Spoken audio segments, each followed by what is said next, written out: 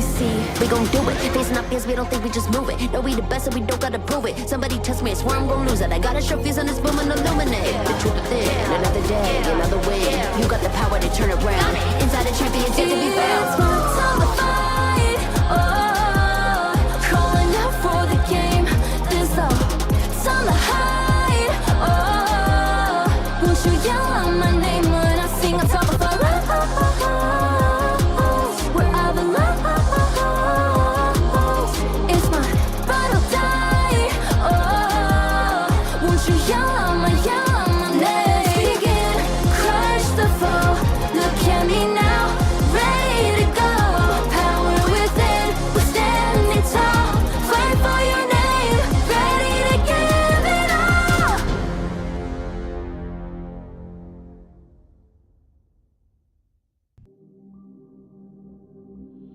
In this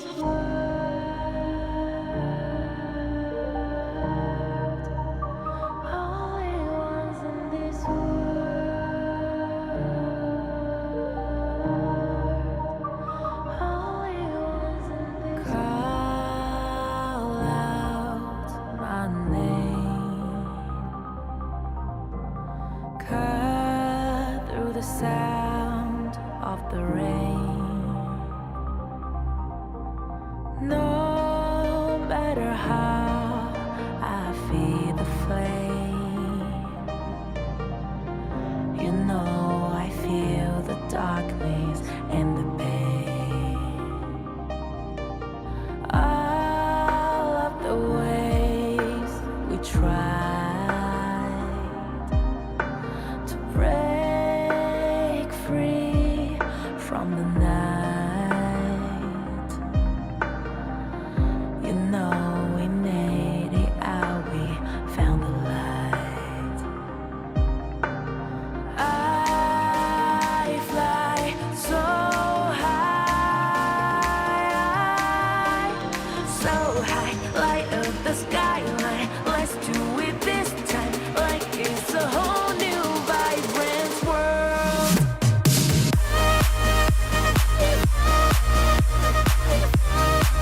Like we're the only ones in this world. Like we're the only ones in this world. Now I see that I got everything I need.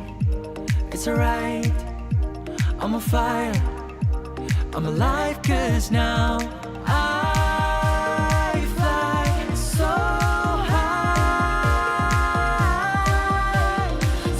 high, light up the skyline. Let's do it this time, like it's a whole new colorful world.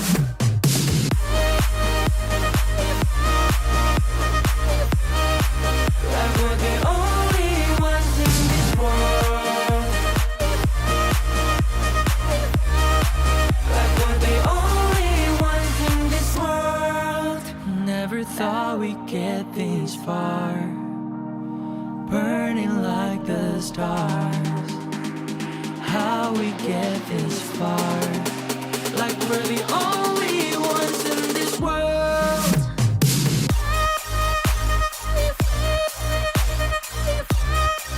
Like we're the only ones in this world. Like we're the only ones in this world.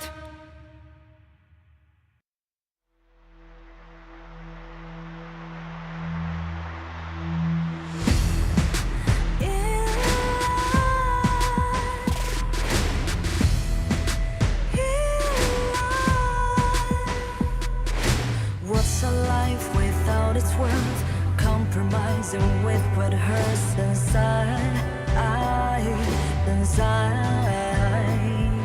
When you let fear decide your fate, you don't choose which path to take in life.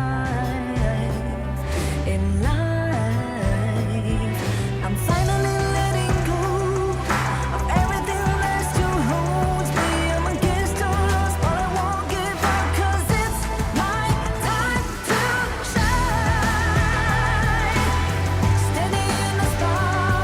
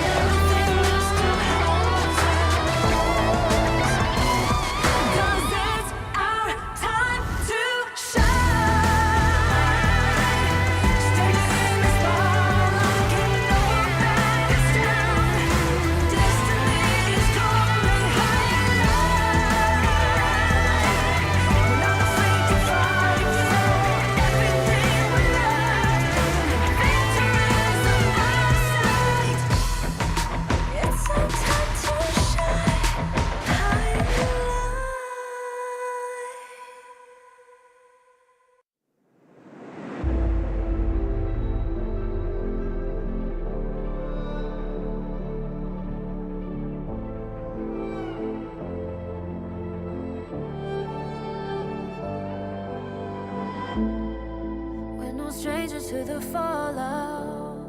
It's what got us here. Ever changing, some chameleon. Blood, sweat, and tears. We'll never make it if we fall to everything that brings us down. With a comeback is now. Blood, sweat, and tears. Fight for what we want. Doesn't matter the cost. Every day, put in work. Blood, sweat, and tears. Nothing comes overnight. Strength in numbers start to line. We don't bow to fear. Blood, sweat, and tears.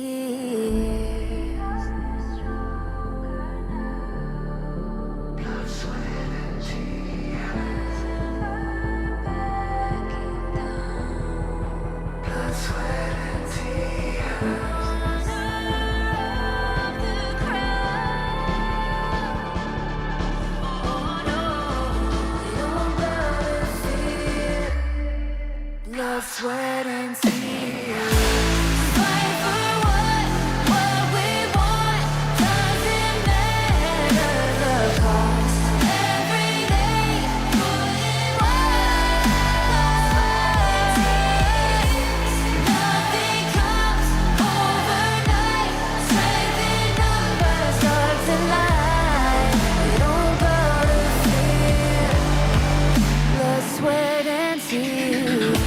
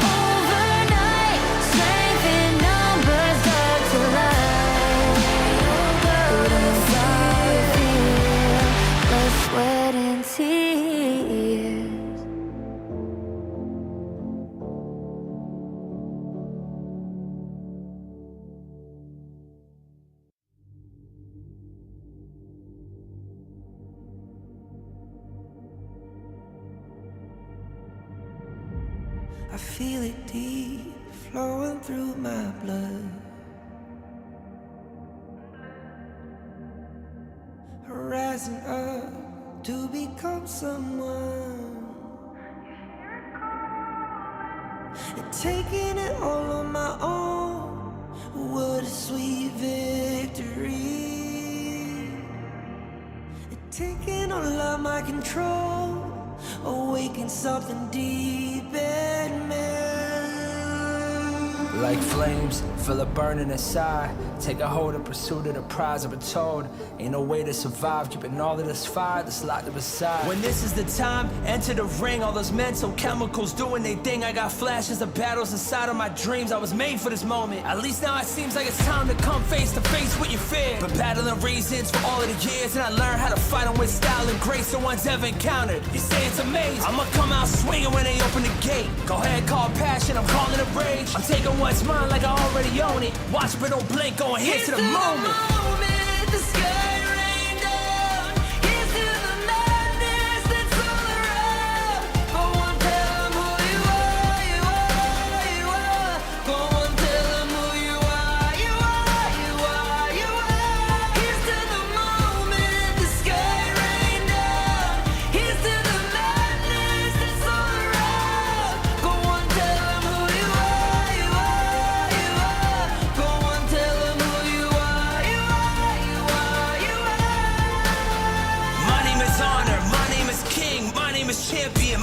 strength. Tell them who you are. My name is Pentakill, you think it's strange? My name keep ringing inside of your brain. I hear it every night. Here's to the moment the sky rained down. Here's to the madness that's all around. So tell them who you are, you are, you are. Go on, tell them who you are, you are, you are.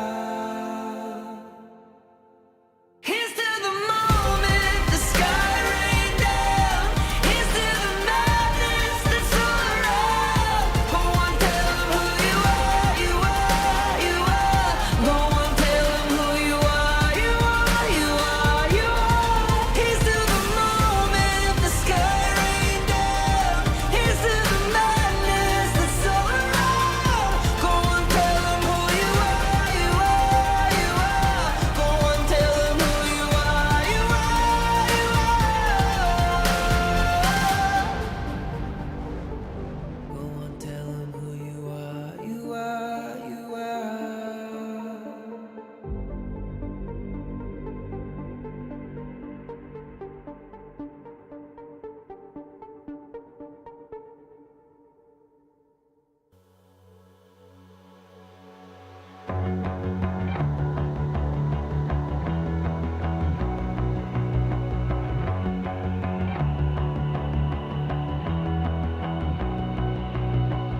You've walked through the darkest nights. You've heard the crowd, felt the blinding light. You were standing there when your heart comes alive. It's a dream of a hat, and it never dies. Right here, right now. Give it all, get it out. Never surrender. I fight and never fail. I am a contender. A challenge I can feel. The smallest lies become the brightest enemies. Relentlessly. And even if you fall, you gave it everything to be a king.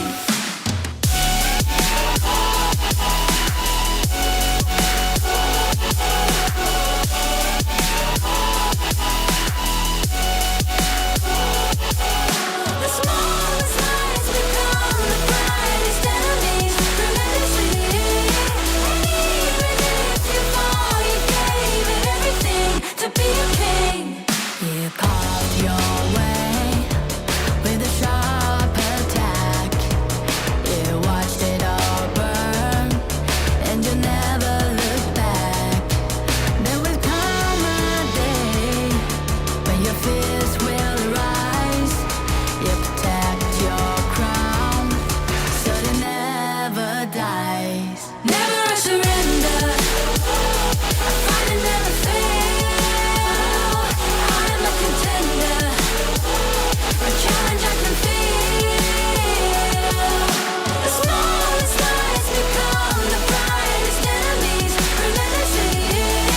And even if you fall, you gave it everything to be a king. On my way, on my way. Find my way, find my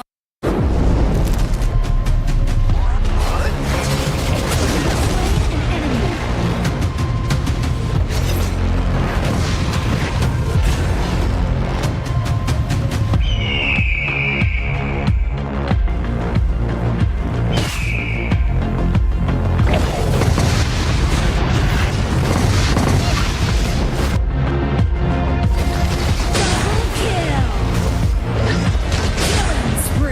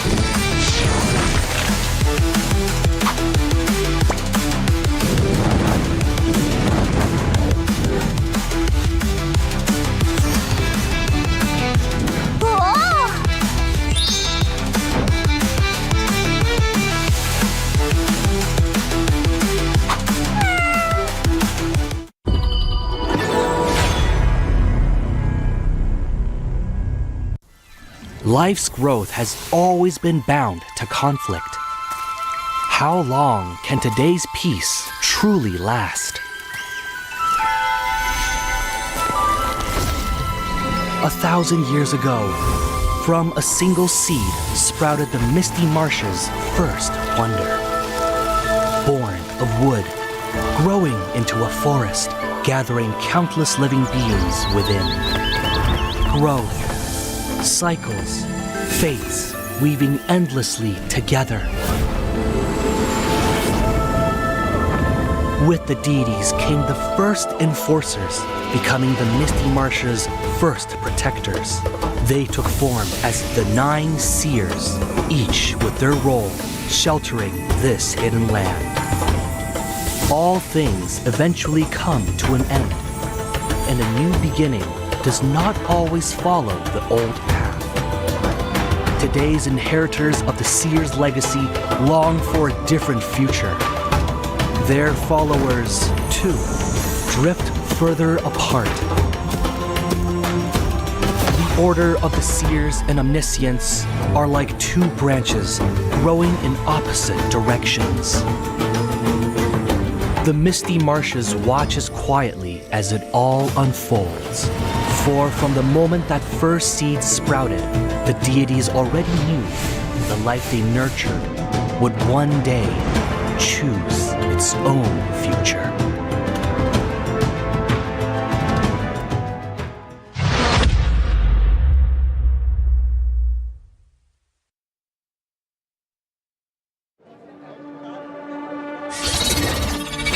Wong, won't you come out to greet an old friend? All this noise, how unruly.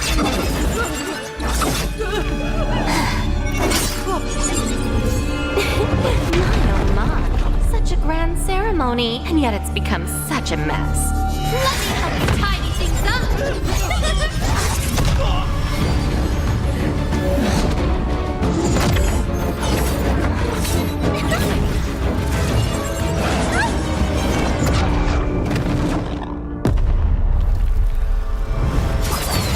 It's almost time!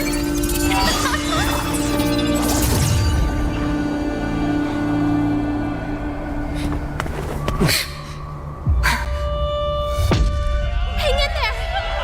We'll protect everyone. Someone will come to help us. Who will come to help us? No. How interesting. Very interesting.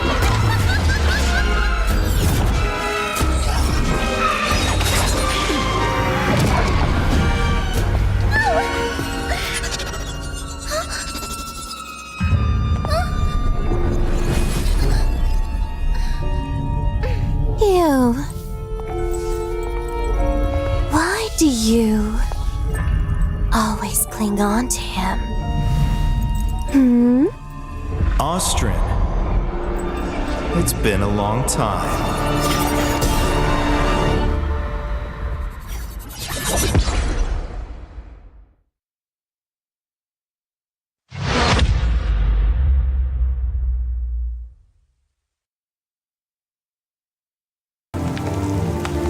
The elders say the seers have guarded the Misty Marshes for generations.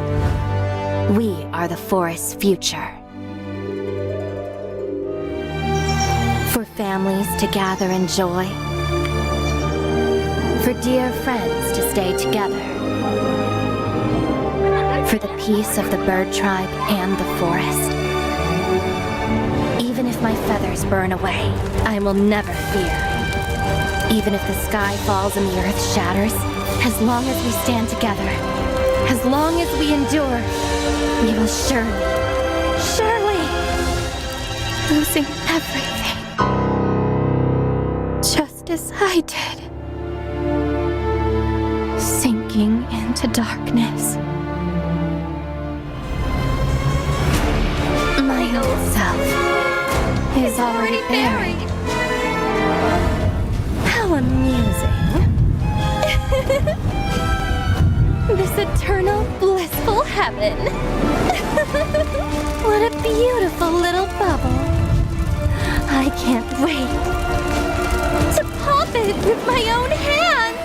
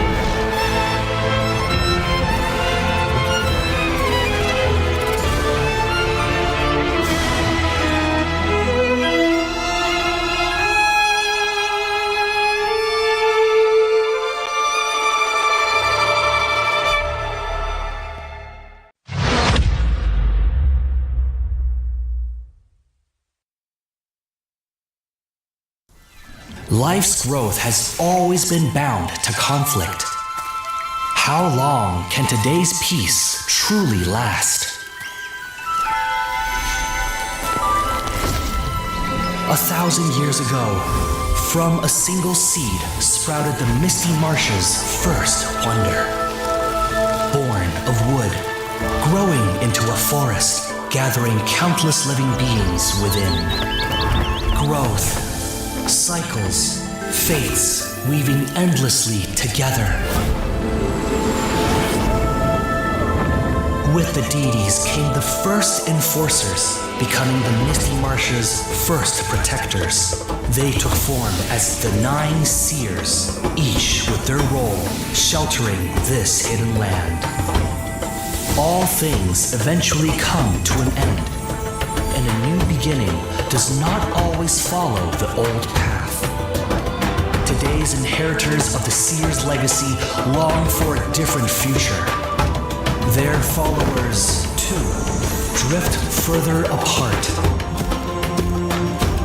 The Order of the Seers and Omniscience are like 2 branches growing in opposite directions. The Misty Marshes watches quietly as it all unfolds. For from the moment that first seed sprouted, the deities already knew the life they nurtured would one day choose its own future.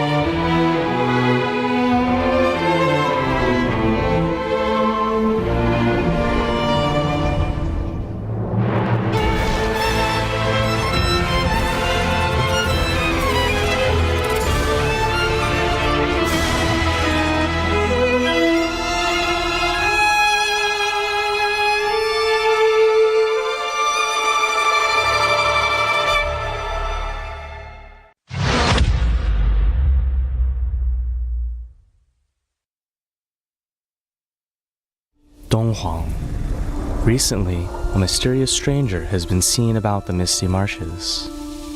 Oh, her. She's an old friend of mine. And she was once the seer, Austrin. Austrin? The seer who once led the bird tribe to repel invaders and protect the Wonder.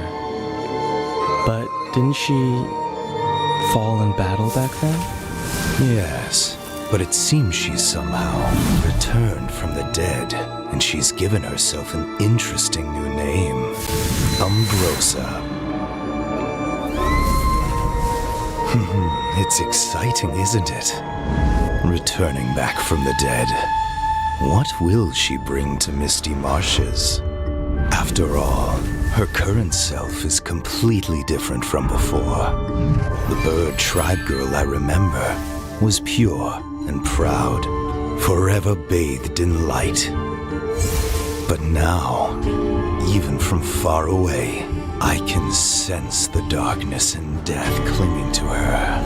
Looking like this, it's no wonder no one recognizes her as the Austrin of old. Even the weapon she wields now is unlike those bird tribe past. Feather blades dyed in blood, sharp beyond measure. It's said the bird tribe are born war dancers. In battle, they move with a dancer's grace and agility. But from her, what I feel is madness? That's right. A reckless, all-consuming madness, unlike anything from her past. Since her rebirth, she seems to have awakened the power of the Undying. But who will face her in this final solitary dance? Umbrosa, are you friend or foe? We'll know soon enough. I'm sure it won't be long before we meet her. So this is where you've been hiding? My old friend.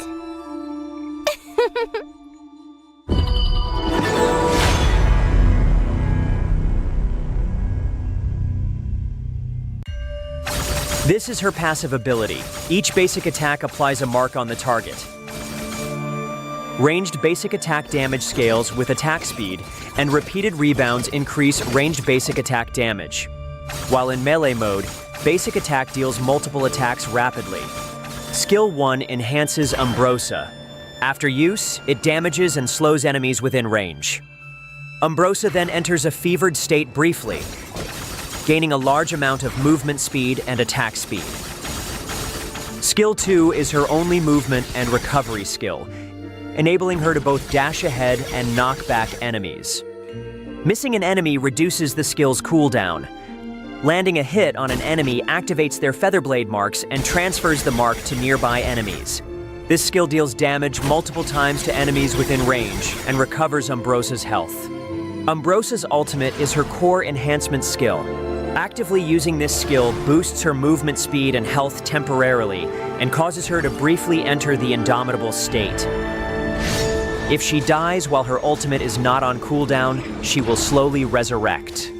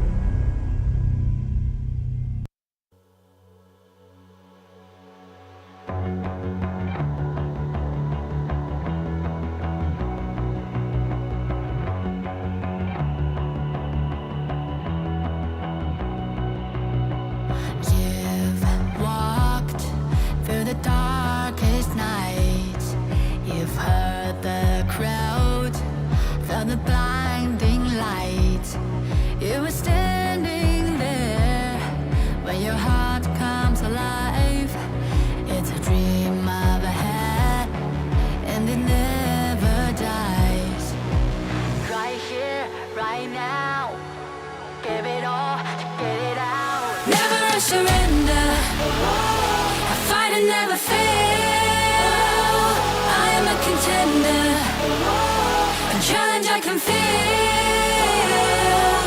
The smallest lies brightest enemies relentlessly. And even if you fall, you gave it everything to be a king.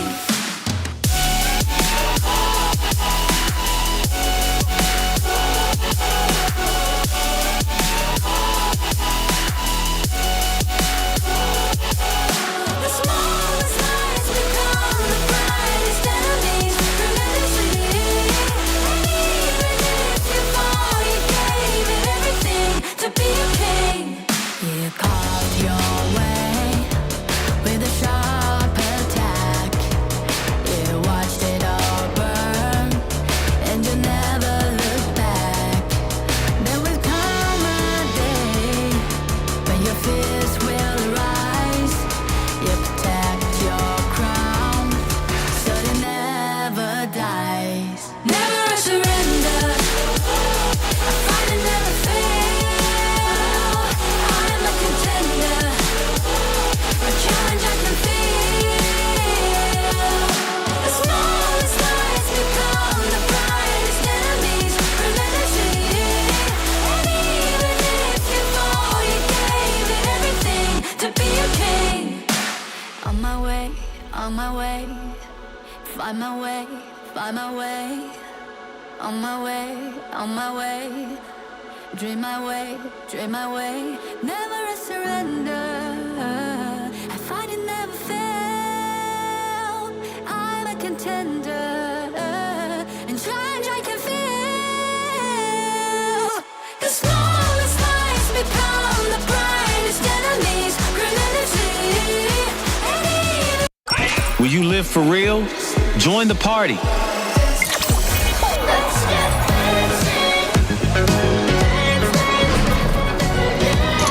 Make the whole street a party and add disco balls.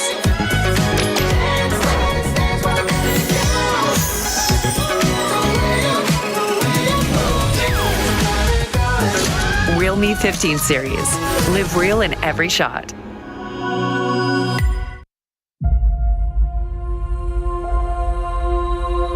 어떤 이들은 침묵 속을 걷고 또 다른 이들은 천둥을 뒤에 이끌며 걷는다. Ma una volta entrati, conta solo una cosa.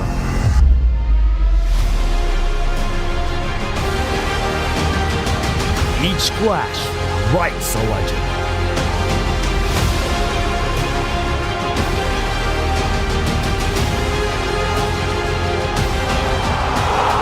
Each step takes them higher. And only the worthy remain. 그리고 모든 시선이 한 곳으로 향할 때 Dove il cammino dell'onore conduce i valloranti alla vittoria.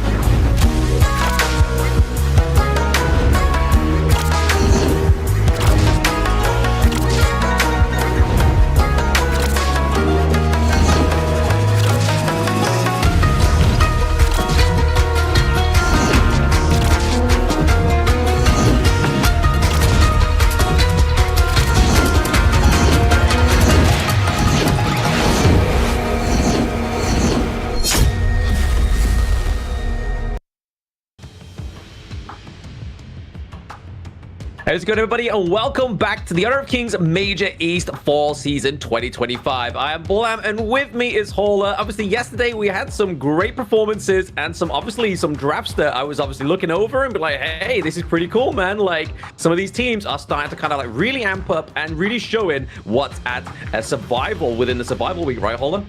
Yeah, definitely. And they're starting to level up. They're bringing in new strats, some strats from KPL. The Baichi one that you've been alluding to was a great one, kind of caught off Nongshim Red Force off guard. Crazy Raccoons really brought it. They will be playing in the second series today, so that's going to be an exciting one. If they want to bring that up against Gen.G, that could potentially happen. But the biggest thing, of course, will be the new version, which is arriving on September 24th. Unleash Your Spirit, and there's going to be a lot of mini games that will be coming with that one. Oh, absolutely. I'm super duper excited for that one. Obviously, it's not until Wednesday, so I'm really sort of like trying to make sure I'm not wishing time away. I mean, middle of the week, it's going to be awesome. Obviously, big update, rank reset. Super duper excited for that one. But obviously, before we get into that one ourselves as players, we still have 2 days left at survival week. So really, today, we're going to be shining a lot more light onto Group A rather than Group S, right? Like, we've only got one Group S game, Gen.G going against Crazy Raccoons. But really, we're going to be looking at R8, who are currently at top of the board of Group A at this current moment in time. And they're going to be trying to fight for this prize pool, right? Like, they want to go try and get higher into Group A so they get all the surviving team to go through to the playoffs. But top prize is that 10K, second place 8.5, third place 7K, fourth place is 6.5, and then fifth to seventh place 6,000 USD. So even if some of these teams fall right at the bottom of this league, they're still going to get some tasty prize pools going with them. Yeah, and if we're talking about games that happened yesterday, Nongshim Gen.G still at the top of the line in terms of standings for now. Gen.G have to play that 5th game. That one's going to be off stream. We're going to find out the results as they come in. But Crazy Raccoons, unfortunately for them, they're 0-2, bottom of Group S. If we're looking at the other side, R8 has been the story, so to speak, of Group A. They looked very good. They're 2-0. Astar is in second place with Scarz. They have this slight edge in terms of that tiebreak. And of course, CMF Esports, who had a valiant effort yesterday, but unfortunately they were just outlasted by R8 going into that final game. Exactly, but I mean, they have that final game of yesterday, but they're going to be the first game of today going up against Scarz. So Scarz currently are at 3rd place. They've only won 1 series for themselves as well. So really, CMF, they need to bring that same energy that you were alluding to there, Hauler, bring it through today, and then see if they can actually get a series win, right? Because I mean, so far, if we're looking at both of these leagues, we still have our lowest team in the bracket that has rounds. KM Worst, however, their lowest team doesn't have a single round to their name. So we're not going to call names. We're not going to throw any shade, but we are here to see the action of what the East can do the best. No, I'm going to throw some shade. They're terrible. Like the bottom team, let's be honest. But let's stop talking about the clearly inferior league. We're going to talk about the KME, which is where all of the action is. If you were tuning in yesterday, all of them were bangers. I mean, they were exciting. Yes, they went to 3-1, but let's find out who the first team will be going up in this first matchup now. So you should never give up. You gotta fight for it. Whoa, let's go. I know you want it. I see the fire in your eyes. You gotta fight for it. Let's go. The battle's calling. You better give it all you got. You gotta fight for it. The time is right for you to raise a gun. Cause you can be the greatest of them all. Let's go. The battle's calling. You better give it all you got. You gotta fight for it.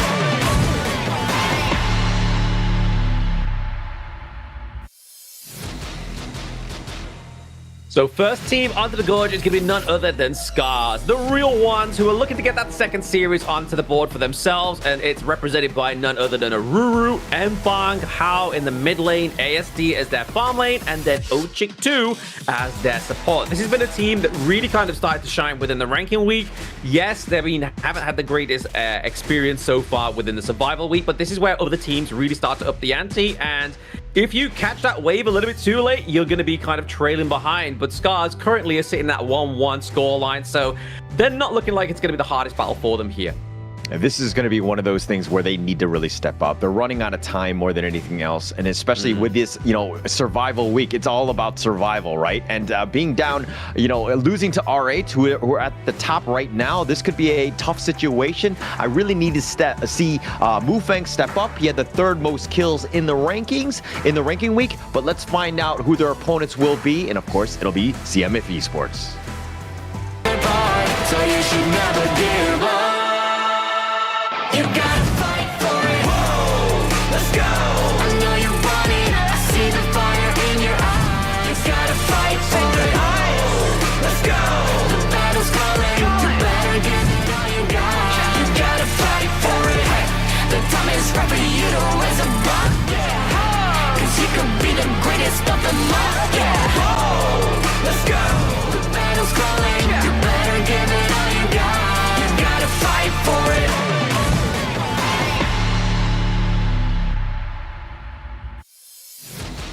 CMF Esports, the Undertakers. They're going to be made up of Saikanoya, Ashir, Anthem, Tamid, and of course, from Malaysia, it will be Wei. This is a team that we've seen make some clear stances in terms of the games yesterday. They've been able to take off some games. They were very close to taking off even more against R8, but in the end, just way too many mistakes. This is a team that is still finding its groove, so to speak. Exactly. I mean, you say that right there, Holler. Like, CMF, yes, they got one round off of R8 Esports, but what team didn't get a single round off of R8 Esports on the first day? And that was Scarz, who is their now opponent. So, really looking into this one, and statistically speaking, within the survival week so far, yes, CMF don't have the series off of any of their opponents so far, but they've been able to actually beat an opponent that Scarz hasn't actually at a single time or a single round within the survival week. So, really looking at that is hopefully going to put a lot of hope into the fans of CMF as well, Esports, so they can try and get a dub here off of Scarz, because Scarz have been definitely shaky, like you were saying, Holler. Definitely shaky, but CMF, it seems to be what the doctor has ordered in that sense of having a potential matchup. I think that Scarz are definitely the favorite going in, just because if you're looking at the data, CMF have not taken off a single match win, right? Yes, they've been able to pull out games, but this is a team that's still kind of finding their groove again. I mean, they're finding moments to win. They had a very good opportunity yesterday in that amazing series with R8. It was one of the best thus far in the KME fall. That game 3 with Tempest Dragons being taken by both teams, it went to the bitter end. Yeah, exactly. I mean, the victory that CMF actually managed to get over R8 Esports was one of the quickest games that we saw in the entire of the KME fall spring season, right? Like, it's a 9-minute and 27-second match. So that's obviously going to put a bit of shine and a little bit of dirt in the eyes of R8 Esports, and definitely they're going to want to kind of like bounce back obviously on that next series against Astar, which will obviously be today. But CMF, they want to take that win with pride, man. Like, that's not an easy thing to do within such a competitive league with the KME. Yeah, actually, yeah. I mean, being able to beat any team sub 10 minutes, I think that that's like the true, like, dare I say, insult to the other team, right? Really sticking it to them, or the other team was completely flat-footed and they're like, okay, GG, go next kind of thing. But yeah, I mean, R8 were able to bounce back, but man, that really was like a momentum shift in the series, and you could see that the CMF definitely has the potential. They do have the potential, but looking at the potential head-to-head here, it's going to be ASD against Ashir down into the farm lane. So Ashir not actually getting that many kills onto the board here. Obviously, it has been a hard journey so far within CMF, but they are starting to sort of like come into their form. They just need to continue this on as they go in and out of the fall season at this point. But average damage, again, ASD, average gold, ASD, and then team fight participation. That's where the neck and neck kind of find a falter here, is they're basically the same. Obviously, we do need the marksmans into the team fights. They are one of your biggest damage outputs overall within Honor of Kings gameplay as well. So if there was a bigger disparity there, then we'd obviously see why the kills were a little bit different, but it just seems to be that ASD has that little bit of a lead going for him. When you're losing games, it's kind of difficult to kind of pad those stats, so to speak, and to kind of make it somewhat competitive going up against the other leagues. Again, CMF was really struggling in ranking week, really did not get any sort of footing. But now I think that they've kind of brushed that off. They've kind of been like, hey, this is a new leaf. This is our second life, so to speak. This is our last life. CMF really need to step up and continue on. They need this series. Scarz is looking vulnerable. This is an opportunity for CMF as well. It is definitely an opportunity for them to strike, right? You make a good point that It's hard to gather kills when especially the teams are, especially the meta is very sort of like late game marksman orientated, right? Like if you can't get into that late game, you aren't going to kind of assure yourself any kind of kills. And if the pressure is being put onto your other lanes, which obviously we've seen many times within CMF, it kind of seems to be like when they do have a brawl, they're pretty decent at it. They have a better macro understanding than some of the other teams within other leagues as well, but it's just kind of like not enough to kind of like curb the rest of the KME, right? Like Wei is definitely trying his best here on carry heroes into the jungle. He loves picking up the likes, obviously Jing, the Luna, as well as the Pei as well, but it's really kind of just making sure that he can kind of uniform himself into what his team needs, right? Like yesterday, we finally saw him get a round win with a tank jungle, which is obviously going to be great in terms of progress here for the side of CMF Esports as they go forward, obviously within the Honor of Kings Esports ecosystem. Yeah, and if we're looking at, I mean, continuing on also with that head-to-head matchup between ASD and Anthem, ASD actually has the third lowest deaths in ranking week with only 17. If we're looking at the other side, Ashir, he had the most deaths in the ranking week with 37. So this is a guy that also in the games yesterday against R8, they were winning, but then Ashir constantly, dare I say, 3 or 4 times got out of position, let his team down by being, outmanned, and then it was pretty much R8's game to kind of come back into it. So if anything, Ashir needs to be super careful. He needs to play, very safely. He needs to ensure that he's staying behind everyone else, especially as that vulnerable mid laner. Yeah, I mean, that's one thing I think Survival Week Day 1 actually proved to a lot of people watching at home as well, is that you can have obviously a great game going for you in the early game, but then as soon as the team fights start to happen, obviously after that crucial 4-minute mark as the neutral objectives come up online, if a team fight ensues and your mid and your marksman don't have the best positioning and your enemy team actually has a decent access into the backline thanks to the likes of heroes like Lian Po, Mayim, Byron, the heroes of the like, it's then really punishable for those teams that don't quite pay too much attention to positioning within team fights. And that's key, right? I mean, CMF is the biggest thing about them is that when you're checking the replays and the VODs, you're seeing that like some of the players, give up first blood because they're like in no man's land. They're continuing to walk. We don't need to point fingers at this point. But basically everybody from CMF they need to move with conviction. They need to move together. They need to when they move and they try to go for an ambush, they need to commit for these things. Right now, they've been playing very passively and somewhat reactively, and it has really not helped them because the top tier teams are going to make you pay. Yeah, exactly. I mean, I think there's like two kind of different game styles of reaction, right? Like you've got reaction into a team fight where if you do take a bit of a bad engage, you then kind of peel away and then try and go for a reconfigured attack. But then there's other kind of intel team fights that we've been seeing within the Honor of Kings Major East as well, where they're looking for the intel prior to the team fight, right? Like they're checking brushes, especially around that L brush towards the neutral objectives as well, right? Like they're making sure that nobody's there. There's like, if the enemy team has a jungler like Luna that can dive on 1-2 heroes, then go and get the smite, or Monkey with the Dream Roam, they're making sure that these kind of advantage points are always being checked. I feel like that's something that maybe CMF could do to kind of have a better performance in this game against Scarz, is making sure they're just getting every little ounce of intel before they take a team fight rather than going in completely blind, right? Like no one wants to be shooting in a dark room. Yeah, for sure. And I think that the biggest thing for CMF is that when the games are like 50-50 or like 60-40 and you're kind of be able to play somewhat defensively, especially early when you're not going to get blown up, the vision definitely needs to be a little bit more aggressive. But CMF have kind of been losing the early game, and other teams have kind of controlled the map where CMF are very timid. They don't want to move, and then they're playing even more defensively and not really looking for gaps in the enemy line, so to speak. Yeah, exactly that. But we're going to get into the BP of game number 1 here. So CMF going up against Scarz Esports. They're banning out the Luna, banning out the Mai, banning out the Ali. Is it going to be a Hue1 or Pei ban here, or the Dharma? It's going to be the Pei that gets banned out here because we know that Wei likes to go on the Pei. So now are they going to make the option of going for the Hue1 on blue, going for the Lung, going for the Dharma? Those are the kind of picks we start to see here, and it looks like CMF want to go for that Hue1. Yeah, the sustain, dare I say, one of the best top 3 picks of the KME thus far. It has just so much play. It's convinced. I mean, it's been, continuation of KWC with this was the most picked hero there.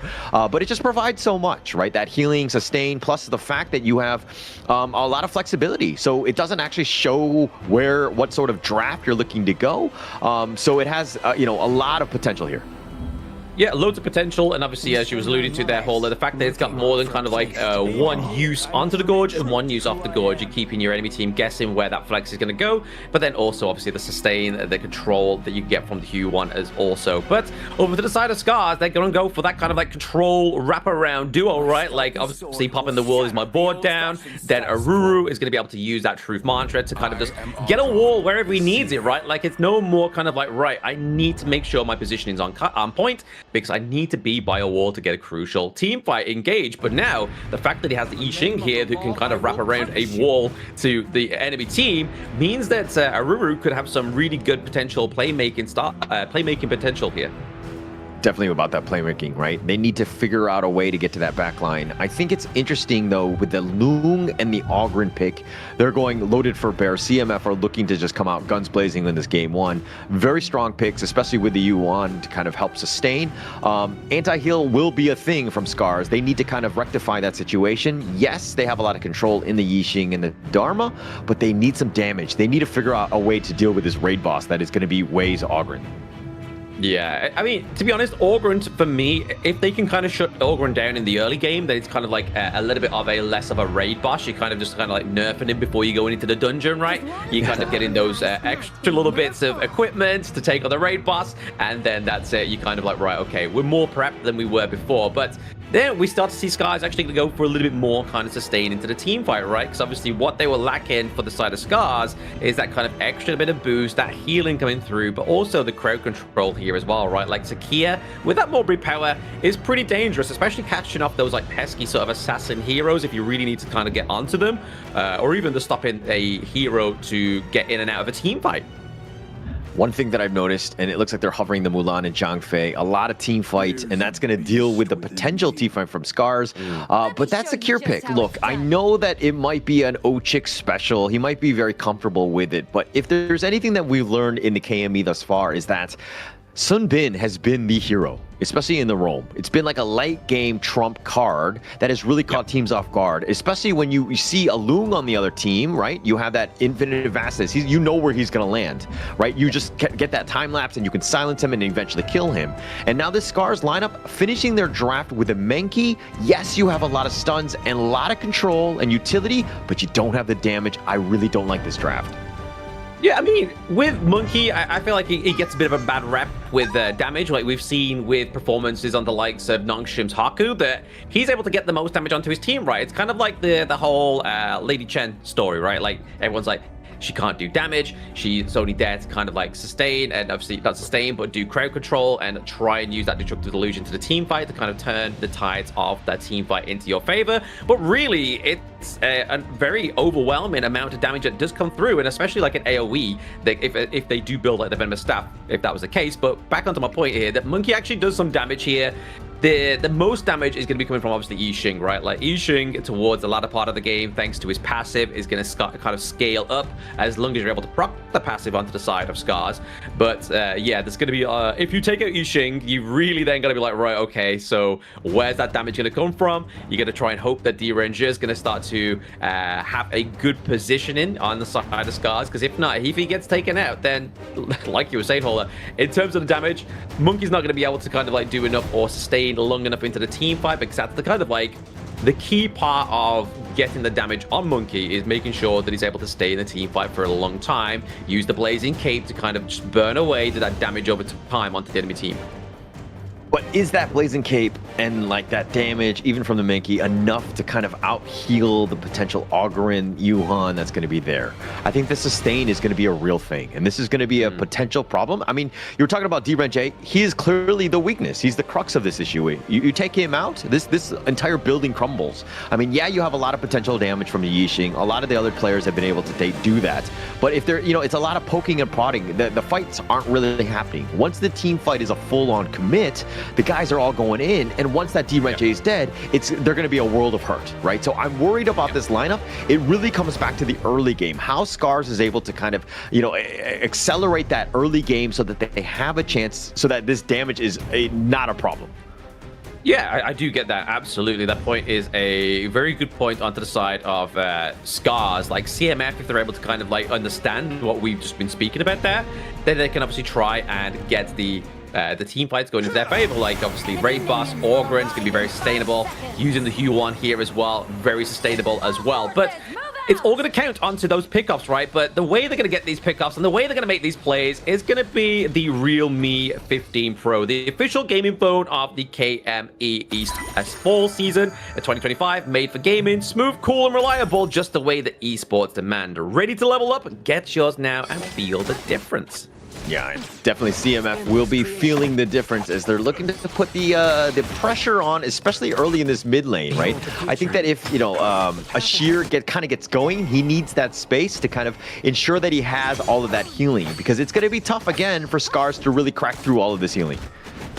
Yeah, exactly right. They've definitely got to build anti-heal in the very early parts of the game. But I mean, right now, Aruru's just doing a little bit of damage here onto Tamid. I mean, on a pick like the Zhongfei, if you're looking to pick up their roam, if you're looking to get rid of some of that intel that we were talking about into the game introduction, is you want to be making sure you get rid of their support. So he's not going to be able to just roam around the gorge, find intel, find where the enemy jungler is, and just know and give over that intel to your junglers so you can kind of try and go in and help yourself to the enemy's jungle.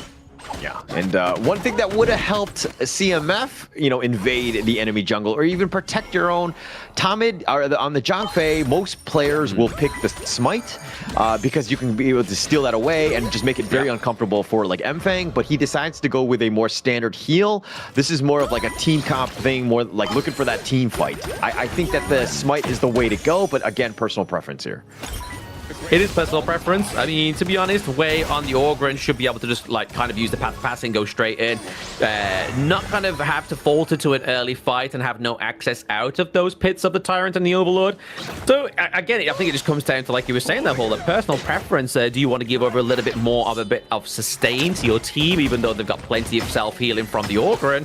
Got to be careful here at ASD. He's getting hit with a lot of damage and a lot of CC right now. Yeah, it's like, how many more healing sources do we need, right? I think they just wanted to add another one to the list more than anything else. I think it's a little overkill at this point. I think the Smite would have gotten more value, but again, I'm just the dude that talks while these guys are pros.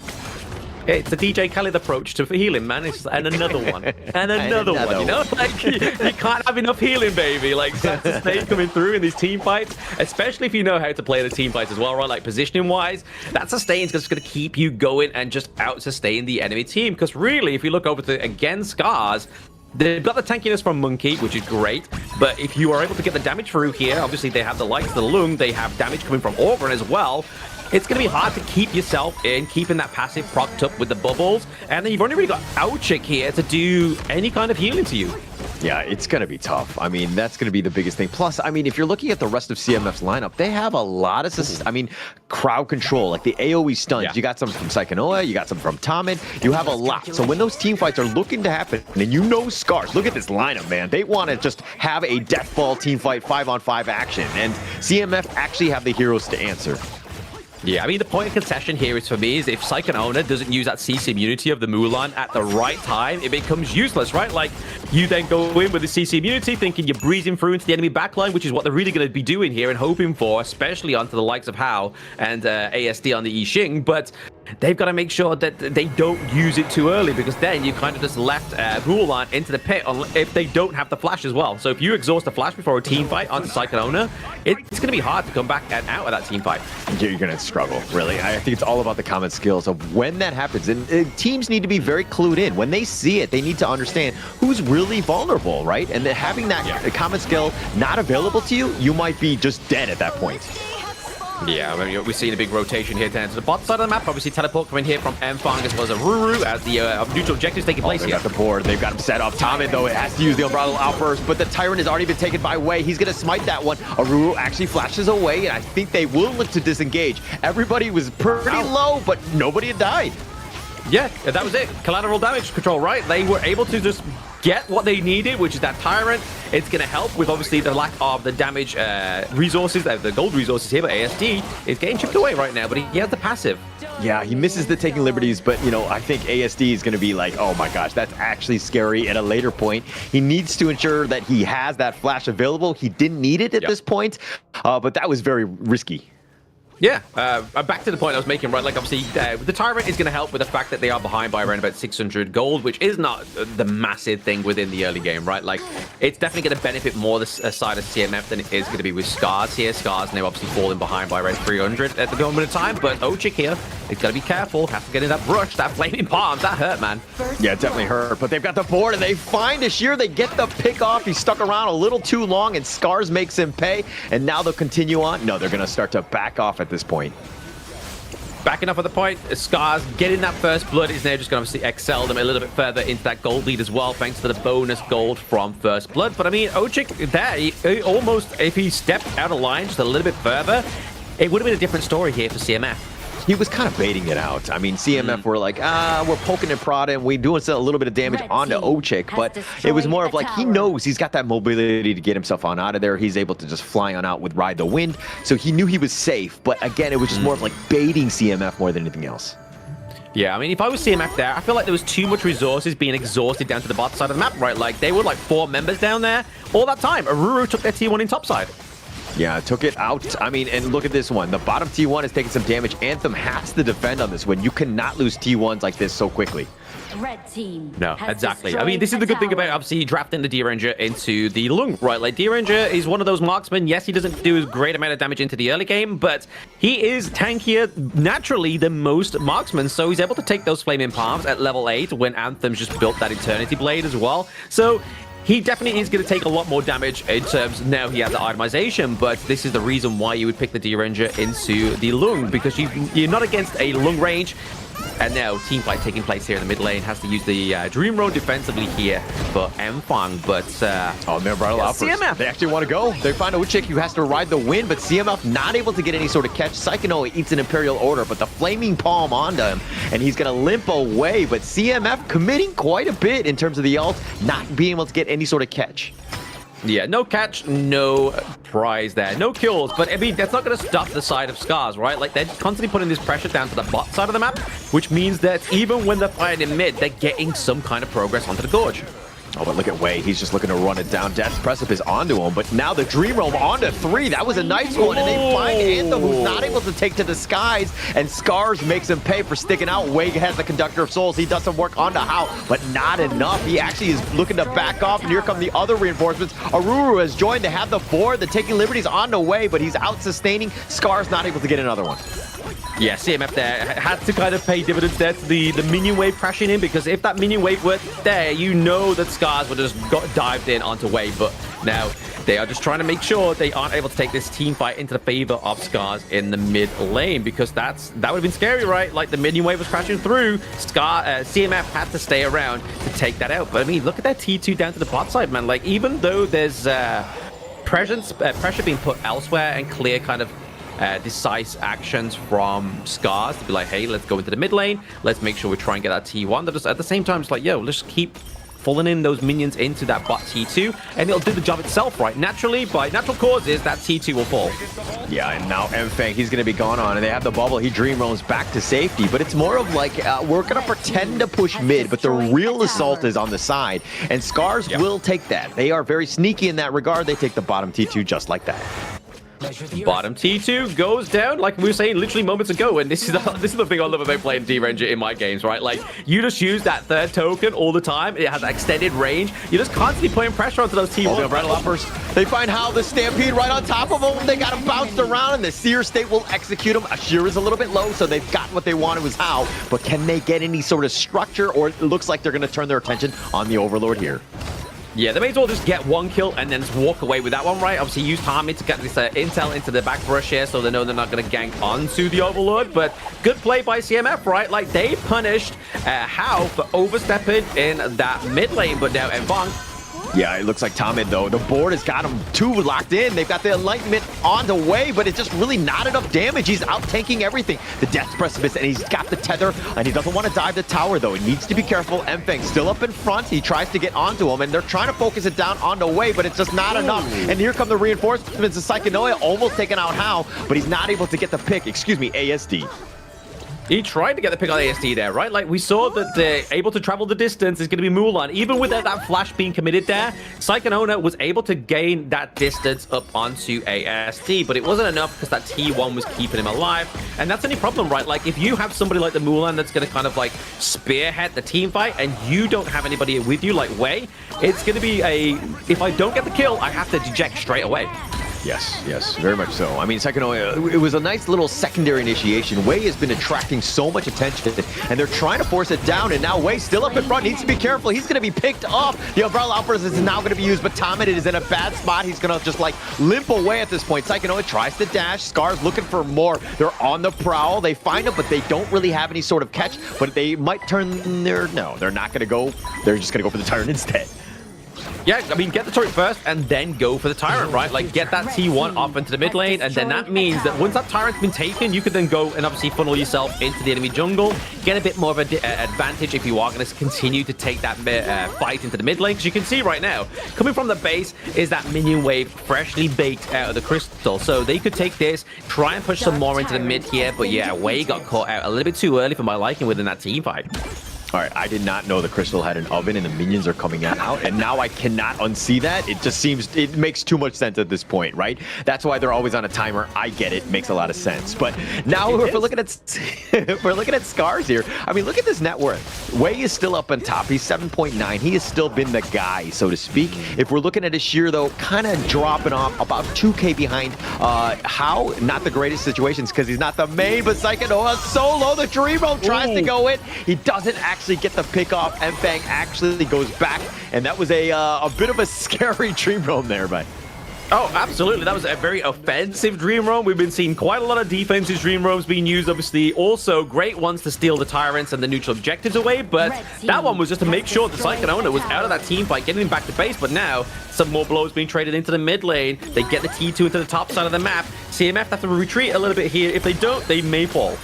Yeah, Mfang has just been this nuisance. I mean, Wei is still up in front trying to go into that one, but now he's being focused. He needs to be backing up, but now the Stampede finds Oche, but here comes a nice little stomp, and the Dream Roam was perfect on the 4, and Wei is looking to go down. He's just barely away. No, he gets picked off. 3 members down from CMF, and Scarz have opened it up. They have the minion wave. That's perfectly timed.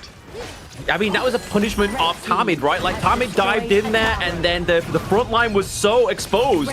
Yeah, they find a sheer instant deletion on this one, and it looks like they're going to get Psychonoia. They're going to get the ace, and Scarz are going to take game 1 in less than 13 minutes.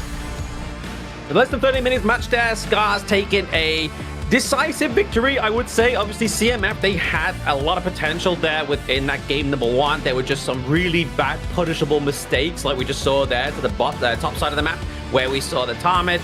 He leaked in with Zhang Fei. Obviously, he was beast mode, but that in that point of the game, around about 12-minute mark, right, you're going to have an Yixing that's going to be causing a world of pain. You're going to also be having the likes of Monkey just being able to be fed up. He had, obviously, the gold lead into the jungle as well. So it was just very hard for him. But at that same time, like, we look back onto the Monkey here. Like, this is why you pick Monkey. As soon as, like, a big front line overextends on your enemy team, you Dream Roam in, that backline is way open for you, and that's how they got the takedown in the top side of the map. It's beautiful play there by Scarz. Yeah, definitely. And Mufeng right there, I mean, he tanked so much damage. I can't wait to see the stat because they could never get beyond him, right? They couldn't find anybody else. Mfeng was just tanking up everything. He was always in that prime position, always up front. And again, CMF didn't really have answers for that. It was an interesting one going in, but Mfeng 2-0-4 really sticks out to me here. Yeah, 2-0-4 for Mfang here, as well as obviously ASD. ASD, as we know, is obviously normally into the farm role here, but How and himself obviously had a bit of a flex around in this game. It worked very well, right? Like, obviously, clearly, ASD loves to play the Yixing here, loves to play it well. We saw some fantastic boards come through as well, but only one death onto the side of Scarz is pretty phenomenal here for them as they get into, obviously, this is day number 3 of the survival week. They're looking to try and get that second series onto the board, but this is what you wanted to look at here, Holo, right? Like, the damage here that was taken onto Monkey, 75.9k, so he was soaking the damage, but I mean, also Scarz was dishing out that damage, man. Like, look at obviously over the side of CMF, Tamid 100k damage taken, Ashir 88, and then Wei with the 95 as well. It's also crazy the fact that they were able to just do so much damage, which was our issue that we thought they would have in this draft. Yeah, no, I mean, they just completely proved me wrong. Especially when you have a great early game, you're able to get those items, and you're just able to get going. I mean, if CMF, it's not an issue with the draft. I just feel like it's the execution. If they're able to kind of get that lead, or even go 50-50, and you're kind of seeing this gold graph completely in favor of Scarz in that regard, you know, CMF really couldn't get going. Wei wasn't able to hit that critical mass of items to really fight. He was fighting much earlier than he wanted to. So, again, CMF really, they need to kind of just shore up that early game. Show up the early game, but also this positioning as we was talking about in the team fight, but it's going to be the MVP going up to ASD here. Obviously, we did highlight that his World Is My Board was being played down very nicely. We likened to the synergy within the draft with Dharma and Yixing as well. So it really paired nicely here for Scarz. Maybe this is something they need to continue going forward with here within the KME Fall Season 2025. But 26% of the overall damage dealt onto the side of Scarz here. So this to me is the reason why, like, I wasn't too worried about them with the damage, right? Like, they had Monkey, they had ASD. ASD going into this mid to late game is just huge damage output. But look at how they prioritize Scarz. I mean, yes, they're tanking. Yes, there's a lot of sustain, but their ability to just pick people off one by one, they were able to be very controlled. And I mean, Fang, that Dream Roam, absolutely amazing. I mean, it was like a chef's kiss at the end of the day. It was so good, really setting it up. And CMF on the retreat when you're down members, and Scarz just like clean house at this point. Yeah, I mean, yeah, like you say, Dream Roam, sweet treat, right? Like, there's a reason. Push me down. Look at me, I be lying down when I run, and I make a sign. Push me down. Look at me, I be lying down when I run, and I make a sign. I will catch you. Watch out, it's better feel, got a mercy. Look at me, I be rising. Carry the season. You got a damn, gonna wibble. You never hesitate for another moment, but my bone is golden. I'm invincible, just let him know. I can show you all the glory I own. To the drunk, go find a way to the pad. It's time we live and rock and we go. It ain't a river turning back. Storm is coming, tired of your cold. It's my kingdom, fire growing up. We the kings, it's our honor, showtime.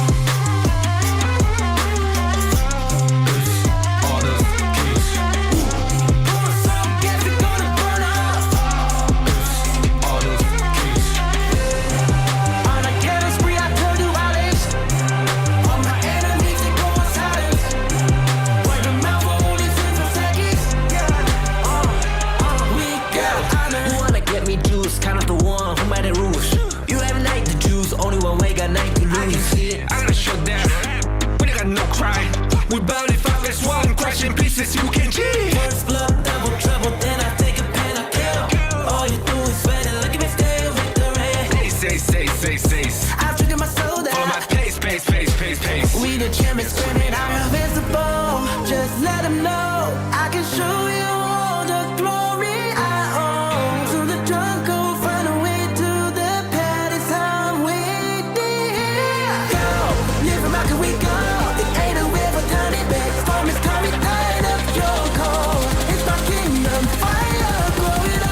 We the kings, it's our honor, showtime.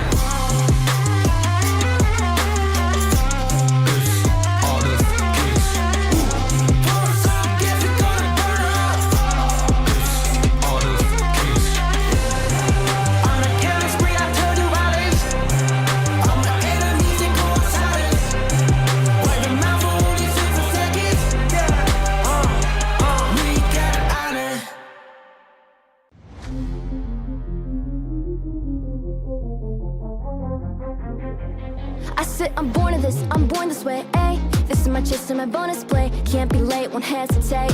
What do you say? Race to find my face, scars to find my skin. I can't convince them, can't please them unless that I'm the one that you.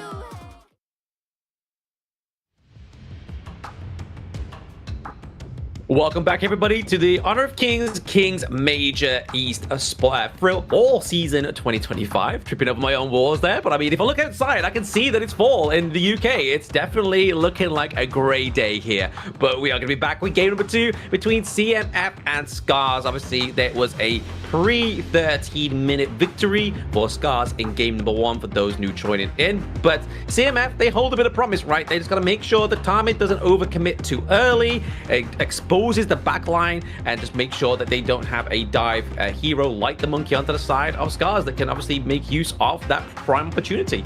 Yeah, Tamid also, as well as Ashir, they both need to kind of play a little within their means of their team, right? I think they're getting caught out a couple too many times. Ashir giving up first blood, never really a good start to that thing. And just try to get Wei a little bit more space. If he's your win condition, you need to funnel everything into him. And they didn't really have a whole lot of time. Yes, they went to about 13 minutes, but that game seemed over way sooner. It was just a matter of time before, Wei as an Ogren would crumble, right? Exactly, yeah. I mean, to be honest, like you were saying there, Wei is obviously their carry. That's why they need to funnel all the resources into.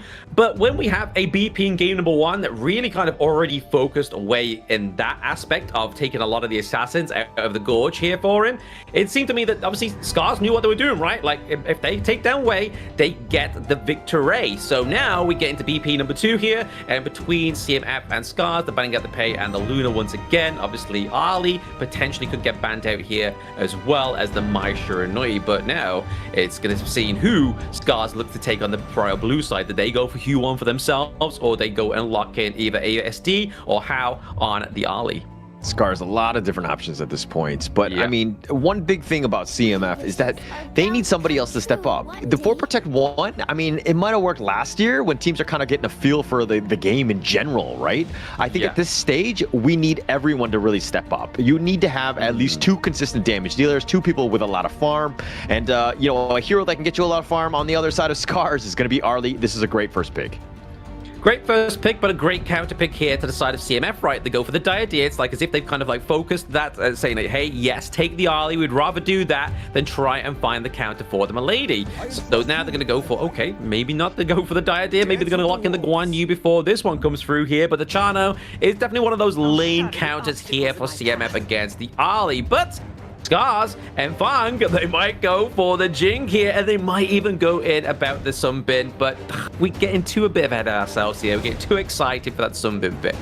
Actually, yesterday was all like this, where they would hover a lot of picks. We would do the analysis, and then all of a sudden they would change it at the last minute. Like it was so frustrating. So like, I'm waiting for them to lock it. Okay, they picked the Jing and the Lian Po. Yes, definitely a lot of mobility. This is going to be great for Mfang to get going. He really loves that hero. Plus, you backed it up with Ochik, Lian Po. They're going to have a good time. Huge good time. Obviously, AoE from the Mirror Domain, AoE from the Tremor Smash. It's going to be a great kind of way to set up the team fights for the side of Scarz. And what we saw from was in game number 1, they know how to set up the team fights. Yes, Ochik didn't quite always have the best of kind of like baiting them. Obviously, we saw down bot side of the map where he almost got taken out for first blood, but actually gave the side of Scarz the first blood over. So now that he has the Lianpo, he doesn't have the healing, but he has the CC immunity. He also has the tankiness going through here for him as well. So the Flowborn tank is going to be something that they've kind of continued on with some success yesterday. Wei will be picking that one up. I always talk about how, like, the Flowborn, it adds an interesting element to a lineup. I mean, being able to charge in and be that tanky frontliner, someone that you need. And then now you have the counter initiation with the secondary initiation with the Guan Yu. This could make for a very interesting one. You need to show her up with either some straight up AoE damage plus the Chano, and you should be able to delete somebody. But this Jing, a lot of mobility. You got to be able to kind of lock it down. It won't be an easy task for CMF. Yeah, I mean, the thing is here for me is obviously if the side of Scarz is able to get that priority into the clash lane against the Guan Yu, for Psychonona on the Guan Yu, it then becomes a lot harder to make him a useful part of your team comp, right? Because you've then got no real resources, you've got no safe space for yourself, and then it's kind of like you're already fighting a losing battle on the side of CMF. So really, I feel like they've got to put quite a bit of priority in top side of the map. So maybe we'll start to see Wei focus and go for those 2v1s in the early game, depending on who Scarz lock in as their clash laner. And now Soon Bin, there were, I mean, you saw that Scarz was like hovering over the Soon Bin. They pick up the Soon Bin themselves. So the 40 chess matches is going on, but this silence into that AoE, like you have that mirror domain, you know exactly where it's going to be. And now if you put a time lapse on top of that, now you can turn the tide, so to speak. So this has been an interesting hero. The win rate has been quite good on Soon Bin as of late because teams are really being very smart with when they draft it. More of a last pick roamer to kind of just disrupt the carries that have been very mobile in this game. Yeah, there's going to be a lot of circles on the gorge, so anybody expecting to see no skill effects happening right now, there's going to be a lot of flashy circles happening, so look away from your screen if you've got a fear of circles within Honor of Kings. But we are, obviously, the Soon Bin here is going to be a great counter-engage to what the side of Scarz has drafted, right? Like, they've not only drafted the Liempo and the Jing in the early point, which was the point we was making just moments ago, but now they're locking the party here as well, so if they drop down a correct time lapse, that's going to stop him from diving into the backline, getting all that damage onto the enemy team. But that's going to take a lot of room. That's going to take a trick shot from Tarmin here, which we saw obviously from game number 1. He can overextend sometimes, so maybe he will have that kind of maybe a little bit more of an edge about him, like he's going to be making sure that those land perfectly. But we are going to get ASD back into the farm, the mid lane here again. He's going to be picking up that share, so trying to kind of like maybe just try and grab the Guan Yu and focus, basically control him before he controls you. It's going to be key, right? That initiation will be. But, I mean, you're kind of pointing out Tamid. I got to point out Ashir yet again. I mean, he has the most deaths in the KME. In my opinion, they need to just stay in their base. And when the fight's about to happen, it'd be like, okay, then you call them out. Then we need your skills, right? Just stay alive more than anything else. Be very far back. You cannot be on the front line because you're so squishy, you're going to get bursted. But now we're going to go into game 2. Does CMF have enough with this draft to bounce back against Scarz, Blam?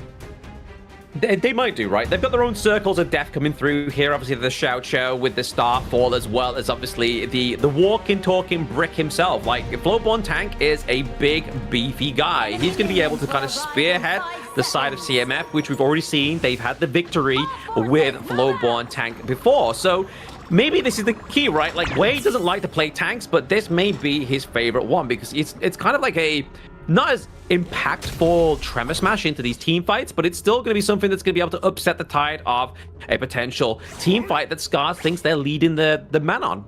Yeah, he definitely has, he's definitely on another level with his Flowborn Tank. It's going to be interesting. Don't count him out, so to speak. He'll always be able to find ways to make this one work. It seems to be his specialty. He's had the most success in KME with his hero, but they really need his help now. They need to equalize here because if they're down 0-2, that's a world of hurt in a best of 5.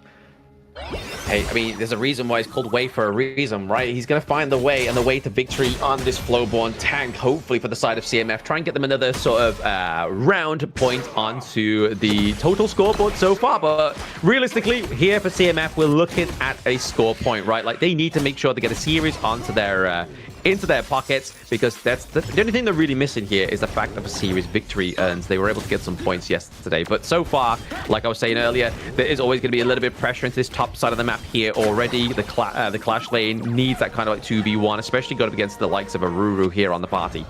Yeah, a lot of pressure. I mean, it's more for Wei to find the way in this game to success, right? I think that's the biggest thing. Keeping him going, he needs to be off the map. Yes, we'll summon him when we need to, when that team fight is about to happen, probably about the 4-minute mark for that Tyrant. But in all regards, like, he needs to be just constantly farming, not skirmishing at the end of the day.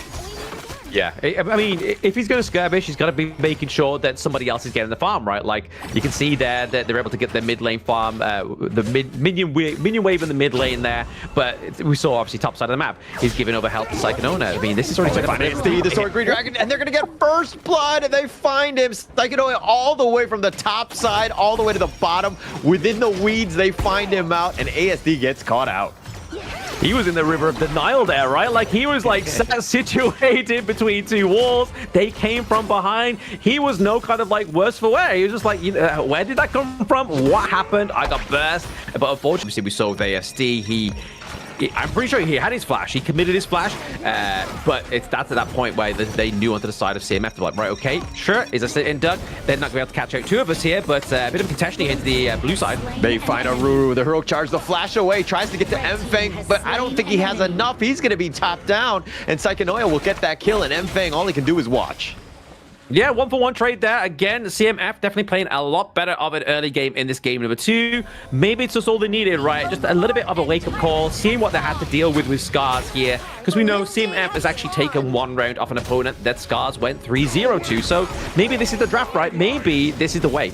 Yeah, this could potentially be the way. I mean, starting it off here, they have it really low, and they're looking to go for this one, and Way with the fast fingers, but the Trevor Smash is on point. The burst ramp, but there's no follow-up. Ochik has to actually flash back to safety. How's in a bad spot. He's going to be chased, but he actually gets Anthem on his way out, so he's going to look to go, and it looks like he will get to safety somehow.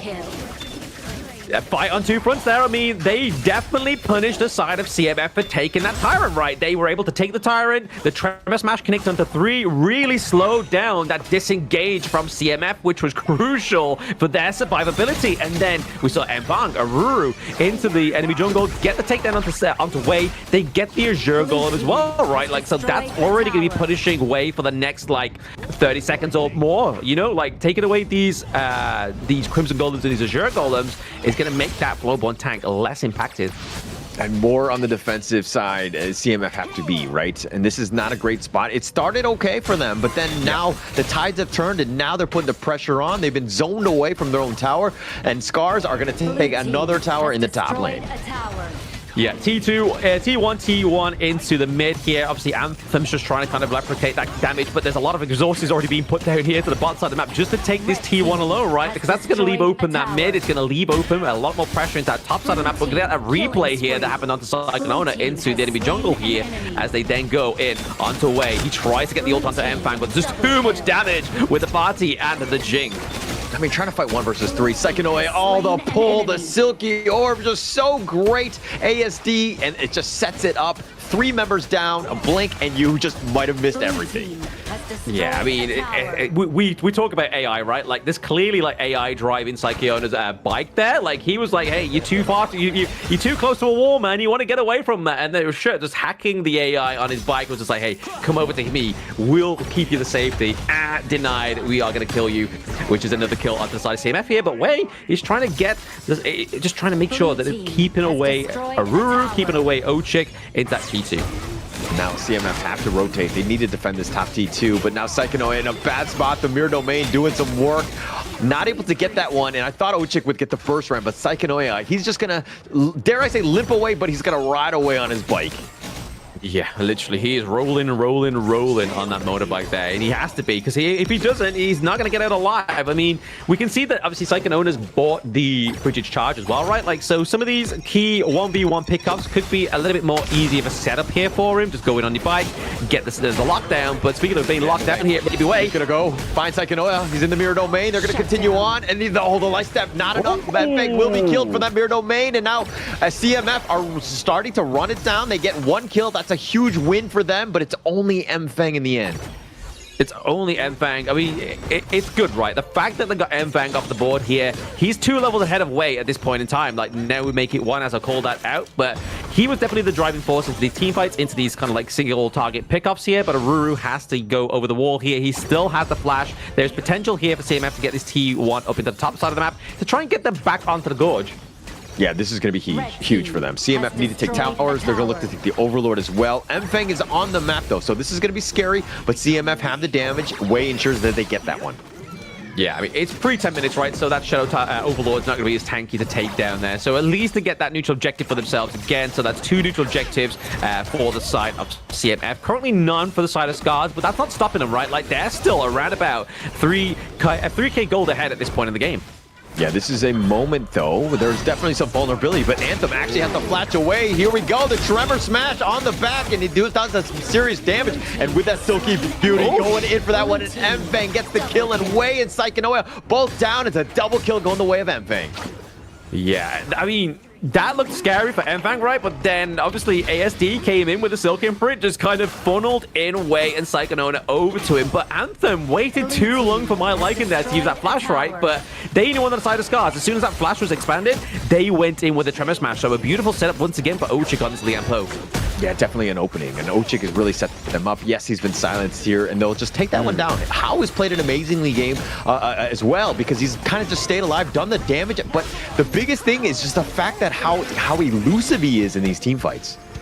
yeah, like you don't know where he is, and then all of a sudden he just gets the takedown, right? Like we've seen him actually take more turrets than kills, it seems like, within these team fights, but that's what we always say, right? Like kills don't matter unless you translated it into another objective or even just going for a turret game. And right now it's looking pretty healthy onto the side of Scarz here. They have the majority into the mid and the bot side of the map, which means that that neutral objective, that Shadow Tyrant, is going to be hard to contest here for the side of CMF. Instantly bursts Anthem, the mirror domain, and he just styles his way on out. Way again, has no catch, no possibility on this point. CMF have to retreat yet again. Anthem down for 20 seconds. It's hard, man. It's hard for Anthem to kind of get out alive, right? Like, this is the problem with the Chano. Like, he only has his first skill to knock back Jing, but really, it's like, it's not already shown that it's not enough to keep Fang away. Definitely not. And I mean, look at this. How just gets that last shot on the bottom T3, opening it up. More pressure going the way of Scarz. It's going to be even tougher in that regard. But the top T2 vulnerable, and it doesn't look like CMF are going to defend. Yeah, I mean, they have no point, right? They don't have any mini waves coming through just yet, so they can't really overextend here and try and take fights onto the side of Scarz. But now, just once again, they have using this privilege. Scarz looking to go for another big, juicy damage increase here for the side of Scarz Esports. And they're getting both at the same time. That's as greedy as it gets, but they're so far ahead that Scarz are willing to risk it, and they're able to do it very quickly here. A very smart play by Scarz, understanding this game state and being able to take both of these. Yeah, potentially final nail in the coffin here for the side of CMF, as obviously Scarz, we just saw that take the Overlord, take the Shadow Tyrant as well. But Ochik is just trying to make sure he's finding the intel, because obviously they're not top side of the map here. He needs to buy more. Razor Cavalry doesn't really catch anyone. Psychonoia just with a heroic charge, but Anthem has already been picked up. Psychonoia fighting the old good fight by himself. It's 1 versus 2, but they get the pick up on Mfang, who was diving deep. They didn't even take the mid T3, but Ashir gets picked up. 2 members down from CMF. No, that was a beautiful team fight, though, man. I mean, obviously, Psychonoia was into the back line of the side of Scarz, but at the same time, Ochik caught 3, so Ashir, Anthem, Tamid could not go and save him. And it was the pickups there onto Ashir, Anthem. That means there's no damage to be coming through here for the side of CMF. Oh, look at those slashes. They're doing some work on the top T3 and wants to go in. Wei trying to make something happen, but he can't get the catch onto ASD. He has to use Blood Rage and just use defensively, and they disengage. Perfect timing by Scarz. Yeah, it was a hard defense, right? It was like, hey, does Wei try and get something out of this bad position already, or do they defend that T3? And obviously the T3 already had the Vanguards, already had like a Ruru there, and we know that Vati with that attack speed to get in this part of the game is going to be a hard one to counter against these turrets, man. Like, he's going to take them down in an instant. And speaking of taking down people with an instant, Mfang, look at this guy, 11-2-1. Every single time he just jumps in, he gets those kills, and he's put the team so far ahead that he's okay to die because he knows that Hao has been able to cover his, in terms of the net worth and that damage, and he's been able to kind of get them over that hill to close out this game. Yeah, it goes back to what we were saying, right? Like, you can't just have one carry hero. Somebody's got to relieve that burden, and on the side of Scarz, it's Hao in these 2 games so far. Yeah, and this is an opportunity. It's all 3 lanes are pushing. Ochik looking for the right target to decide to go. He's going to use the Tremor Smash, but only catching on to 1. Psychonoia still up in front. They're going to go for the Crystal, and they do have the slashes, and they have the damage, and Scarz will take game 2. Taking another game away from CMF there, pre-13 minutes. It's going to be Scarz looking to kind of just get an average of around about 12-minute matches this whole series so far. But CMF definitely had more of a promising performance in that game number 2, right? Like, they were definitely trying to bring back some of that heat, trying to bring back some of that pain, especially with Wei on this Flowborn tank. He definitely made some waves, but it just wasn't strong enough. They weren't the tsunami that we needed in that game number 2. It's hard, especially when you're by yourself, right? Everybody needs to be perfect, not dying, staying alive, and just, funneling you the farm. Yes, Wei is that win condition, but when your teammates are dying, it's even harder for him to solo carry, right? And especially on a Flowborn tank, which is not really known to be that 1 versus 9 type of, hero, you need the team to really help support you, and CMF here, drop another one. They do drop another one. But I mean, to be honest, it goes back to the draft, right? Like, obviously, Ali got up against a tankier hero is going to be able to shred that shield, right? Like, she's going to do a lot of damage.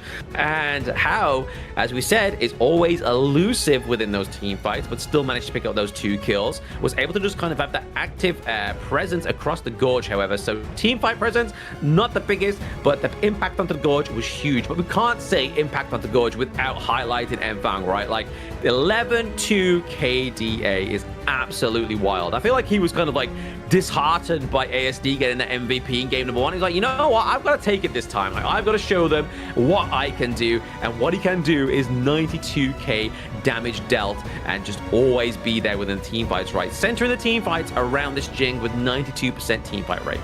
Enfang with the being Batman himself, How is going to be the Robin, right? Perfectly there to help support. Had that net worth hit about 10k as well. So you know, in case Enfang did die, they had How to just kind of follow up on in his footsteps, so to speak, to ensure that they get those kills. But CMF on the other end, if we're looking at Ashir, Anthem, and Tomit, you know, the damage-wise, all very similar, but all 3 of these guys didn't get a single kill together, right? That's a problem, right? When you have to use your top laner and your jungler to kind of do any sort of, you know, any sorts of deaths on the team, you need more than that. Oh, absolutely. I mean, we always kind of highlight when a team's ahead and are winning when they have like multiple ways of getting damage onto the gorge, right? But when you're losing, it's a lot harder. But it's going to be Enfang with the M-Bang with the MVP. It's 11-2-1 KDA, 35% of the damage dealt, 19% of the damage taken. So a good difference there between damage taken and dealt onto the side of Enfang. I mean, 11-2-1. I mean, this is what you want, right? Like, this is from the jungler to help set that tone, the pace of the game. I mean, it was a full-out retreat.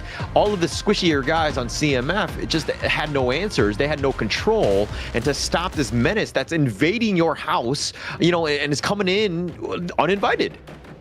Yeah, coming in on a bite, it's just like, hey, we didn't see you in that cupboard moments ago, but now you're here, you're eating my biscuits, and you're taking my life. Like, what is this devastation and violation onto the side of Scarz? But like I was saying, obviously, as the game concluded, CMF definitely had a better game 2 compared to game number 1. It's just the fact that they only really had a way here to be that driving force onto the back line of the enemy team. But the thing that Scarz drafted perfectly into this game number 2 was the shirt, because as soon as he dived in, there's no CC immunity onto the likes of Wei on this Flowborn tank. He can then just be sort of like brought in, just like pipered into the side of Scarz.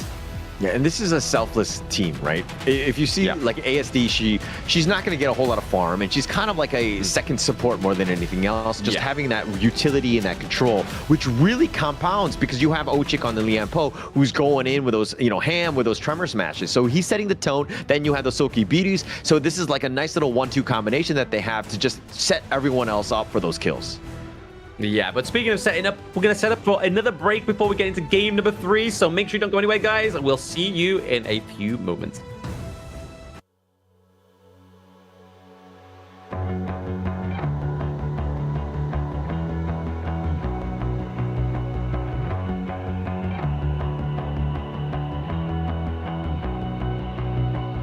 You've walked through the darkest nights. You've heard the crowd, felt the blinding light.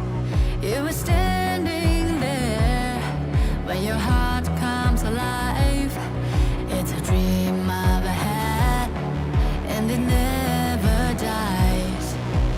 Right here, right now, give it all, get it out. Never a surrender, I fight and never fail. I am a contender, a challenge I can feel.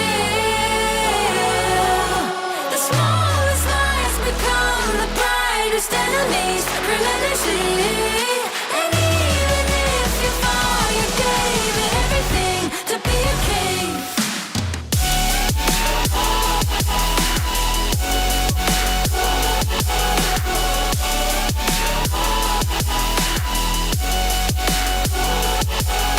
The smallest lies become the brightest enemies, relentlessly. And even if you fall, you gave it everything to be a king.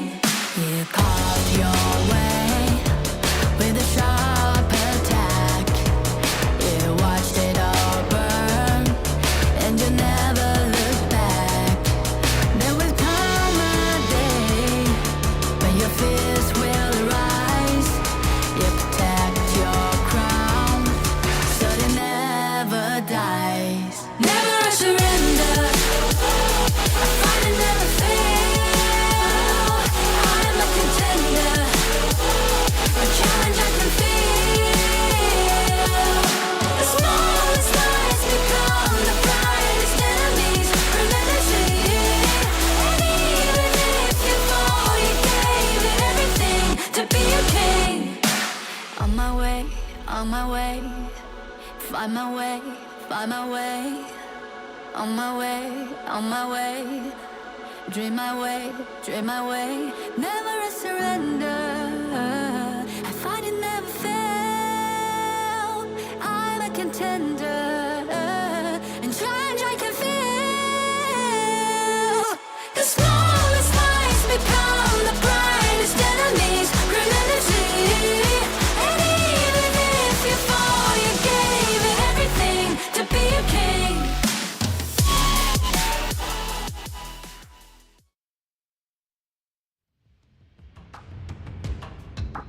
Welcome back, everybody, to the Honor of Kings Major East Fall Season 2025. And we're going into game number 3, potential match point here for Scarz, as they have obviously taken game 1, definitely a little bit more decisive than game number 2. CMF came back with a little bit of a boom boom power, but it just wasn't quite enough to have way into the front part of that team fight to then drive the game to victory. But now, getting into game number 3, maybe this is where we start to see CMF formulate a better BP. Yeah, and I mean, the other drafts haven't been bad. I mean, it's kind of playing to the strengths of CMF, but it just seems like they're lacking, they have some glaring weaknesses, right? Like the Jing and Feng, they had no control. They have no way to shut him down. He was just like free reign in the enemy jungle, plus, he was getting kills. On the squishies, you had no control, no way to really control him. And so if we're going into this one, they need to shore up some of those weaknesses, find an answer to M-Feng. Find an answer to M-Fang, find an answer to Hao as well, right? Like, normally this is their mid lane player, but has been playing very well down to the bot side of the map. He's definitely showing that he has the awareness of what it takes to be a farm lane, right? Like, especially on the likes, the different ends of the scale of gameplay when you were a D-Ranger to an Arlie are two different sides of the coin. But this is the updated BP, by the way, guys. Quite a few expensive picks already going through for the side of Scarz, which shows to me that they're just looking to wrap this one out, right? Like, they're going to be going explosive in the BP, and speaking of explosive, they go for the Huan. That's as explosive as it gets in terms of just setting it up. You know that they're trying to set themselves up for success in this one because, again, just as I said in that game 1, a lot of flexibility, a lot of sustain. So this could be annoying to deal with, but CMF responding in kind. They're going to go with the Arlie. I think Sagi was talking about how, yes, there are Arlie players in the KME, but are they on the same level of, dare I say, the KMW, right? I think that we haven't really seen it really soar in previous KMEs on the Arlie. Yeah, exactly. I mean, it's a hard hero to get yourself your head around, right? And I mean, you're going to see a lot of these kind of like up-and-coming players that are going to be tuning into previous Honor of Kings esports events and just know that Arlie's getting banned out, right? So it's like, you know what? We don't need to practice it because we're not going to get to play it. But then they get on the stage, Arlie comes through, and they're just kind of like, pause, like, can anybody else play this on my team? And then they have to flex. But Scarz here going for the Mayin, going for the Flowborn Marksman here, just for a little bit more long range. Onto the likes of the Arlie, but potential Kong Ming. Kong Ming. Okay, this has got to be on Wei, I would think, right? As the jungler, I mean, it can be flexed into the mid, but I don't think I've seen a sheer play this one. So this is looking to me like it's going to be on that Wei to potentially just kind of burst him out. But I mean, if you're looking at Scarz, who are you looking to burst? This is an interesting pick here. It is very interesting, right? I mean, obviously, Flowborn Marksman can use the second skill to kind of push himself away from the likes of the Kong Ming here. And like you say, if you go onto the Mayin, she can kind of just backflip and get that HP regen.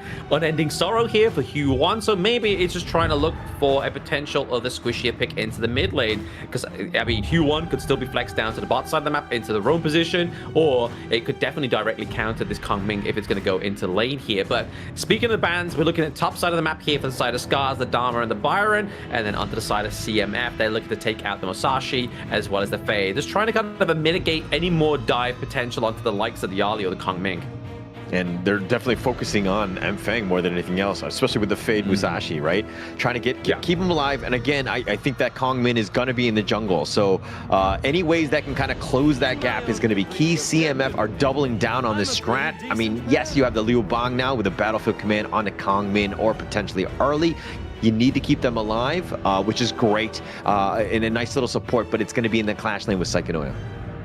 Yeah, I suppose I could see how this works, right? Obviously, we've got the dive from the Mayin, so if we see that Aruru over commits onto, say, for example, like the Kong Ming or the Arlie, Luban comes through, gets the taunt, and then hopefully the respective teammates are going to be close by. But once again, Scarz just kind of showing their cards here with the aggressive early game potential for the Agudo. They're going to change that one out. Oh, they're going to help me out again. But it's going to be potential of the Lam here. So more dive potential going in for the side of Scarz.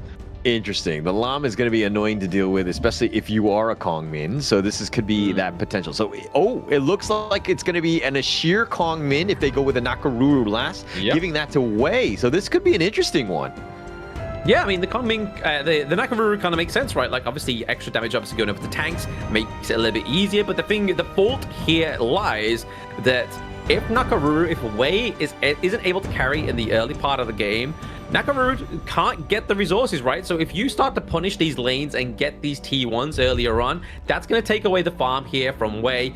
Wei's going to have to try and overextend, go into the enemy jungle to try and get some early little bits of gold from the side of Scarz. So there's a lot of room for error here onto the Nakamura.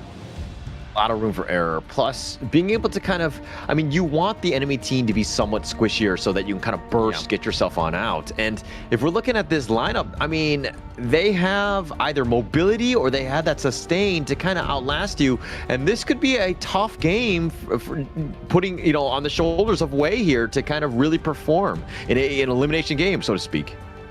Yeah, exactly. They got a lot riding on this Nakaruru, on the Sheer, on the Kong Ming as well, because as soon as they aren't able to kind of get that early game carry, get the itemization on, especially with Kong Ming, right? Like, Kong Ming really thrives when you're able to get the pickoffs very early on and have that itemization kind of like outscale the enemy team in that way.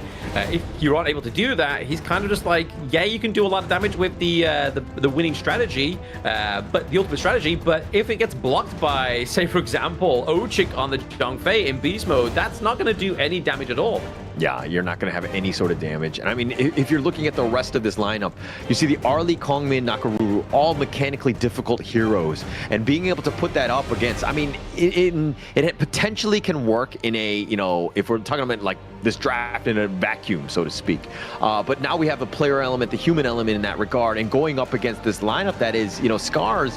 I think that Scarz's lineup, dare I say, it's much simpler to play, right? And not to disrespect Scarz. It's just when things are easy to play, it's, you know, it's much easier to play in the game as well, so that you're able to kind of execute your strategy as opposed to doing the individual things of that hero. No, it's a fantastic point, right? Like, you definitely, if you're on match point and you can make your match ending strategy as easy as possible, it then like alleviates any issue for error, right? Like, if you have a very sort of like highly mechanical game number 3 strat, it means that if the game in the early part of the game doesn't go in your favor, you've then got to try and get back into that mindset, like, right, okay, that the errors were made, we've got to make sure that we're not making those same errors in that same game, which is a lot easier said than done, especially when you're down in the dumps in the game number 3 where it should be your match point. So going for something a little bit safer here, something that's tried and tested, like the Q1, the Zhongfei, great front line, great sustainability, means that the errors all going to fall onto the side of CMF. So yes, high risk, high reward, but can you get the reward from the risk to begin with? Agree 100% with you, right? I think just simplify things, make things easier for your team as opposed to making it more difficult, and adding variables to this, right? And this formula of just, you know, that is Scarz. It's going to be a tough equation to solve in that regard, but going into this, it looks like Scarz kind of have that edge in that sense. If we're looking at each of the different lanes, it's really going to come down to that first 5-10 minutes. I mean, I think that CMEF need to have a much better laning phase. It seems like Scarz has really been dictating the pace throughout this entire series. Yeah, early game's definitely been one of like Scarz's kind of like better advantages against CMF. Like, CMF, they are able to kind of make sure that the gold lead doesn't go too far ahead of Scarz, so that they can potentially go for one of the neutral objectives around about the 4-minute mark. It makes it a little bit easier to kind of just get rid of that early game pressure that your team has created. But if they don't get the Tyrant, it then becomes a lot harder for them, because obviously we saw in game number 2, they got the Tyrant that was only behind by around about like 500, 600 gold, and then it became a little bit easy for them to pick up a few kills onto the side of Scarz. But if Scarz gets everything in their basket, it's going to be hard here for CMF to come back. But we got to believe in the high risk, high reward mentality here, that CMF know that this is going to be their last potential game within this match today. So they've got to definitely pull out all the punches. If they're able to pull this off, though, I mean, with these mechanically skilled, difficult heroes, I think it is going to be a lot of fun to watch. They have that potential burst and just a lot of damage. I mean, especially when you have a Kong Min on the battlefield, but like that burst with that winning strategy and just getting somebody caught out could be great. But, you know, again, it's just more of the data, right? Has CMF proven, I mean, they can win a series? Difficult, right? It hasn't happened yet, but then proven that they can do it with this strategy that they've pulled out in the survival week, we still have yet to see, right? And so that's what I'm looking forward to and seeing if CMF can really execute here. Yeah, once again, this is obviously 2-0 scoreboard so far between Scarz and CMF. This is the draft as well. But I mean, we put a lot of focus onto the likes of Ashir and Wei here, but also the fact is you've got Ali, man. Like, Ali needs to make sure she gets that early sort of like scaling with those items like Spark Forged and Doomsday to then obviously get that damage come through to try and take down the likes of the Mayin and Zhang Fei, which is going to be kind of like the big front line here for the side of Scarz. But to be honest, the Empo with a Lu Bang, it's going to kind of extend the team fight potentially here. But in terms of getting the catch off into the backline, the only real backline they have is Hao. So if they can keep Hao safe, it's going to be hard for CMF to try and even get a team fight into their favor with this in game number 3. Interesting fun fact here. Did you know that Aru's IGN came from a character named Aruman Arlert, which is from an anime he likes? I don't think it's a question. I'm pretty sure that was a statement, but Aru picking it up on this one. An interesting one. I think that he's kind of been the guy in this one, keeping, you know, Hao alive on that back line. He has that potential to just burst in. And if you're looking at CMF, Wei, Ashir, Anthem, all looking like very juicy targets here.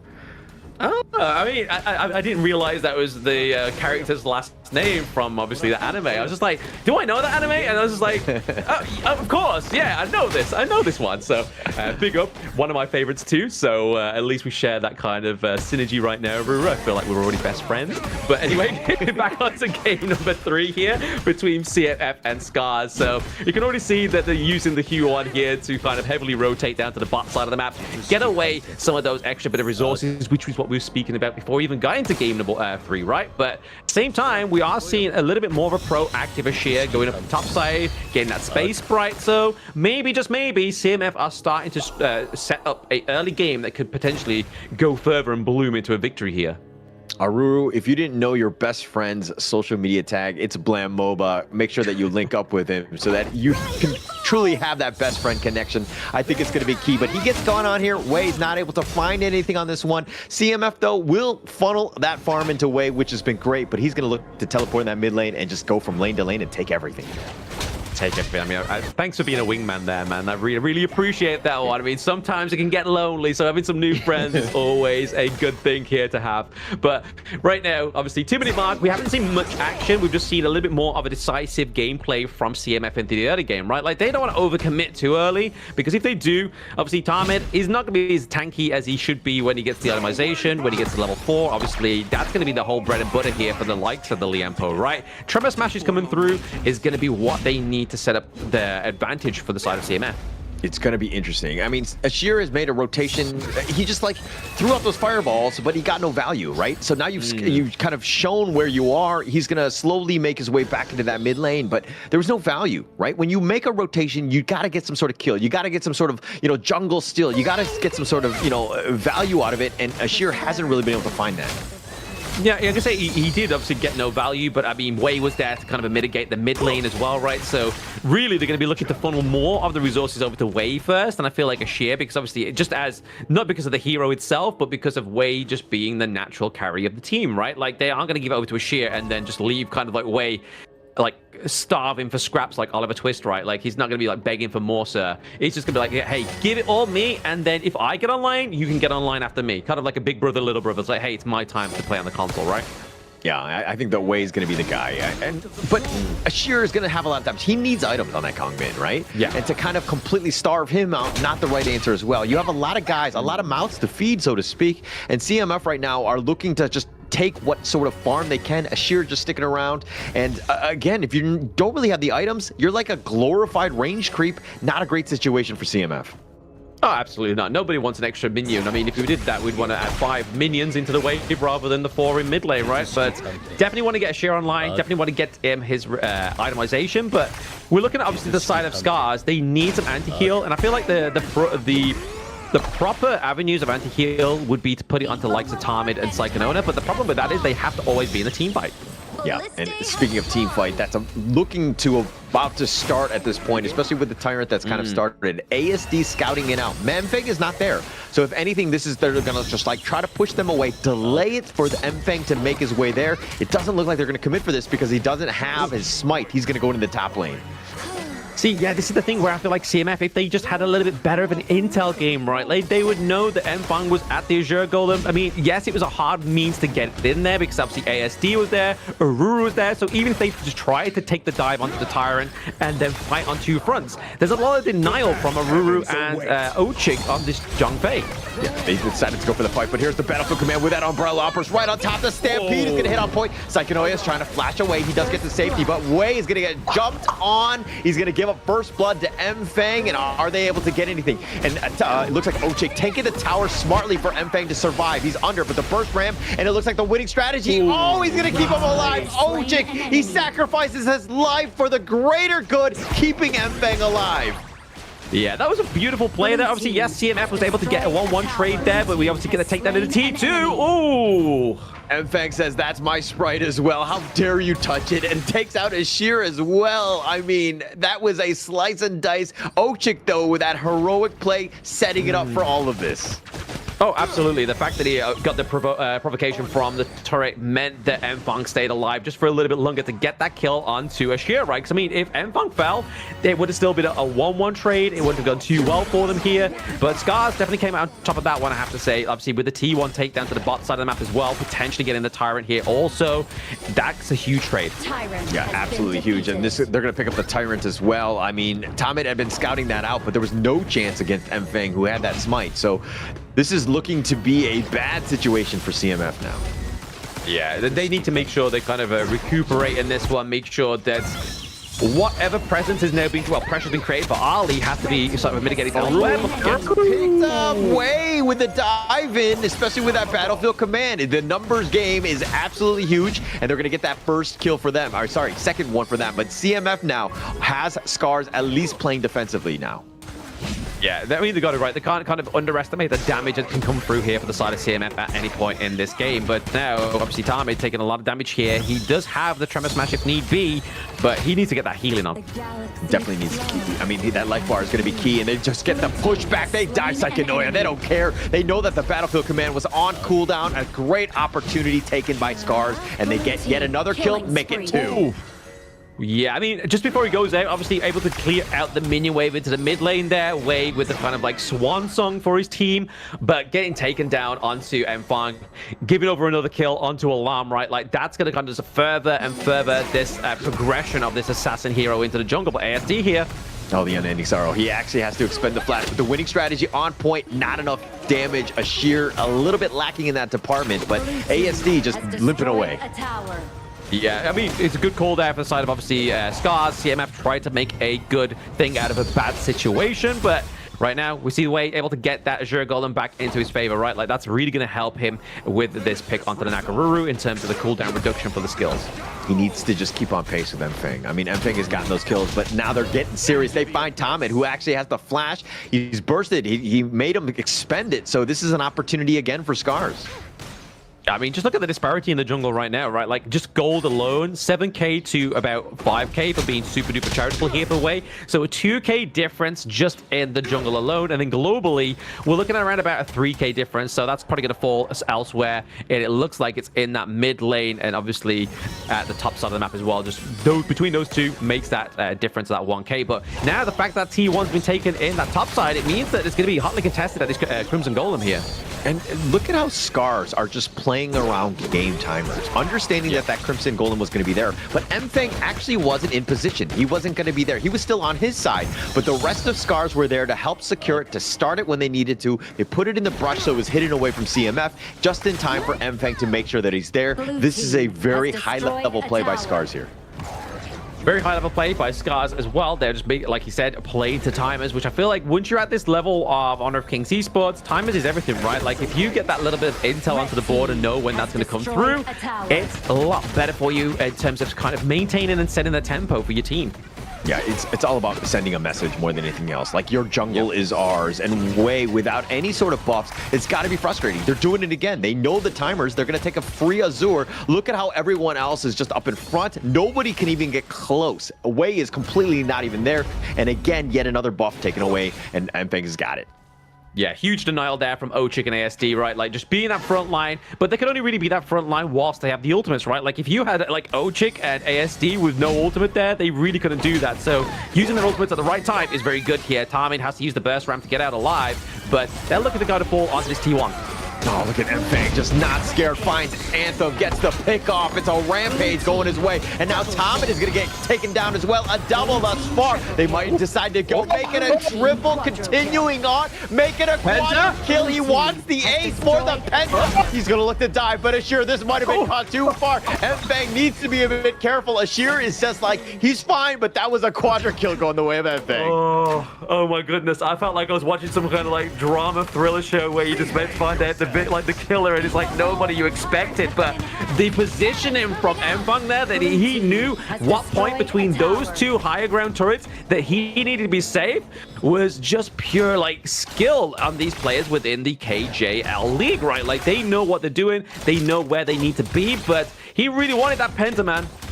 He really wanted the penta. I mean, you were saying, like, oh, we don't know who the killer is. I'm like, no, we know who the killer is. It's Mfang, man. This is the guy that had the third most kill in the ranking with 56. This is a guy, again, just making a name for himself. And why Scarz are even in contention here? Because of his play. Look at how smooth he is. He's all across the map. He's so efficient with his farming. And again, Scarz just really setting him up for success here. Blue team. Yeah, he's got that baby hole. He's slippery across the gorge, man. That death below is just kind of like, hey, 1 second you're alive, next you kind of being dive behind, brought into the enemy team, and then that's it, you go down. But right now we are seeing a bit of a kind of a defense here from CMF, which needs to be placed and played carefully. Yeah, it needs to be careful, but like with the lanes pushing, that's what Scarz are kind of waiting around for. This is going to be a no moment. The Aerostorm is going to do a little bit of damage over that wall. The bottom T3 just quickly going down. Mfang just scaring them more than anything else, just saying boo in the faces of Psychonoia. Yeah, I mean, this is why I love the Flowball Marksman pick, especially when it's like you're primarily your backline, because you know you've got such strong front line from Aruru, from ASD, from Ochik. You land the Arrow Storm down onto a squishy hero like Ashir, you saw his health bar just deplete. Yeah, just completely go down. I mean, he's so squishy at this stage. I mean, he's done a much better job as Sheer just staying alive. But here comes the Unbridled Outburst. They're looking to go for this one. Nice Trevor smash, but where's the follow-up? Tommen, he's going to limp away. He's going to be fine. Psychonoia, though, where's he going? He's pulled to the northern side. That's not a great spot. He's going to be down for 30 seconds. Yeah, the Battlefield Command there was obviously just a little bit too kind of like early. They did get it enough to get Tarmin out, but obviously sacrificing Psychonoia is not what you really want to do. You want to get everybody out of there, especially when you've only got one singular duck at your base, right? That high ground turret in the mid lane is the only thing stopping Scarz from approaching that crystal. And right now, Aruru's just stalking the man. He's like, hey, I can get the pounce here if I really need to. Just baking out some skills from Wei. And Fang, look at it go! He's the slicing and dicing, and Anthem is down. That's a double kill. You blink, and he's going to get all the kills. And Wei is in the fountain, and they're going to take this series. Scarz done it and did it in style. Yep, 3 games under 13 minutes. So going for the average, man. Like, they were like, hey, we know that Nongshim's got a 10-minute timer. We know that AG have got a 10-minute timer. We're going to go for a new one. We're going to go for that 12-minute mark. And that's where they came through. Got the push there in every 3 games of this series and really putting a stop to CMF there. I mean, CMF in Game Mode 2 were definitely at their prime.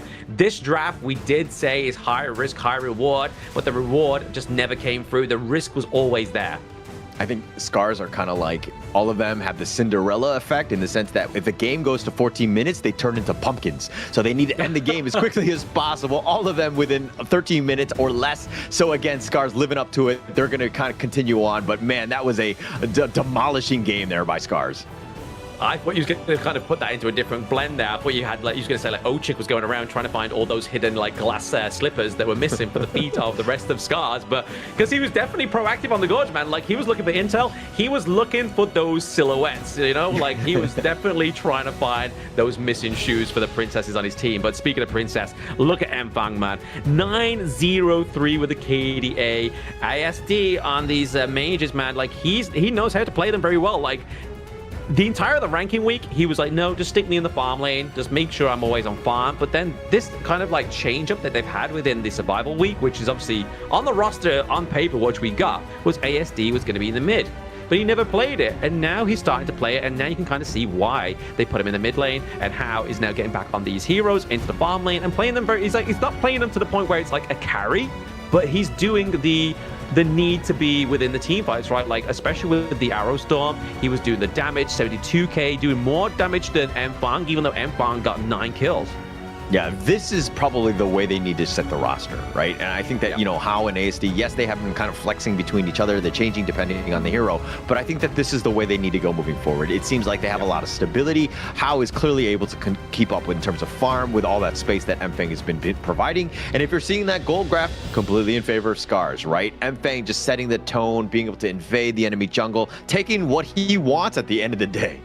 Yeah, I mean, to be honest, we do have to kind of like point out that little bit of red toward the bottom part of that graph there, which is what we were saying about CMF. Like, they had to make sure that the early game and they were contesting some of their enemies' jungle objectives, and they tried, but unfortunately, they went up against Mfang, who went onto the Lam and almost got that pentakill in this game number 3. I mean, Quadra is still super duper impressive, but if he got the penta, if he got 10-0-3, I mean, this would be a force to be reckoned with going into the rest of the survival week. Yeah, I would say, like, that was an amazing play, just being able to get that. But Bashir, he was like, he knew he didn't want to give that one up. He was hiding in his base, cowering in fear. But look at just how aggressive they were. Scarz, Mfang constantly. Somebody gets out of position. He thought he was safe. Mfang just waiting in the brush, always forcing the action, getting those kills and catching them out. I mean, piecemeal at this stage. Oh, yeah, definitely ripping apart piece by piece, right? Like, this Scarz definitely has me more excited for when R8 go up against them next. But definitely a fantastic performance here. The shift for How and ASD into those lanes definitely was the setup here that they needed going into this third day of the survival week. They still got quite a few games within their ability to try and bounce back and get into that top space for Scarz. But that is going to be Scarz rounding out the stream of the first day, first 3 days, and obviously the first game of the day with a 3-0 and a very convincing time frame, right? Like all pre 13-minute games. But before we get into match number 2, we're going to go for a short break, and then we'll be back with some more action.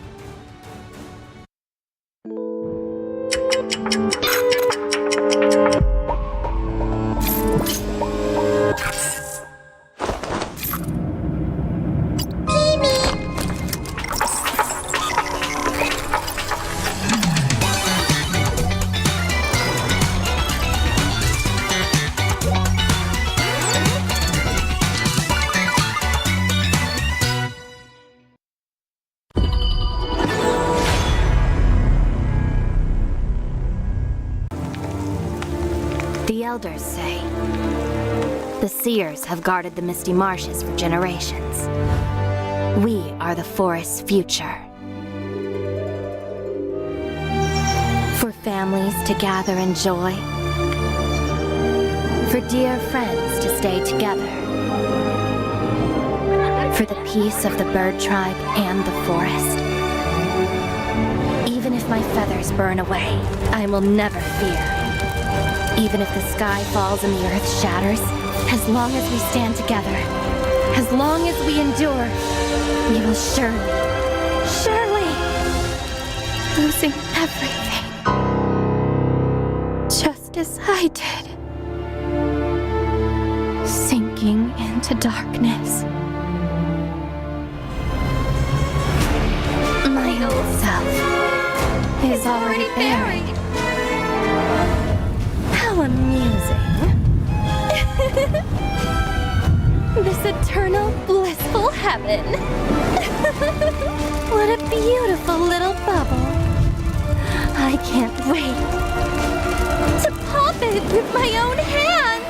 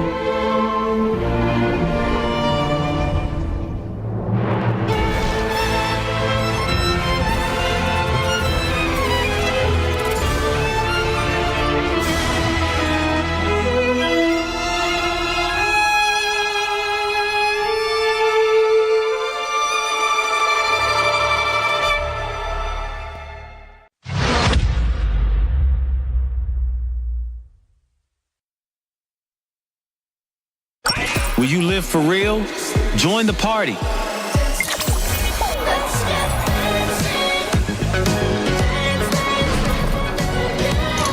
Make the whole street a party and add disco balls.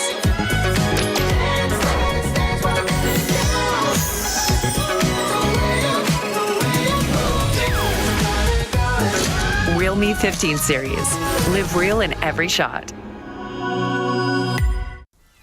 Life's growth has always been bound to conflict. How long can today's peace truly last?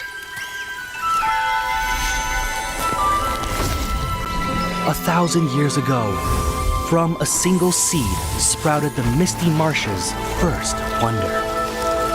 Born of wood, growing into a forest, gathering countless living beings within.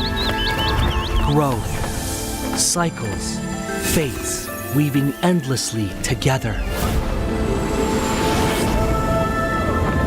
With the deities came the first enforcers, becoming the Misty Marsh's first protectors.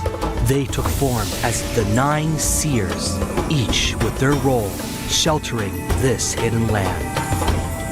All things eventually come to an end, and a new beginning does not always follow the old path. Today's inheritors of the seer's legacy long for a different future.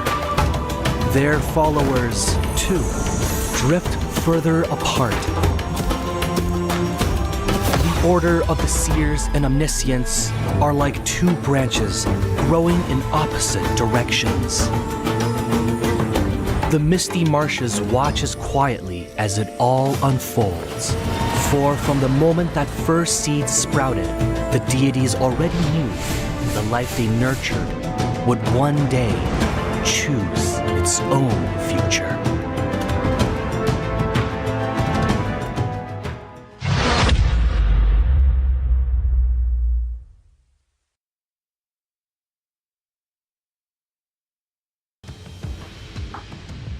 We now head into Group S. It's going to be Crazy Raccoons going up against Gen.G Esports. Your thoughts on this one, Blam?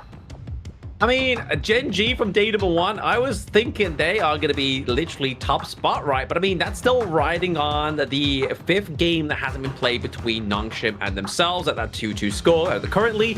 But as Nongshim stepped up yesterday, that's scary. But speaking of what's not scary is the excitement that I have for this new update with In Honor of Kings. On the 24th of the 9th, we're going to get not only Spritlings, we're not going to get only the rank reset, which I know a lot of people from my community are very happy about because they're like, hey, I've managed to get the furthest within my rank I've ever gotten, but now I want to go back down. I want the grind to happen again. But speaking of that, we also have the Ultimate Awakening happening on the 27th. So if you are a fan of fun game modes, this looks like a game mode for you.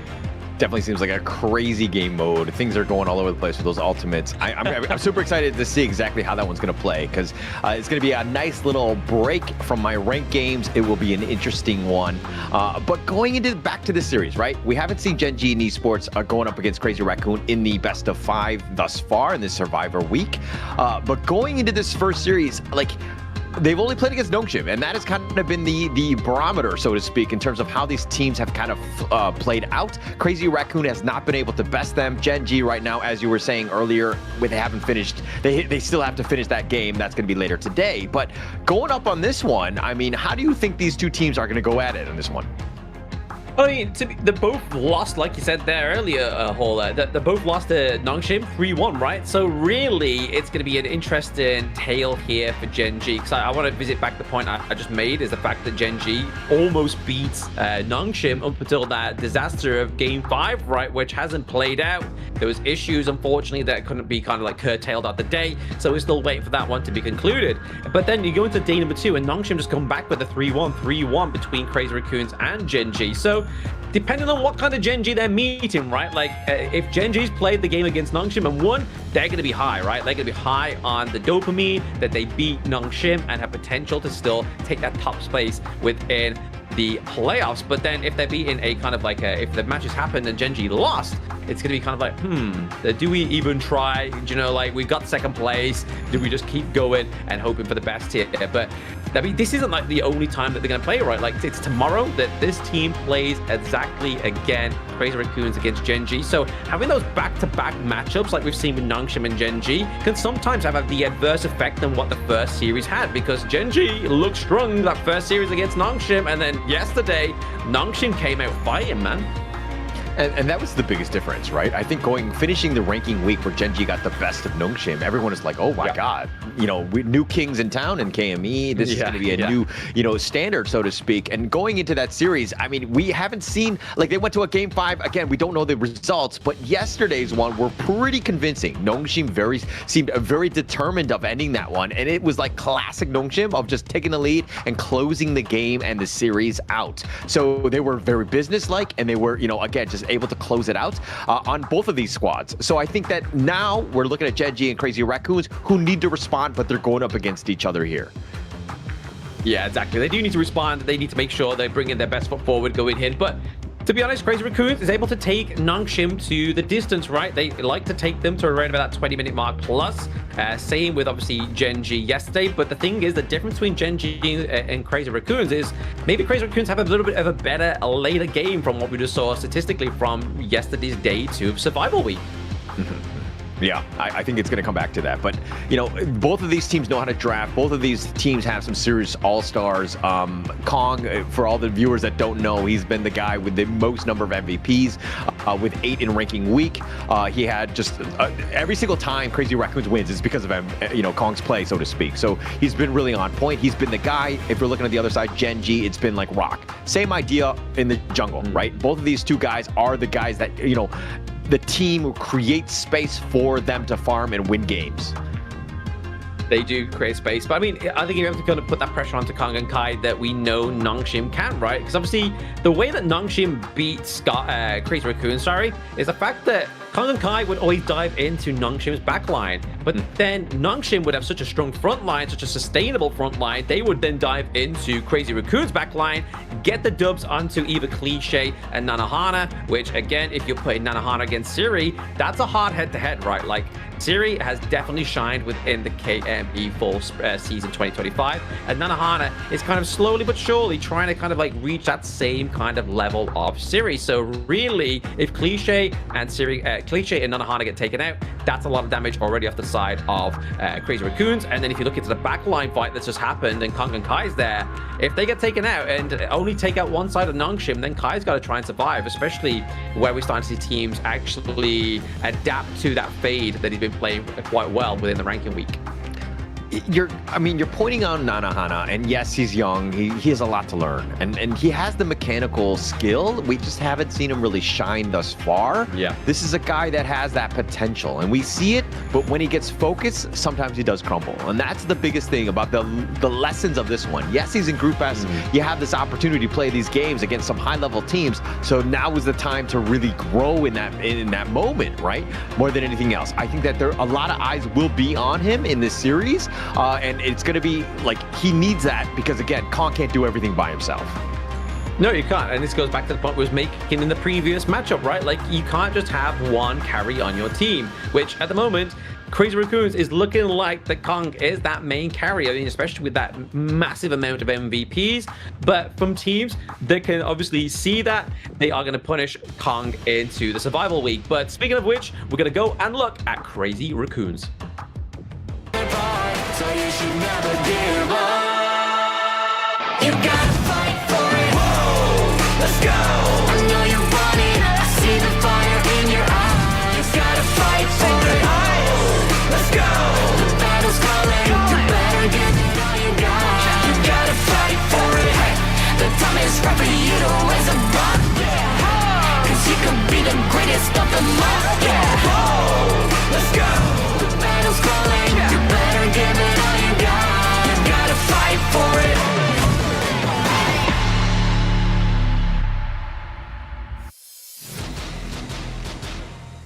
Crazy Raccoons, the CR Nation, and they are represented by Kai, Kang, that we've just spoken profusely about, but also Cliche managed to get some of the MVPs as well, and then the youngest, obviously Nanohana, as well as Nia, which is obviously, we're going to be looking at Nia to see if he can play more of those utility roles into the support role, because some of the heroes that he's been picking within the ranking week was all predominantly tanks as well, right? So that's where my sort of emphasis is going to be shining, right? That bot side of the map to see if they've improved since that last match. But their opponent is none other than the Game Changers, Gen.G. So you should never give up. You gotta fight for it. Whoa, let's go. I know you're running. I see the fire in your eyes. You gotta fight for it. Let's go. The battle's calling. You better give it all you got. You gotta fight for it. The time is right for you to raise a bar. Cause you could be the greatest of them all. Yeah. Whoa, let's go. The battle's calling. You better give it all you got. You gotta fight for it.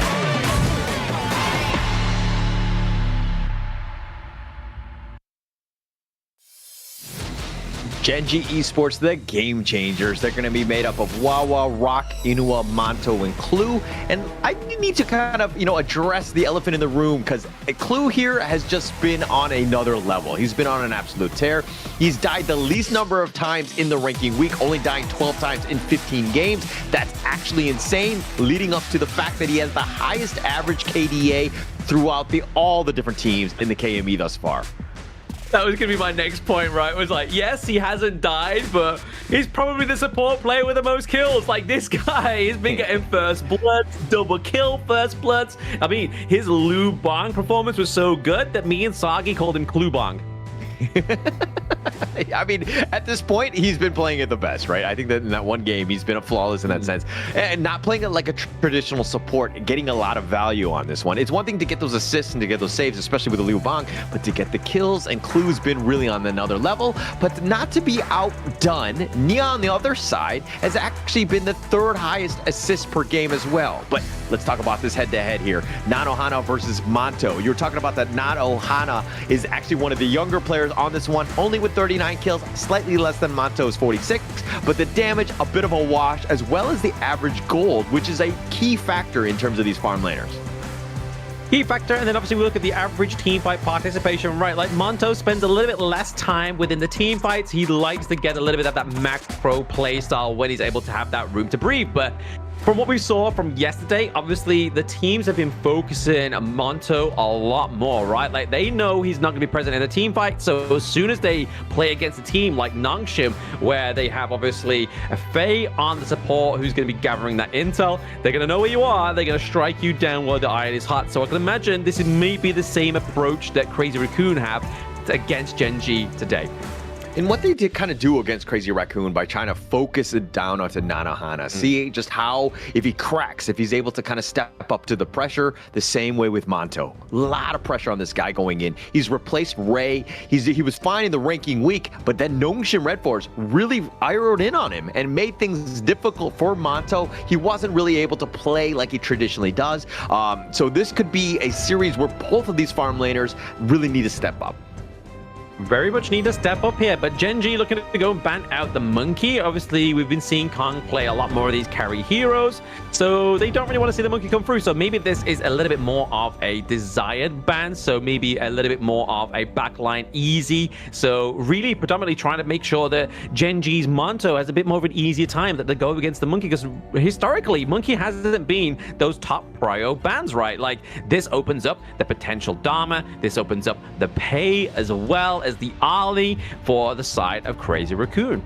Interesting ban. I mean, the Dharma one, as to what you were alluding to earlier, definitely something that they want to like kind of take out on this one. But it seems for like more of the Menki, just kind of like they have a strategy in mind, and Gen.G kind of pull out rabbits out of their hat at times, and they get kind of weird. And potentially picking a Nakoruru first phase, this could be a very interesting one by Gen.G.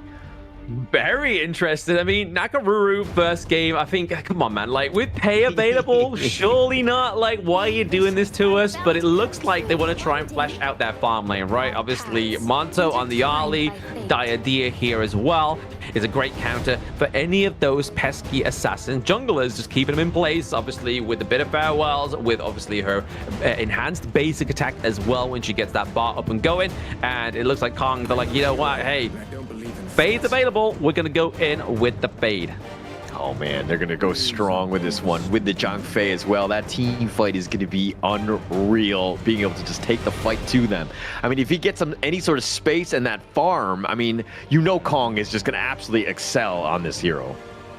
Oh, absolutely. And the fact is that obviously he's picked Fade, and Fade generally has that double smite, right? Like, so it's gonna be a lot harder for Rock to try and contest these neutral objectives if he really wants to. But we've been seeing some fantastic performances on Fade alone, right? Especially when the Crazy Raccoon in day number 1 went up against Nongshim and got like a triple kill just on that hardened Jade Steel. But Gen.G, Wawa gets his Guan Yu. That could be trouble here for the side of Crazy Raccoons, because we know Wawa likes to stalk the back line, likes to set up these team fights. He's not a reckless Guan Yu. He's a very sort of methodical Guan Yu pick. But I like the reckless ones. They're more fun to watch. No, but Wawa is definitely methodical. The guy's leveled up completely. Like, he's just been really good in the Clash lane. Added a lot of stability to this roster. I mean, we talked about the fact that Rock has always been that 4 protect 1 guy, but this edition of this roster, it seems like everyone has really stepped up. Over time, and without that really a whole lot of turnover, this team is really just starting to kind of gel with one another, and the way that they play has just been really with one another more than anything else. Yeah, exactly. I mean, if you're going to kind of stick with the same roster, you're going to make sure that it then becomes down to, oh, we're not just going to say that we're not going to play the same as we did in day 1 and expect things to change, because that's a definition of insanity. Do the same thing, same thing once, say do it again, but expect different results. So Gen.G's like, you know what? No, we're together. We're bonded now. We just need to make sure we're working on that functionality within Onto the Gorge. But now we're looking at a potential hovering Kia of the Flowborn tank, and it's going to get locked in for the side of Gen.G's Rock, because they definitely need a little bit of more of a Rock playstyle, right? They need to have a more of a park bench in terms of their draft. Like, they need that solid front line. Solid front line, and plus it's not really an easy target for Fade to kind of like to deal with, right? And if you have that front liner who's going to be there, and then you have, you know, Wawa coming in with a Guan Yu on his horse, he's just like pushing you back, you might be in a bad spot. So this is a great pick up here, a great counter pick, understanding what they need in terms of this draft here. Yeah, I mean, to be honest, I feel like that with Flowborn tank as well, right? Like, you can use that second skill to get the knock up onto Fade, potentially knock him off the wall there as well, which is going to really be a bit of a showstopper for the side of Crazy Raccoon, if that is the case. But Nanohana, he's one of these players that likes to play the consort Yu here. He likes to lock it in. There's a lot of physical damage going up to the side of Gen.G. That protective wins is going to keep you alive. Yeah, and you got to stay alive. That's the biggest thing. I think that with Nanohana's just ability to farm, stay alive, and again, with all this physical damage, and now they have to pivot, they pick up the Kong Min, that's going to be a lot of magic damage that now Crazy Raccoons have to deal with here. Yeah, Inua going on a carry roll here once again, see if he's going to lock that in. Obviously, we've been teased already once with the Kong Ming for Ashia, so now Inua's kind of watching that game, match number 1, and thought, you know what? I'm going to try Kong Ming in our game, you know? Let's see how it goes. Let's see if I can kind of create that pressure. But the thing is here with Kong Ming, and I like the way that Gen.G's kind of like orientated this draft, is the fact that they've gone for Flowborn tank.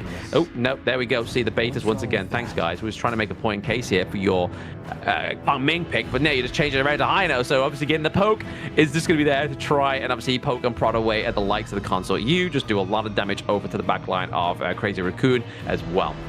Actually, I would have been more afraid if they picked the Kong Min more than anything else. Yeah, it is very squishy, and you see the Faye just jumping on top of it, and then he would have had a field day, right? Inua would have had a rough time, but now he can use those scepters. You have that wave clear, right? Get yourself to the late game, and with that Arlie, you're definitely going to be able to kind of fight in that one. The biggest issue right now is about those late game neutrals, come Tempest Dragons, whatever it is, because he has that Jade Steel, right? Which and yes, it'll just lock it down. So this could be a tough one if it goes that late game.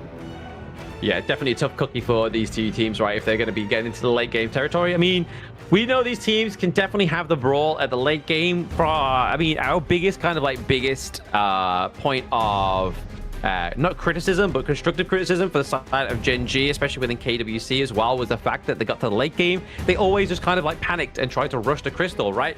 So now they need to make sure that when they do get into the late game, they can't panic. They need to make sure that they maintained and focused so they can take these victories from Crazy Raccoon. But we get a different common skill here. Obviously, Nia likes to formulate this one. He loves the prison sprite on the Zhongfei.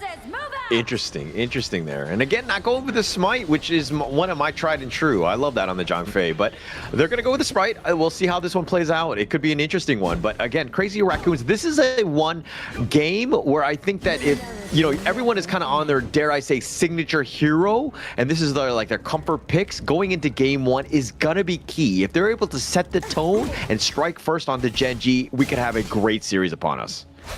Absolutely. We've seen a bit of a lane swap here, obviously, because Consort you going up against the Ali means that it's going to be a bit of a harder matchup here. Obviously, that range, but Kai going up against a ranged hero like the Ali with the help of Clue here. Clue, as we've already stated, has been a fantastic support player within the KME fall season so far, and he's looking to maintain that, right? Just make sure and look after Monto and get Monto online. I mean, they didn't get the kill, but the fact that Kai has completely been zoned out, this is going to be easy for Monto. Plus, he has that ranged advantage, and it makes it much tougher for Kai in that, you know, as Sansu, right? But one thing to kind of take note of, Kai has actually died quite a bit in the KME. He's the second most deaths in the ranked week with 36. He's a guy that needs to play a little bit safer, and Gen.G, understanding that, putting a little bit of pressure on him. Yeah, they're just using the stats and basically getting their weakness points, right? They're literally using their VATs and just finding what's going to be the most critical damage onto the side of Crazy Raccoon. And they're looking at Kai, man. I mean, to be honest, pre-level 4, Kai's going to have a hard time to get out of these engages anyway, right? Yeah, and I mean, for the Sunset, it's not about really winning the lane. It's more about the secondary initiation. So come mid-game, when those boats are coming in, it's definitely going to hurt. He just needs to ensure that the tower doesn't take it or give it up first blood. Oh, potential here. First blood going over to the side of Gen.G. It's going to be the takedown, but Kong is on the prowl as well, right, man? Like, they have to use the power cell to dash out alive.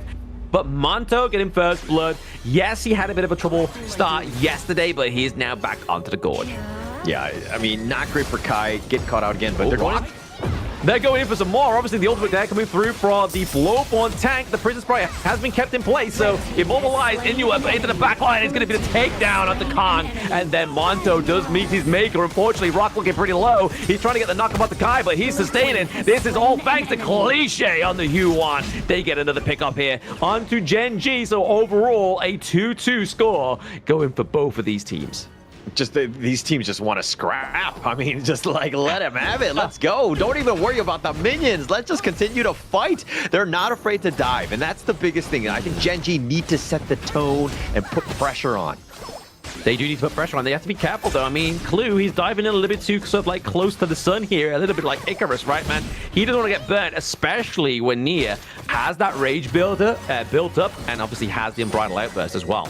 But Clue, really great with those bitter farewells on the Kong. I think that his #1 target is got to isolate Kong, lock him down, give your team a chance. Because if he's high flying and he's all over the backline, you're going to have a tough time. So the biggest thing for him, again, they need to like stymie Kong's growth as much as possible. Yeah, I mean, you can't see here that Kong knows that, right? Like, using the Hardened Jade Steel just to make sure he gets those 2 camps straight away rather than just kind of like attacking them at the same time and just getting that last hit. He needs to get those little bits of minor seconds back onto the gorge because obviously he did get taken down, so did Rock, but Rock's not as reliant on the farm as Kong is on the fade, right? For sure. And this is why Monto really needs to step up. Yes, Inuo will be getting that farm as well, but now Inuo. Oh, stun at the backline. Obviously, Fate Rewind's going to keep himself alive. Actually gets into that brush as well. Nice positioning with that Fate Rewind recall there. Means he's able to just dive back in, clean up that mid wave, potentially look for a little bit of pressure here. Rock's got to be careful. Obviously, Cliche's here nearby with Kong, as well as Nanohana, looking to kind of collapse around this Tyrant. And Cliche is up in the river, just doing a great job of providing the vision. Pushing Rock away, he's like wasting time, just kind of going back and forth. But here's the boat. Oh, boat does connect onto one. It's only onto Clue, though. I mean, that's not the crucial throw control you need, but there is going to be the Hardened Jade Steel that claims the Tyrant over to the side of Crazy Raccoon.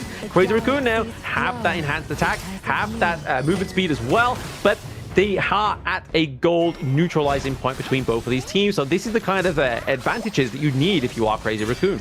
Great use of skills right there, knowing that the boat was going to be coming, but that was just more space because, again, Gen.G realized that boat was coming. They decided to kind of play defensively and they were pushed away. No chance for a steal. Kong takes that one up easily because of that play.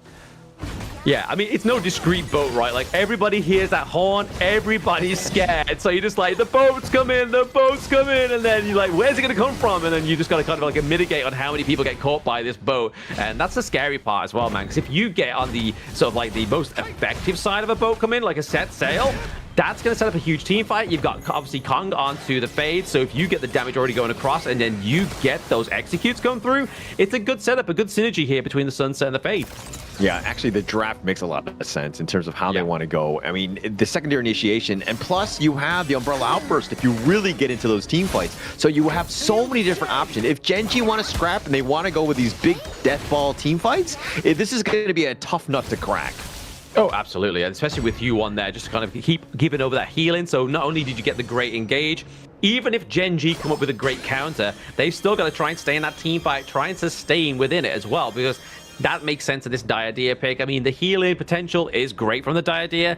Destined Encounters really going to put you into a better position into team fights as well.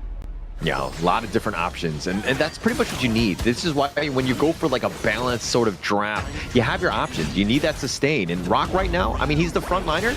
You might want to go.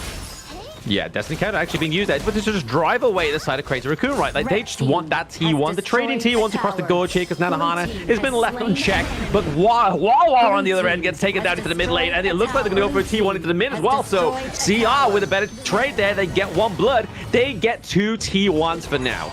Yeah, actually taking that mid T1 is going to be key for Crazy Raccoons. I think that they're going to be super happy with that. It was the top T1. They're like, oh yeah, we'll give that out. There's so much space in the mid lane because of the fact that there were 4 members from Gen.G in that top trying to deal with Kai, and that was a great overall strategy play by Crazy Raccoon.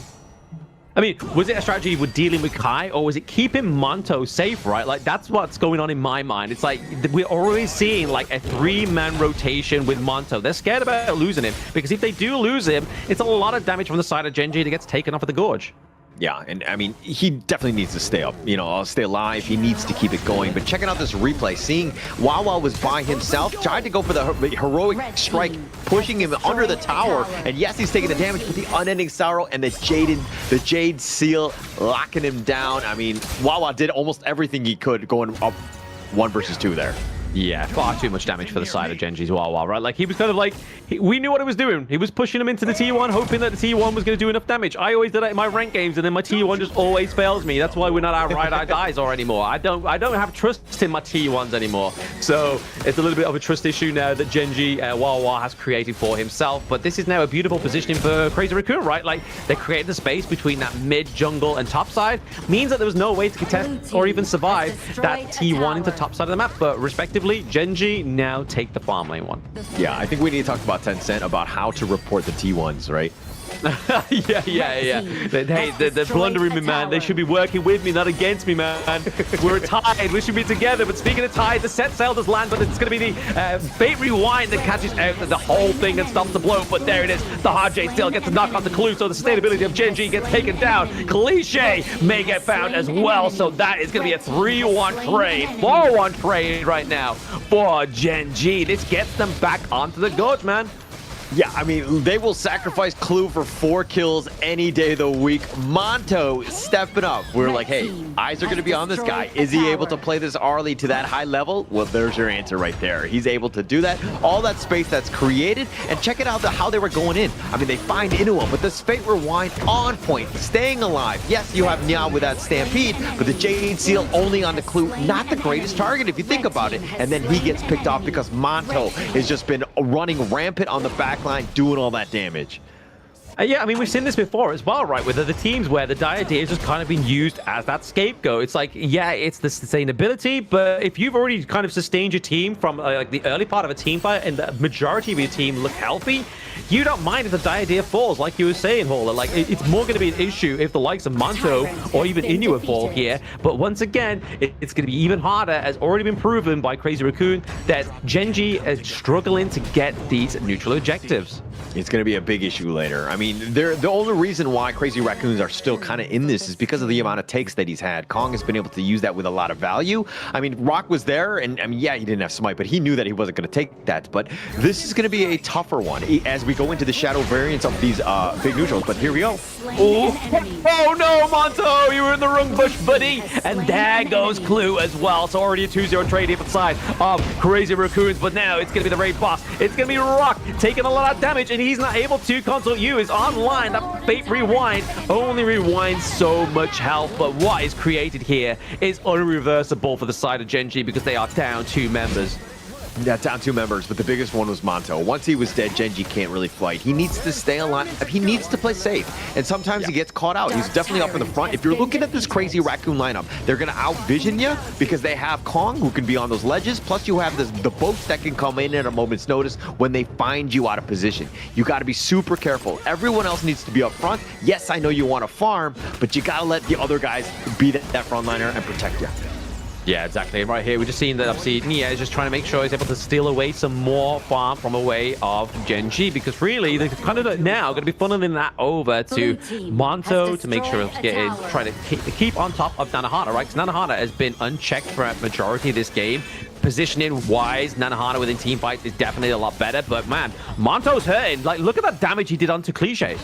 Yeah, it did a lot of damage. I mean, he's going to just kind of go back, look to just heal up more than anything else. But look at how Gen.G are playing. They know that Kong is this ultra-mobile guy. He's been split pushing on all of the side lanes, making things very uncomfortable. Gen.G have been very reactive, but they've also been sticking together because they know, again, if they get one guy that's out of position, that team fight is going to go. They need to go now. Oh, huge ultimate there. So trying to catch out to the side of Crazy Raccoon's backline. Cliche still has the Unending Sorrow, but there is going to be the Fate Rewind used early, but is it going to be enough here? Wawa into the backline, tries to force Cliche into the enemy team, but Monto gets a pick off the Cliche as well. Can they get some more here? The Hardened Jade is going to be what they need here. Oh my goodness. Crazy Raccoon back on top. That's a team ace, a triple kill for 2 on the side of Crazy Raccoon. I mean, that's a quadra kill that was just completely set up by Kong. This is the guy that's been able to just do it, and it looks like they want to just end the game. But if you're not able to take down Kong and Nanohana, what are you doing in these team fights? They're doing nada, you know? They're doing nothing because they can't get him locked down. So there it is. Crazy Raccoon get that game 1 victory. But man, that team fight was scary. But Kong on the fade. Now Gen.G has exhausted that in game number 1. This could be an issue for the side of Crazy Raccoon, right? Like, this is his big pick. And definitely a big pick, and you can see why. Clear MVP, just add that one, another one to him. I mean, it's going to be the easiest MVP that you would want. Just so much presence, right? Being able to just consistently farm, plus put pressure on the outside lanes and get those kills. Like the guy, when he goes in, the rest of them were just like on point. And Nanohana, again, when you have all this space, it's a very free game, very easy game for this console UE to just kind of clean house at that point. Yeah, that's the thing I kind of give like criticism over to Gen.G here is obviously the only time we really saw the focus go onto Nanohana was when Clue was alive. So Clue would be used to go in onto Nanohana, but then he would get burst down either by the likes of Fade or even just get caught out into that mid lane, just getting a lot of that damage being taken up onto him. But once that was obviously being contested, then if Nanohana got out alive, which he did all those times, right? Only 1 kill, but kept himself alive, kept himself within the team fight to do the damage and just chip away at the side of Gen.G. But you can see here, Kong actually died more than once, which is something that we're not used to, right? Like, he normally dies once and then that's it. He's not going down again, but that quadra kill towards the end was beautiful.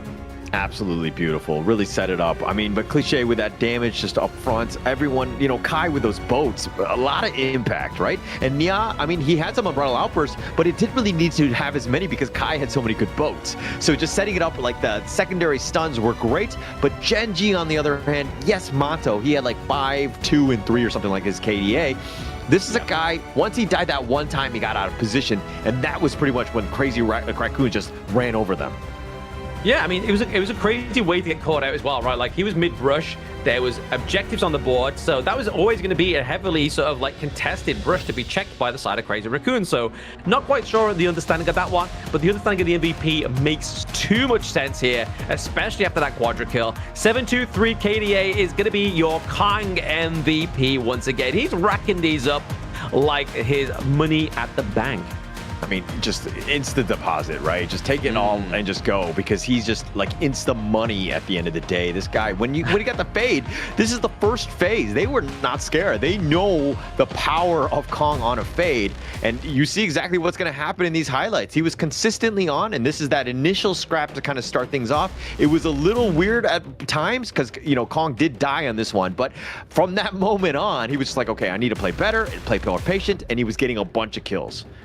Yeah, it's also just like, I feel like from this scrap alone really showed me that there's a bit of an issue here with Gen.G. Like, they're bringing the scrap to Crazy Raccoon, and Crazy Raccoon, they have the Q1, they have the Zhang Fei as well, right? Like, so it's not like they cannot just keep held out with this team fight. But to the side of Gen.G, they fought the scraps.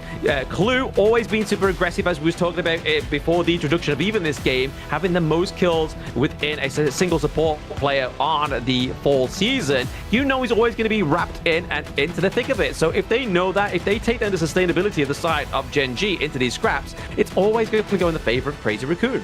Yeah, you're not going to have a good time. I mean, if you're looking at even some of these team fights, Gen.G, look at they're constantly like retreating, right? They're trying to get away, but then like the stuns are coming. Look at Kong, just on like ledge to ledge, just picking his targets, the right moments, who's vulnerable, who's weak, and he's able to find them and just surgically remove each and every one of those members. And this is why Crazy Raccoon take out that game win.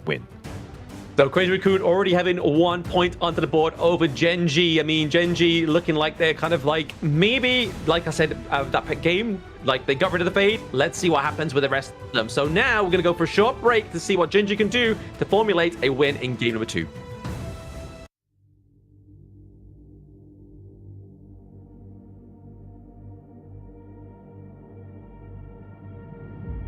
I feel it deep flowing through my blood.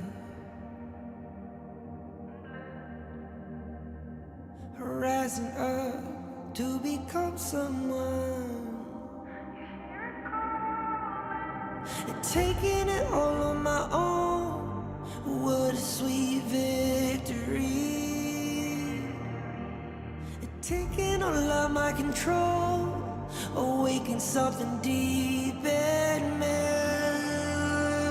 Like flames, feel it burning inside. Take a hold of pursuit of the prize. I've been told ain't no way to survive, keeping all of this fire that's locked up aside. When this is the time, enter the ring. All those mental chemicals doing their thing. I got flashes of battles inside of my dreams. I was made for this moment. At least now it seems like it's time to come face to face with your fear. But battling reasons for all of the years, and I learned how to fight them with style and grace no one's ever encountered. You say it's amazing, I'ma come out swinging when they open the gate. Go ahead, call passion, I'm calling it rage. I'm taking what's mine like I already own it. Watch but don't blink, going here to the moment. The sky rained down. Here's to the madness that's all around. Go on, tell them who you are, you are, you are. Go on, tell them who you are, you are, you are, you are. Here's to the moment. The sky rained down. Here's to the madness that's all around. Go on, tell them who you are, you are, you are. Go on, tell them who you are, you are, you are, you are. My name is honor, my name is king, my name is champion, my name is strength. Tell them who you are. My name is Pentakill, you think it's strange? My name keep ringing inside of your brain. I hear it every night. Here's to the moment the sky rained down. Here's to the madness that's all around. So tell them who you are, you are, you are. Go on, tell them who you are, you are, you are. Here's to the moment the sky rained down. Here's to the madness that's all around. Go on, tell them who you are, you are, you are. Go on, tell them who you are, you are, you are, you are. Here's to the moment the sky rained down.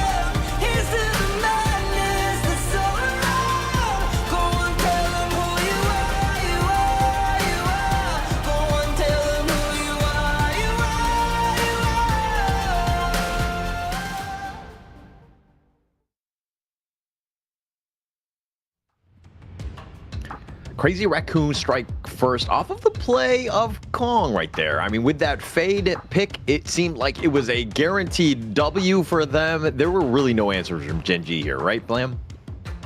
No answers at all. I mean, they definitely didn't cash in much within these team fights, even though they looked like they were very sustained throughout the majority of them. But that first scrap really had me guessing, man. Like, they were definitely going toe for toe, brick for brick, but it was always Crazy Raccoons getting off those prime pickups in the early fight. So it's really just maybe an assessment of Gen.G's draft here. Obviously, we saw some great fate rewinds from Inua, right? Like, we didn't really see the high note pop off as much as it should do.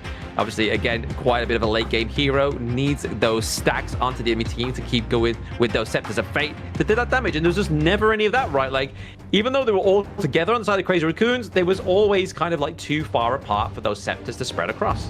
Yeah, just way too much. Like, the tempo that was being brought up by Crazy Raccoon, being able to just go in and burst them, you know, especially with the vision that was provided by the Kong Fade, it was just like too much. They would like jump on top of you, and Gen.G wanted none of that. They want to go slow, sustaining, long, drawn-out fights, while Crazy Raccoon's lineup was just like burst, burst, burst, let's get in there, right, and just scrap it up. And Gen.G, that lineup, it doesn't really kind of keep on pace with Crazy Raccoons there.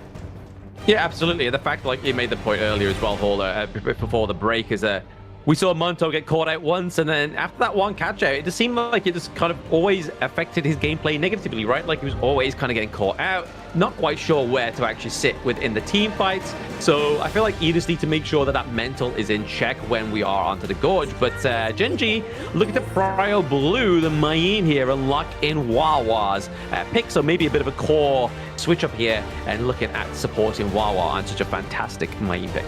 Yeah, this is going to be great for him. Wawa really likes to pilot this hero. He's very good with him, so with Mayin. So this is going to be an opportunity to really set it up. That initiation is kind of covered in that regard. Plus, your draft very open, and you're going to kind of see Crazy Raccoons are like, hey, you didn't pick the Mai and the Loon, we'll pick up both.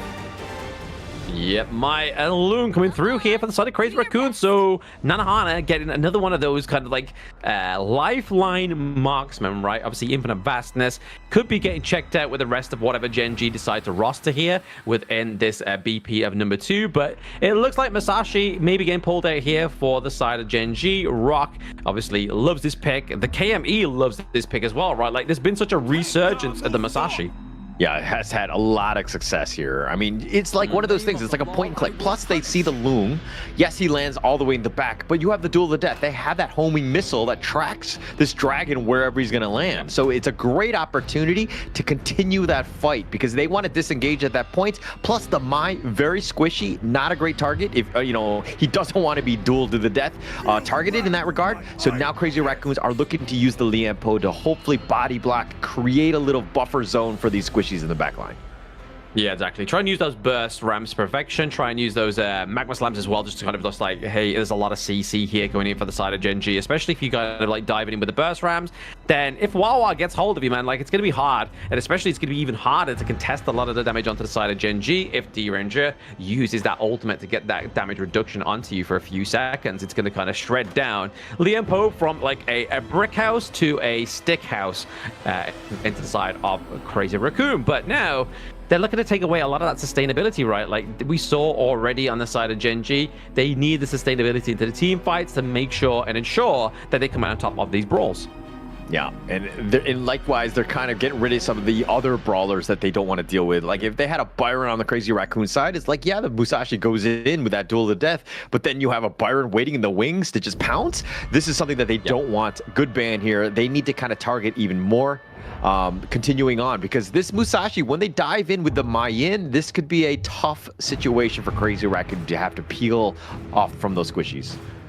Yeah, very good point there, especially batting out the party as well, right? Like, that's something that we know that Kai can play very well, very effortlessly as well. And I mean, it can kind of just take away the focus of Kong not having to go for a carry pick per se if they went for something like the Byron, like the Vati. But to the side of Crazy Raccoons, they do take away the Nua here. Again, Nua just definitely kind of like complement the Ranger because, again, mid-range marksman, doesn't have the greatest range. Nua has a huge range, especially with Annihilation, right, and a huge amount of damage. But Crazy Raccoon going for the Charlotte, so Kai has that team fight potential, a little bit more of that late game policy along with the Lung. A lot of late game policy, and that's going to be great. Just kind of getting to the back line too. I mean, the Gen.G is looking kind of juicy, has that potential to get there. So you're kind of opening it up. Plus, it's not the worst matchup going up against a Mayin.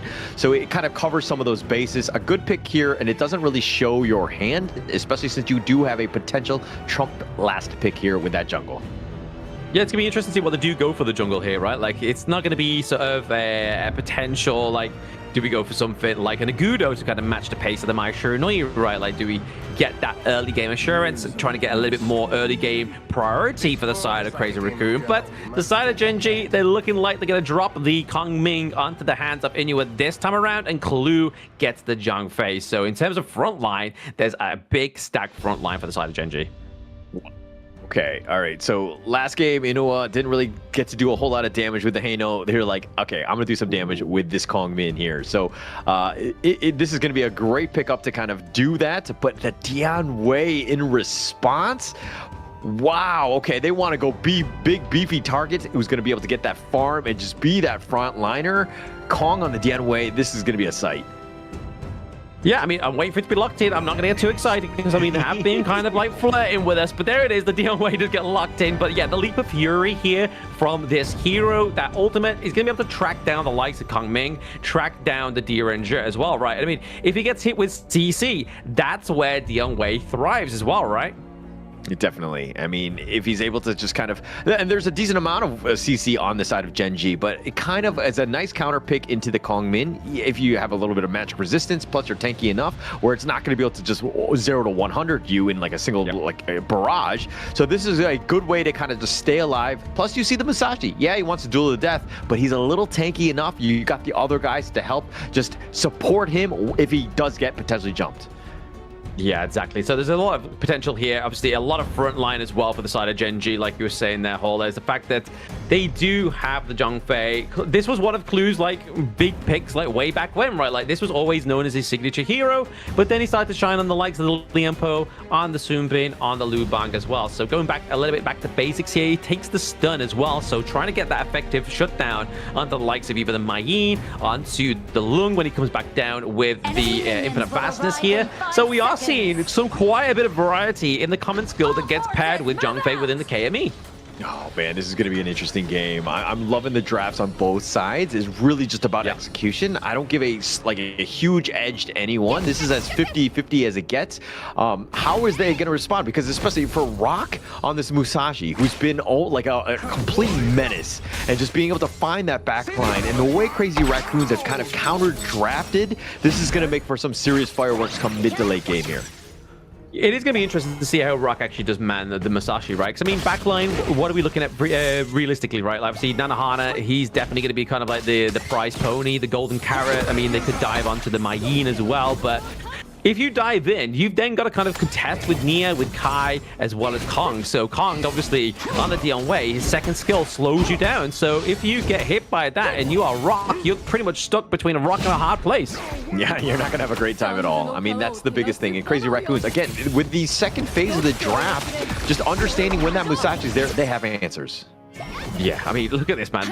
But we shine, obviously, onto the likes of Rock on the Musashi, but it's becoming part and parcel. Wawa on the Mayin, he just knows how to get these knockbacks, knows how to pull the enemy team in, and then we see here, obviously, Gen.G using that duel to the death a little bit too early, but doesn't get enough damage. Inua tries to get the marks onto the Lianpo there on Nia, but doesn't get the takedown.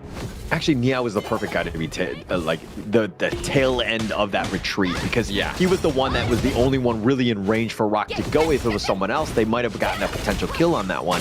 So good attempt there, but they didn't get anything. They didn't get anything, but once again, we do see the leaping Sabi here for Wawa onto Kai, but now he uses the flash, gets the kill, and Kai gets taken down. First blood going up to the side of Gen.G.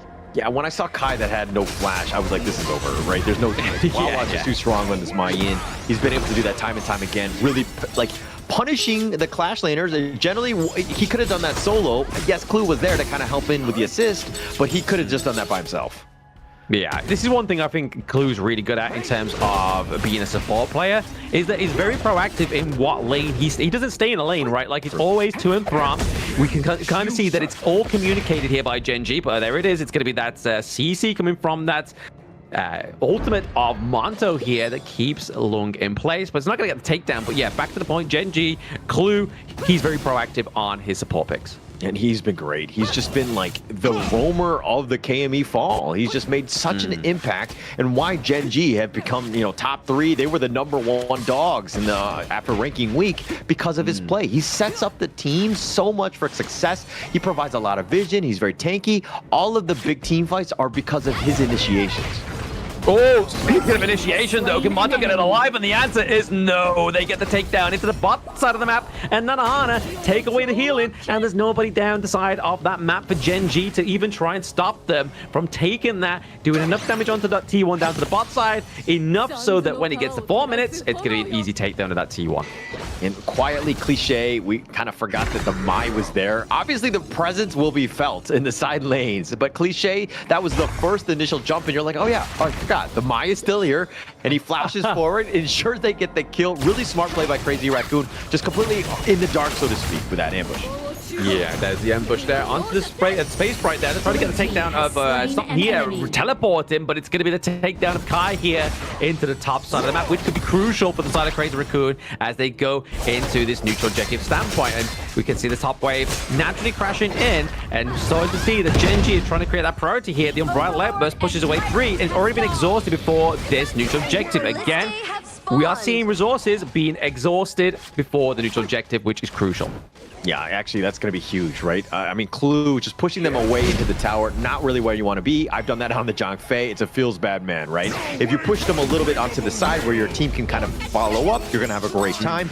Not the greatest one, but that ult on cooldown right now, absolutely huge as this turn is being started. Tyrant has been defeated. Yeah, I mean, like I said, because they were able to exhaust all those little bits of bits of utility from Gen.G, right? Obviously, like the Unbridled Outburst, which is normally a good sort of massive pickup here, especially onto such big fights at that 4-minute mark. It means that Gen.G, even though they did lose a Tyrant, get the focus elsewhere, right? They get a T1 in the top side of the map. They can test the Crimson Golem as well, which is what we saw from the last match that we just saw. And if we're looking at the status report, Wawa has been killing it in the top lane. They're going in. They're trying to go in. There is Wawa trying to get a catch on Kong here, but it's going to be enough CC. There's the Duel of Death gets a takedown. Obviously, the imperiled mode, imperiled state on the Kong means there's no healing for a certain amount of time. We do have the Infinite Vastus being used here by Nanahana. His positioning within this one, obviously coming from the bot side of the map, was not the greatest, and Gen.G really caught him out there.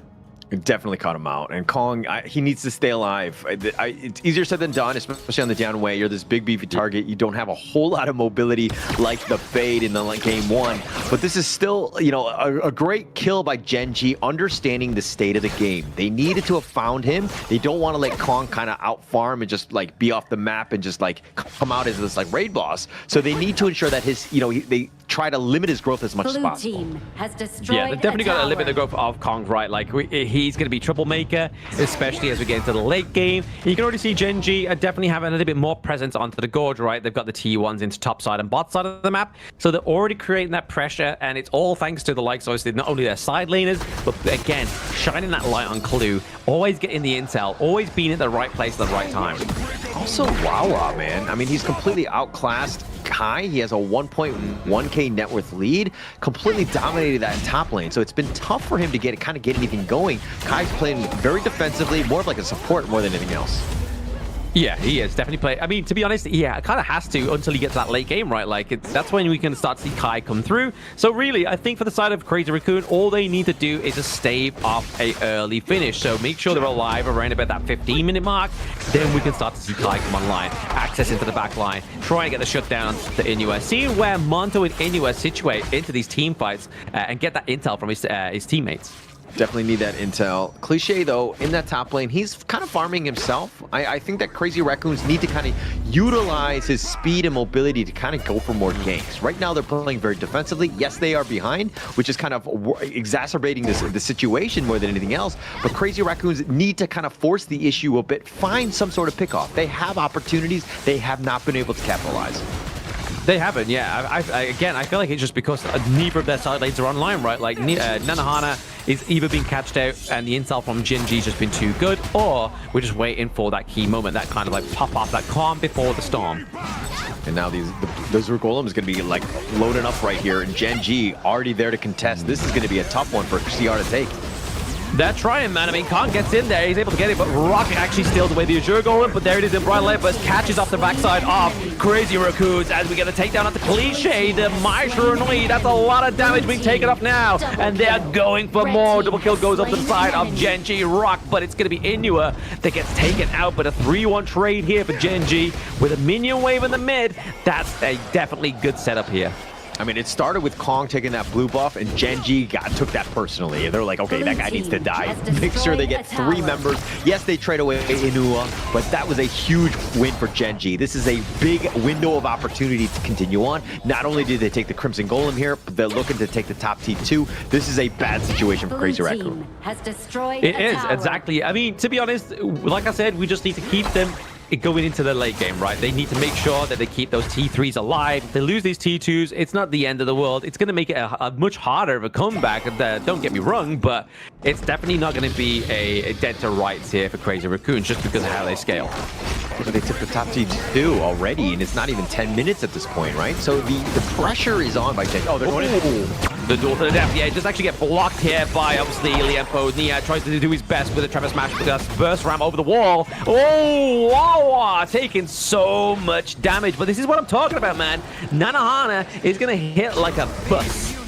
Yeah, he's gonna hit like a bus, like a double-decker bus at some point, right? I mean, he's like a baby bus right now, like one of those school buses right at this stage. Dare I say short bus, but it's a smaller bus. But once he gets those items, he's gonna hit like the double-decker. We just need to wait probably another 2 or 3 minutes before he really goes online. Hey, nothing wrong with some short buses, okay? They're just doing their best, man. They're just trying to do, I mean, just like here, they can see Crazy Raccoons are trying their best to keep their Azure Golem alive. Second one being taken off the board here from Rock. So Rock's really putting the pressure on to Kong, especially taking away that Azure Golem onto a pick like the Dion Way is going to be crucial. Yeah, it's definitely going to be crucial here. Gen.G, I mean, invading the enemy jungle, taking space away from Kong, which needs that time. He's still not online. He's a level 12, a level behind Rock, and now this Crimson is looking to get stolen again. Yeah, there it is. Obviously, big engage here, but it's also going to be Nia gets taken down very early. But there it is. They can actually take that onto Monzo, so damage being taken off the side of Gen.G. But that's going to be a 5-1 trade, and this is quite ironic, a little bit poetic by the side of Gen.G as they get the triple kill here for Wawa. They get the fight. They go top side. They win game number 2. I mean, it's looking to go just super easy like that. I mean, it took an ace on that one. Crazy Raccoon went all in, trying to protect the Crimson Golem of all things. And Gen.G are like, okay, yeah, Monto died, but we have so much damage, we're able to just completely just take over this game, win that team fight, and with that ace, you just saw what happened. Gen.G striking back in game 2. Yeah, if Crazy Raccoon can do it, we can do it better. That's what basically Gen.G said there with that statement piece of a play in game number 2. So that is actually going to draw into a 1-1 scoreboard right now between these two teams. And honestly, CR with this draft, it wasn't the most sort of the best way to conduct it, right? Like, obviously, Nia was always getting caught out. He's taking too much damage into the early parts of the team fights. Yes, he was trying to keep Cliche alive, but there was always a way for Gen.G to get back onto the Myshroom Lee. So really, I feel like it was just a lack of execution from the side of Crazy Raccoon. Definitely execution. I mean, the Charlotte, the Clash lane for Crazy Raccoon, not so great as well. I mean, he needs to understand that if he's a late game hero, he needs to just stay alive. And he was kind of being aggressive, contesting for sprites when he didn't really need it to. I mean, he died 4 times. 0-4-0, that's not great, right? In terms of a KDA, probably one of the worst ones, right? Not a good situation, and you're putting your team in a bad spot because of that. And so Crazy Raccoons really kind of fumbled the ball, lost a lot of space. Kong really couldn't get going on this Dion Way. But more props to Gen.G because they were suffocating, they were on point, everyone was really doing the damage, and the target prioritization was next level. It was next level, and like you was saying there, Hauler, that Kai 0-4, and then obviously his opposition in his lane alone was 5-0, so really it was kind of just like night and day difference in the Clash lane alone. And then you had on top of that, obviously Rock on the Masashi, great play, Inua picking up 3 kills as well, so really, Gen.G was just formulating like a 3-man carry, like Inuit, Rock, and Wawa. They weren't just relying completely heavily on Rock, which is, if they were to do that, I don't think we'd be seeing this scoreline. And this is why Gen.G have gotten so much better, right? It's not about Rock. Yeah, he can make those plays, but he was not taking extra risk because he knows that, hey, Inua is going to be able to step up. Monto's going to be able to do the damage. Wawa especially, like 504, he's my MVP of that game because these guys have leveled up so that Rock doesn't have to do as much. He can play within the realms of his own role and be that Musashi that he needs to be. Yeah, I feel like obviously Rock, yes, he's obviously like the import player of Gen.G, but you can kind of start to see that that was his whole kind of like focus and the whole reason why he's there, right? To level up the rest of the team to the point where, yes, obviously season 3, he tried to be the carry, but it was just kind of like he was working with the tools he was given, right? Like it just wasn't working for the side of Gen.G, but then obviously we saw them flourish in spring in second place. Then KWC, they came out much further than Nongshim Red Force, and definitely MVP worthy performance here from Wawa, right? 5, 0, and 4. 27% of the damage taken, dealt, sorry, and then damage taken is 21. But this Wawa, Mayin combo is like, I feel like he should just rename himself to Mama. Yeah, Mama, Dada, whatever you want to call him, because he was just like the parent of Kai on that game. He was absolutely dominating. 5-0-4. Salute to Wawa on this one because he was completely on point. And it started from the beginning. Kai just trying to 1v1. Yes, Clue was there. I get it. But Wawa could have done that solo, just completely underestimating his play. Yeah, exactly right. I mean, it's just a little bit of like a backup, a bit of an insurance policy here for the side of Gen.G. Because I mean, they definitely wanted the first blood, right? Especially to feel good after that game 1 defeat against Crazy Raccoon, and it just kind of gave Wawa that true stampede that he needed and the momentum within that game number 2 to keep his team going. You saw him always in the team fights, into the back line, just getting the flips, getting the whatevers, just knocking about the enemy team. I know that the team fights are chaotic here, but basically just keep your eyes on Wawa the entire time. This is where the action is going to happen. Just being set up. Yeah, that was a nice stunt, but then Wawa coming in, boom, set it up for the rest of them, and then it's just clean up on that one. Because Wawa, his play has been immaculate. He's been able to be on point, not dying a single time, but he's just setting it up for the rest of the team. This guy has just leveled up so highly at this point. Very high. Definitely one of the most improved players on Gen.G. I mean, he always had like a he had potential, but he's just showing it now. So before we get into game number 3 between these two teams, we are going to take a short break. Don't go anywhere, guys. We'll see you soon.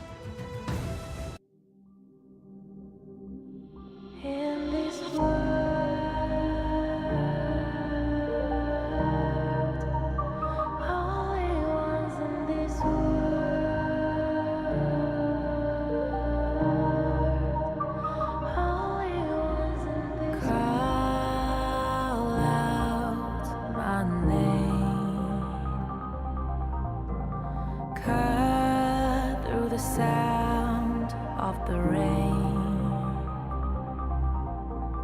No matter how I feed the flame,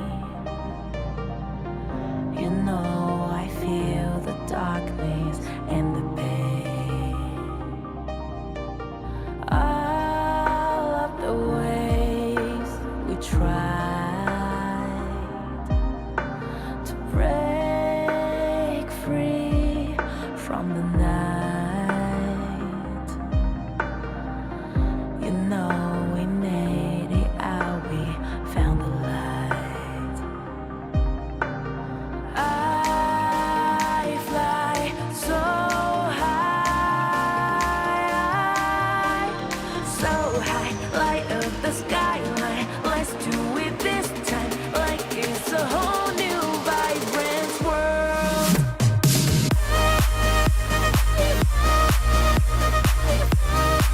Like we're the only ones in this world. Like we're the only ones in this world. Now I see that I got everything I need. It's alright, I'm on fire, I'm alive, 'cause now I fly so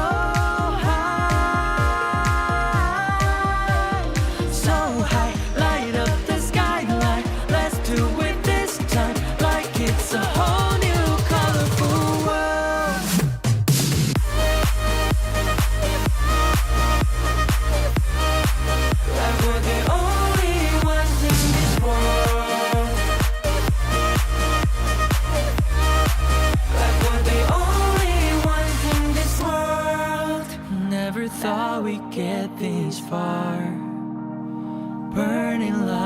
the stars. How we get this far, like we're the only ones in this world.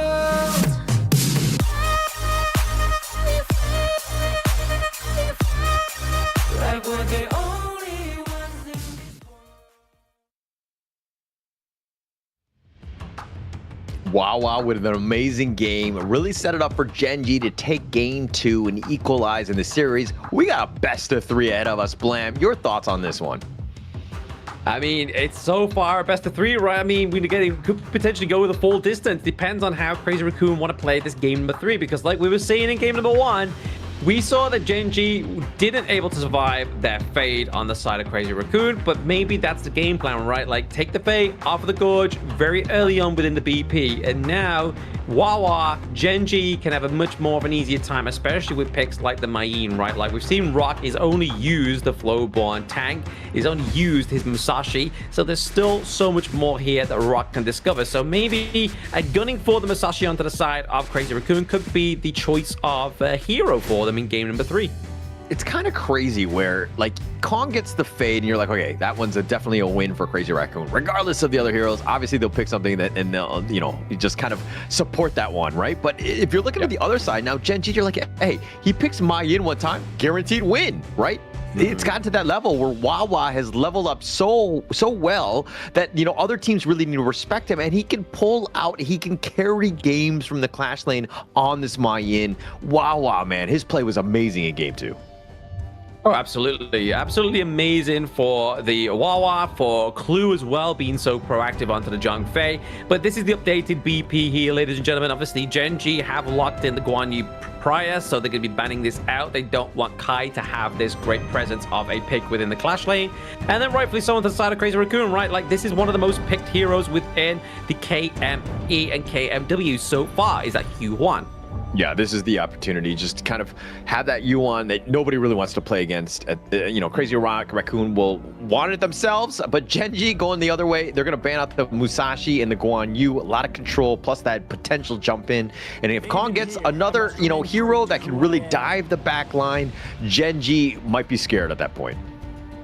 Yeah, and rightfully so. The ban at the Musashi, right? Gen.G, get rid of that. They go for the control combo, the couple that is going to be Princess Frost and Liang. So even if they do go for something that's going to be high frames, an assassin pick here for the Crazy Raccoon, it's going to be a hard matchup here. So maybe, just maybe, we might see the likes of an Orgrin that can still get countered by something like Princess Frost Winters here, right? And then they'll just use the suppression to kind of just focus that second kind of splintering off of a team fight that might take place here in this game number 3.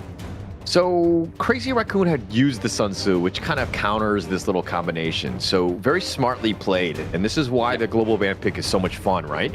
Because they understand that, like, what heroes have been picked already. And, you know, that kind of messes, it puts a spanner in the works of them. Crazy Raccoons, to your point, Blam, it looks like they're going to think the same thing in terms of picking up the Ogre, somebody who's a little tanky and can survive that potential jump in.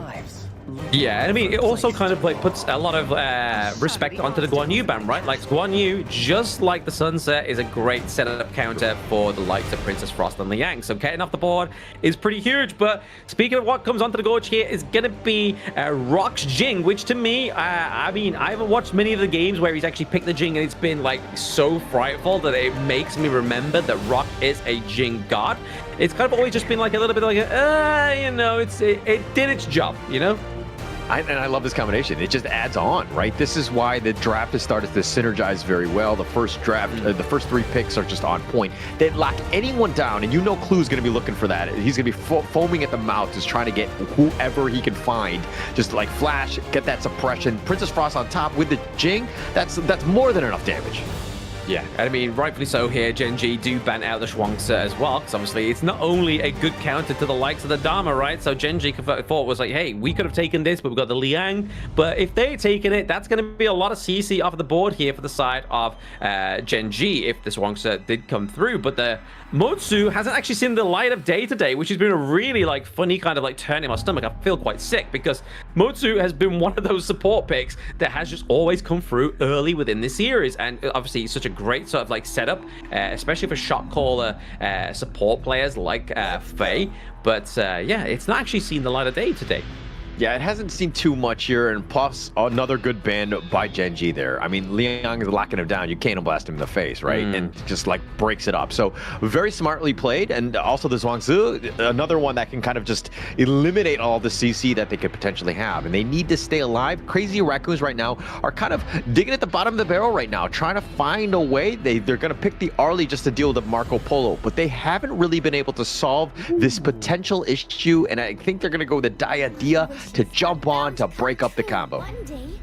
Yeah, I like this though, right? I mean, we did see this from Gen.G in game number 1. It did fall for them, and obviously Ali, after being played by Gen.G, and they're going for some really kind of like heavy counter bans rather than the kind of like meta bans here. But Wawa gets another solid Clash lane pick. He gets the Byron. So in terms of setup, in terms of front line, you're really relying on Clue here to do the job and make that play setup, which we already have been seeing from game number 2 on his Mayin. He was able to, but Byron, unless you've got the flash, you have to fully commit, right? Like, you can't kind of flip away, use the whatevers to get out of jail. But now it's going to be a little bit more interesting, a little bit more kind of like when they pull the trigger, they have to go.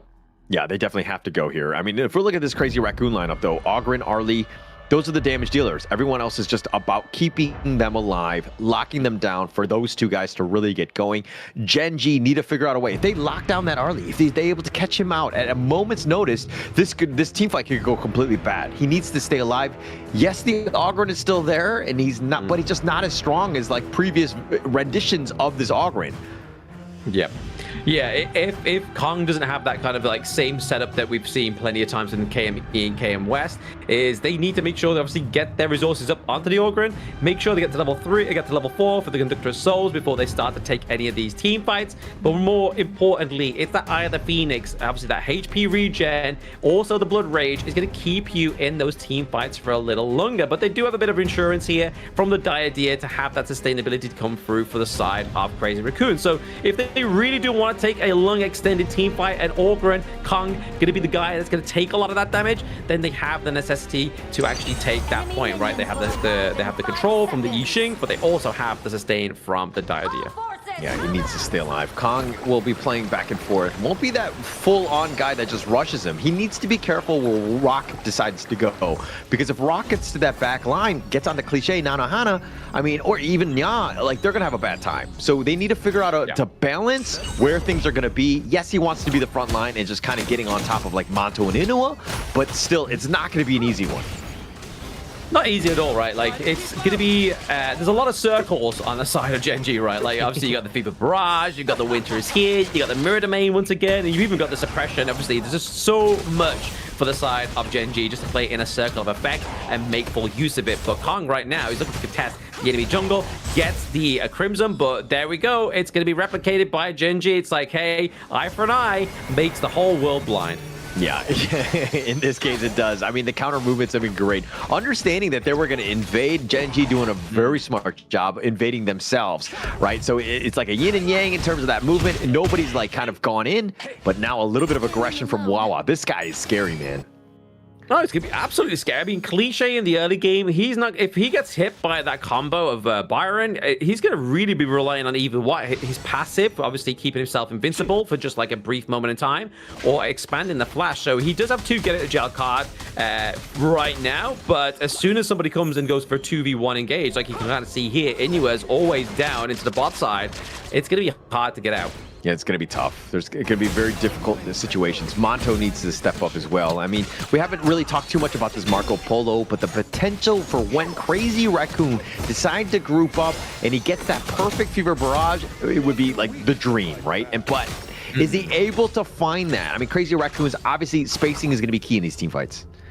A huge big key in the team fights, right? Spacing, like spacing, positioning here, because if the likes of obviously like Inua gets caught out before even use the Winters here, it's going to be kind of like dead to rights. But right now, speaking of dead to rights, Nanohana has to use the Parasol out of that team fight, but still a lot of damage being taken here, and it's going to be Nia that gets taken down once again. Kong looks to get the press, but it's going to execute onto Rock, but ultimately that goes in a 2-1 fashion here for the side of Gen.G.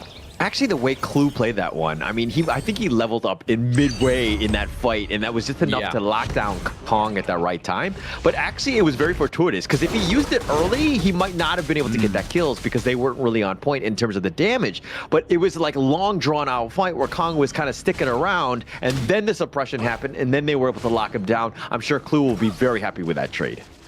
Yeah, I'm pretty sure the entire of Gen.G will be happy with that one, right? Like, they're almost kind of like stellaring towards that 1k gold lead around about the 3-minute mark, which is going to put a lot of pressure onto Crazy Raccoon for now.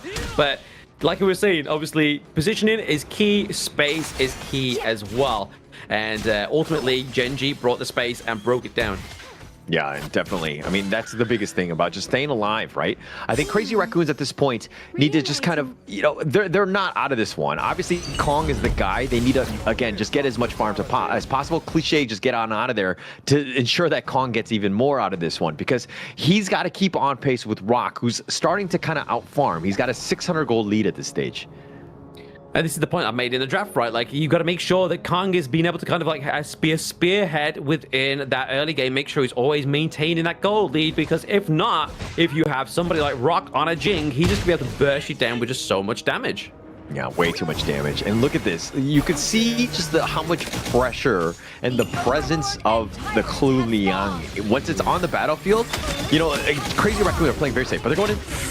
Oh, Cliche almost getting wiped out there. I mean, he's able to get out, but it's going to be near that gets taken down as well as Kong. This is not the fight you want, especially when the neutral objective has just spawned, right? This is an easy, free Gen.G Tyrant.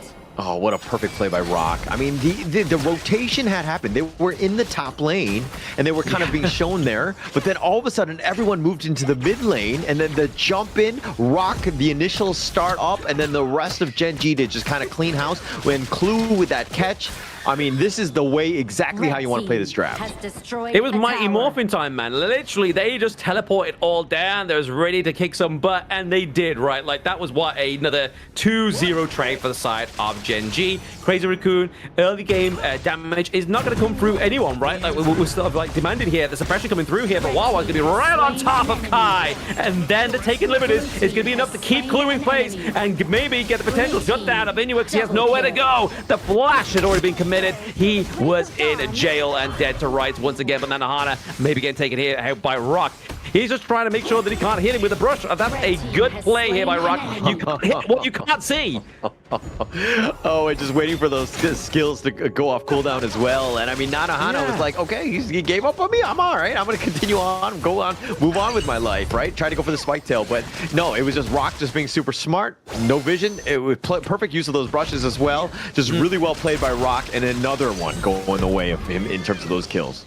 Yeah, it's that kind of playstyle I despise in my ranked games, right? Like, you think you're getting on top of the enemy jungle, and then they sit in the brush, you can't basically attack them anymore, you know? Like, and then your skills, obviously Ali doesn't have much to chuck out in the terms of skills other than her ultimate, so you can't hit what you can't see. And that's exactly how Gen.G Rock played to a timer here, and playing to perfection, but Rock onto the back line there with the suppression onto Kai. Kai gets out, but the box has been committed here. Catches Monto and Clue, as well as Rock, but can they get anything here? Kong just trying to chip away with the damage. They're just making sure the pressure is on. They can usher through this minion wave, but can Monto keep this T1 alive? It's going to be down to Wawa. He gets immobilized at this moment in time, but he is a sustainable hero. The Conductor Soul gets put down, and still we are pushing. This is the scrap that we've been seeing from Gen.G and Rock. It's going to be there on straight onto the backline. Cliche Kai going down as a double kill going up to the side of Gen.G once again. They're turning around the mid lane masquerade.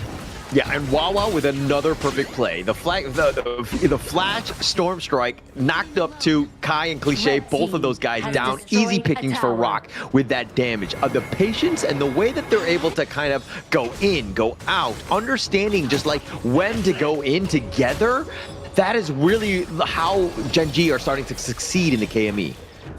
They're doing the hokey cokey, you know? They're doing the turnaround, they're doing the in and out. You don't know what exactly is going to happen. First, Rock goes in, then he comes out, he does a bit of damage, then Wawa comes in. It's kind of like a tag fight, right? Like they're clapping hands, they're going in, tag team in the side of Crazy Raccoon. And when you've got such a stationary team and such a focal point like Kai and Kong on the Dharma and the Ogryn, that kind of mechanic kind of works, right? Because like they aren't going to be able to get out. They've already expanded their skills. The Conductor's Souls has already been used, so tagging yourself out to get another teammate in is going to make an effective kind of like split of the damage on the side of Crazy Raccoon in these team fights.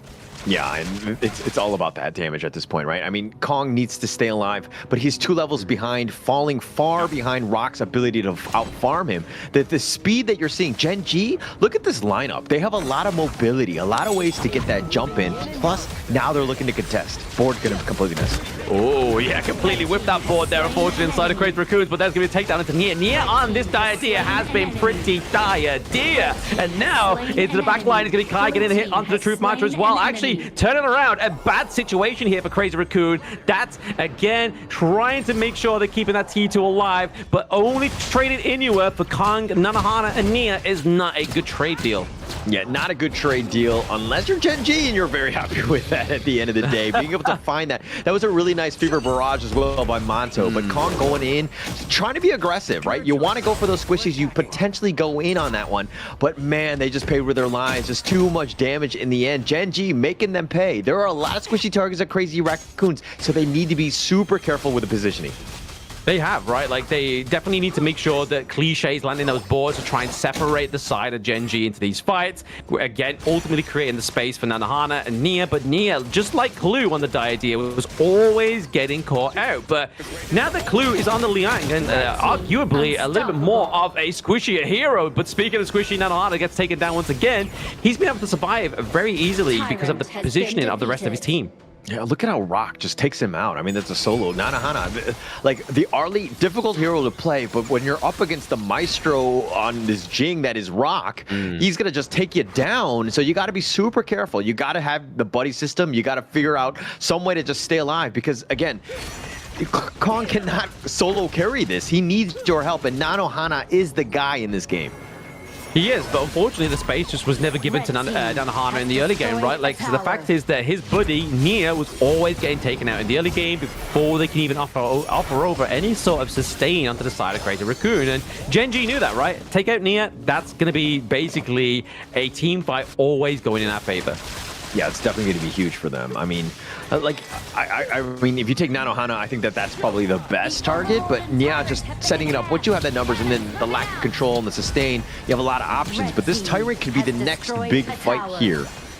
It could be. I mean, it could be a key into the door for the side of Crazy Raccoons if they do try and contest this, but you can kind of see that Gen.G brought it forefront. So if they do want to bait a fight, it's going to get reset easily. But now we do see that Rock is onto the back line, tagging out, and then Wawa wave the hit in. But Monto, more impressively into the back line, getting out a double kill with a Fever Barrage, looking to try and take out Kong, but Kong may be getting pressured here as well. Another double kill going up the side of Gen.G.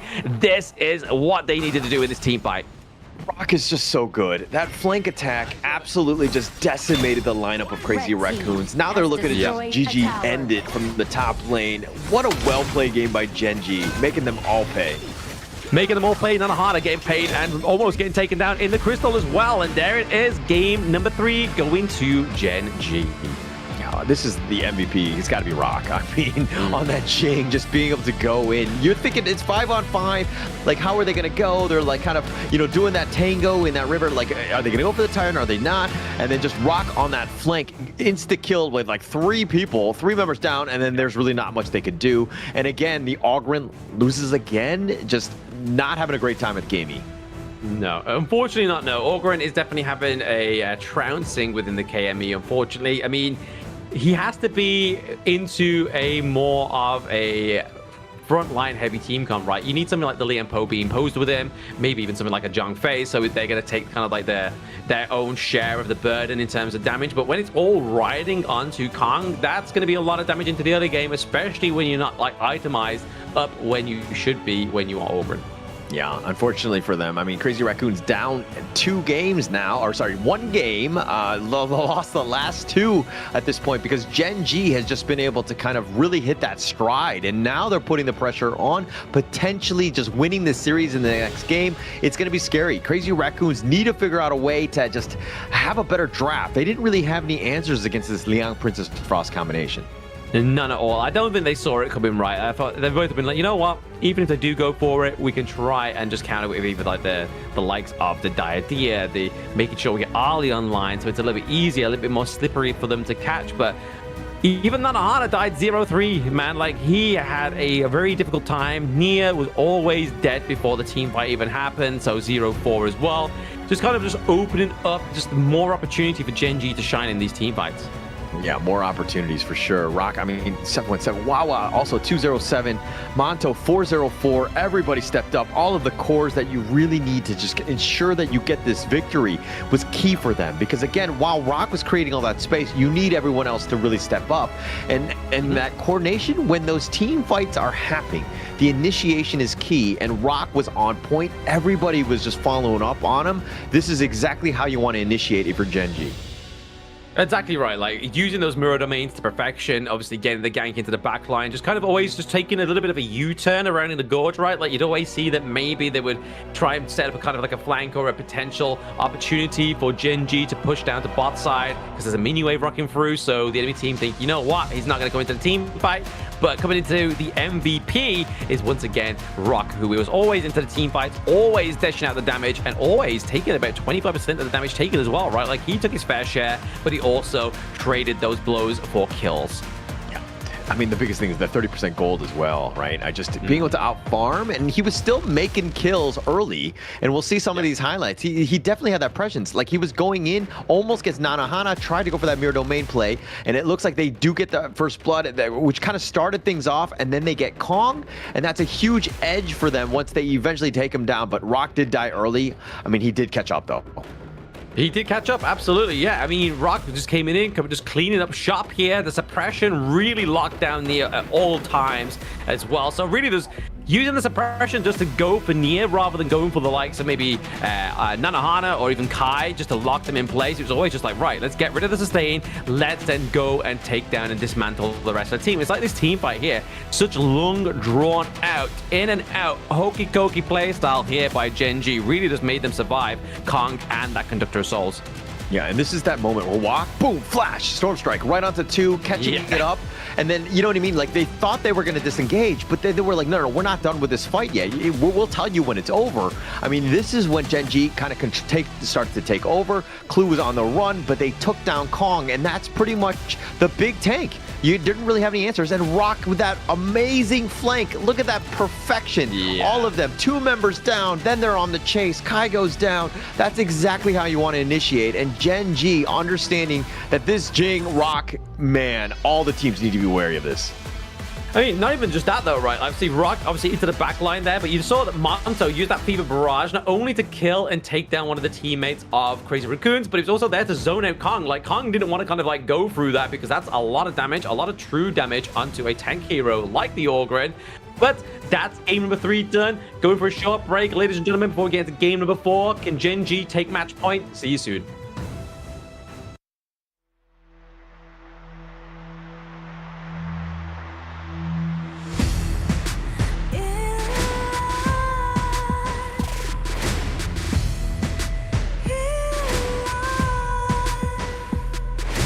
What's a life without its worth? Compromising with what hurts inside. When you let fear decide your fate, you don't choose which path to take in life. In life, I'm finally letting go of everything that still holds me. I'm against all odds, but I won't give up, 'cause it's my time to shine. Standing in the spotlight, can no one let me down. Destiny is calling high.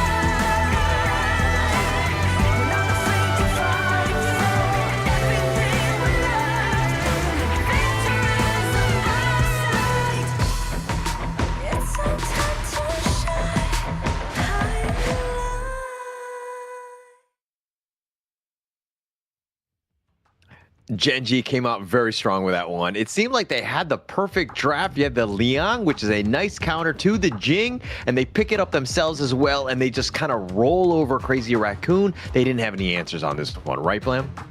They didn't, unfortunately. Obviously, they tried to contest with Rock coming into the front line, but then, like we were saying, it's that switcheroo where if Rock's initiation didn't work, and then Wawa would climb in on top, get that crucial knock up onto 2, just really got to blunder the tempo that could have been curated by Crazy Raccoons at any point. Yeah. I mean, it didn't really seem like they had enough to kind of lock down the Jing, especially when it's barreling in at you like at 180 kilometers an hour, like, which I assume is fast. I don't really know. I use miles. But it seemed like they didn't really have any answers. And it comes back to the draft of just being able to kind of deal with the potential, strengths of that Gen.G lineup. Exactly that, right? Like, it's definitely something they need to blunder here in game number 4, sorry, if Crazy Raccoon want to try and come out on top of this one, right? Like, they need to draft something that's going to be kind of like a showstopper, maybe another kind of like fade kind of gameplay, but obviously bar the fade because we are in global ban pick. Yeah. I mean, I think that's like the biggest thing. They need to get Kong going. Let the man kind of shine on those assassin-style heroes. Let the man work more than anything else. And so if you're kind of limiting or you're kind of have deficiencies in your draft, you don't need to kind of shore those up with Kong. I think his hero needs to be a Kong specialty to get themselves back in the series, to push it to a game 5 more than anything else. Yeah, exactly. Maybe we need Kong back onto a carry because the past 2 games, obviously Dion Wei, it's extreme circumstances that you can be a carry on that pick. Orgrin, again, you need that extreme setup, but Crazy Raccoon, they're going to go for the Gen.G here as the Prio Blue pick. So maybe try to set up a big frontline play here from Crazy Raccoon. Yeah, setting it up, just kind of get Nanohana, one of his heroes that he really likes. I mean, just get it out of the way. Plus, the Gen.G, you can't really go wrong. It's not the best farm laner, but it has so much versatility. It's, got tank. And if you're comfortable on it, you might as well go. Plus, it's not showing your hand, so to speak. Exactly, but oh man, Gen.G, they're going with aggression, man. They're going with early game pay. They're going for the Vati as well. Giving Wawa just another great pickup into the Clash lane. So that's going to be already something for the side of Crazy Raccoons to already deal with, right? They need to make sure they make it a little bit more of a sustained, long drawn-out team fight. So the Byron is going to be the answer here for Kai, as well as Cliche getting the Ghana mode, trying to set up that damage early on before team fights even ensue. Yeah, going in for that poking and prodding, which is going to be key. I mean, his biggest thing is obviously getting jumped by the pay, which Rock is going to want to just be looking to end. He's an absolute carry on this hero, so you've got to be super careful. But now it's up to the rest of them to kind of figure out how they deal with Wawa's Fatigue, one of his top 5 heroes as well. This is not going to be an easy game for Crazy Raccoon. Not easy at all, right? Like, they've definitely got to try and make some switch ups here, rightfully so. Gen.G's banned out the Yukio Tachibana because obviously a good counter against Pei, no matter what Phil says on the side of KMW. It's always shown up the performance when Pei comes out, the Yukio comes out, it generally gets the good counter, gets a good performance, especially if it's drafted towards the latter part of the BP as well, right? Like, if it's first pick, then that's it. I mean, after Pei comes through, it's a little bit easier to draft around, but the Mai Shiranui, once again, just enhancing that fast gameplay, that early potential quickest match of this best of 5. Yeah, and actually, I really like Ukyo against the Pei. I think it's a great counter pick. It's not the first time that Phil has been wrong, so it's not a big deal in the end of the day. but I mean, this is how it works in the KME. I mean, it definitely does have that counter. It's a great ban here, and Gen.G respecting it because they don't want to deal with it against this Pei, right? No, exactly. And the ban out the Motsu as well, right? Like, so, I mean, this is the whole thing about Gen.G's draft. Like, you need to go in, do so much damage, make sure nothing's going to stop you in terms of CC. And right now, on the side of Crazy Raccoons, the only CC they have is obviously the Storm Strike. They do have these single target hits like the Guard Her Grave to push it away from Cliche, but then obviously G with the ultimate as well. But it's not sort of like a crucial, massive crowd control, like an AoE crowd control, which they should be looking for here on the side of Crazy Raccoon. They need something. They need to figure out a way. There's a lot of good targets. The Sunbin, great pickup here. This is actually quite good for that silence and that area zone, right? But the Bai Chi Crazy Raccoons, they're looking to do this. This is going to be the Kong one. They're bringing it back. They really want to play this one again. Interesting. They really do. They instead they swap out obviously the Hue-1 here. So Hue-1 was obviously their mid lane for the last time they played this comp, but now they're looking to go, you know what?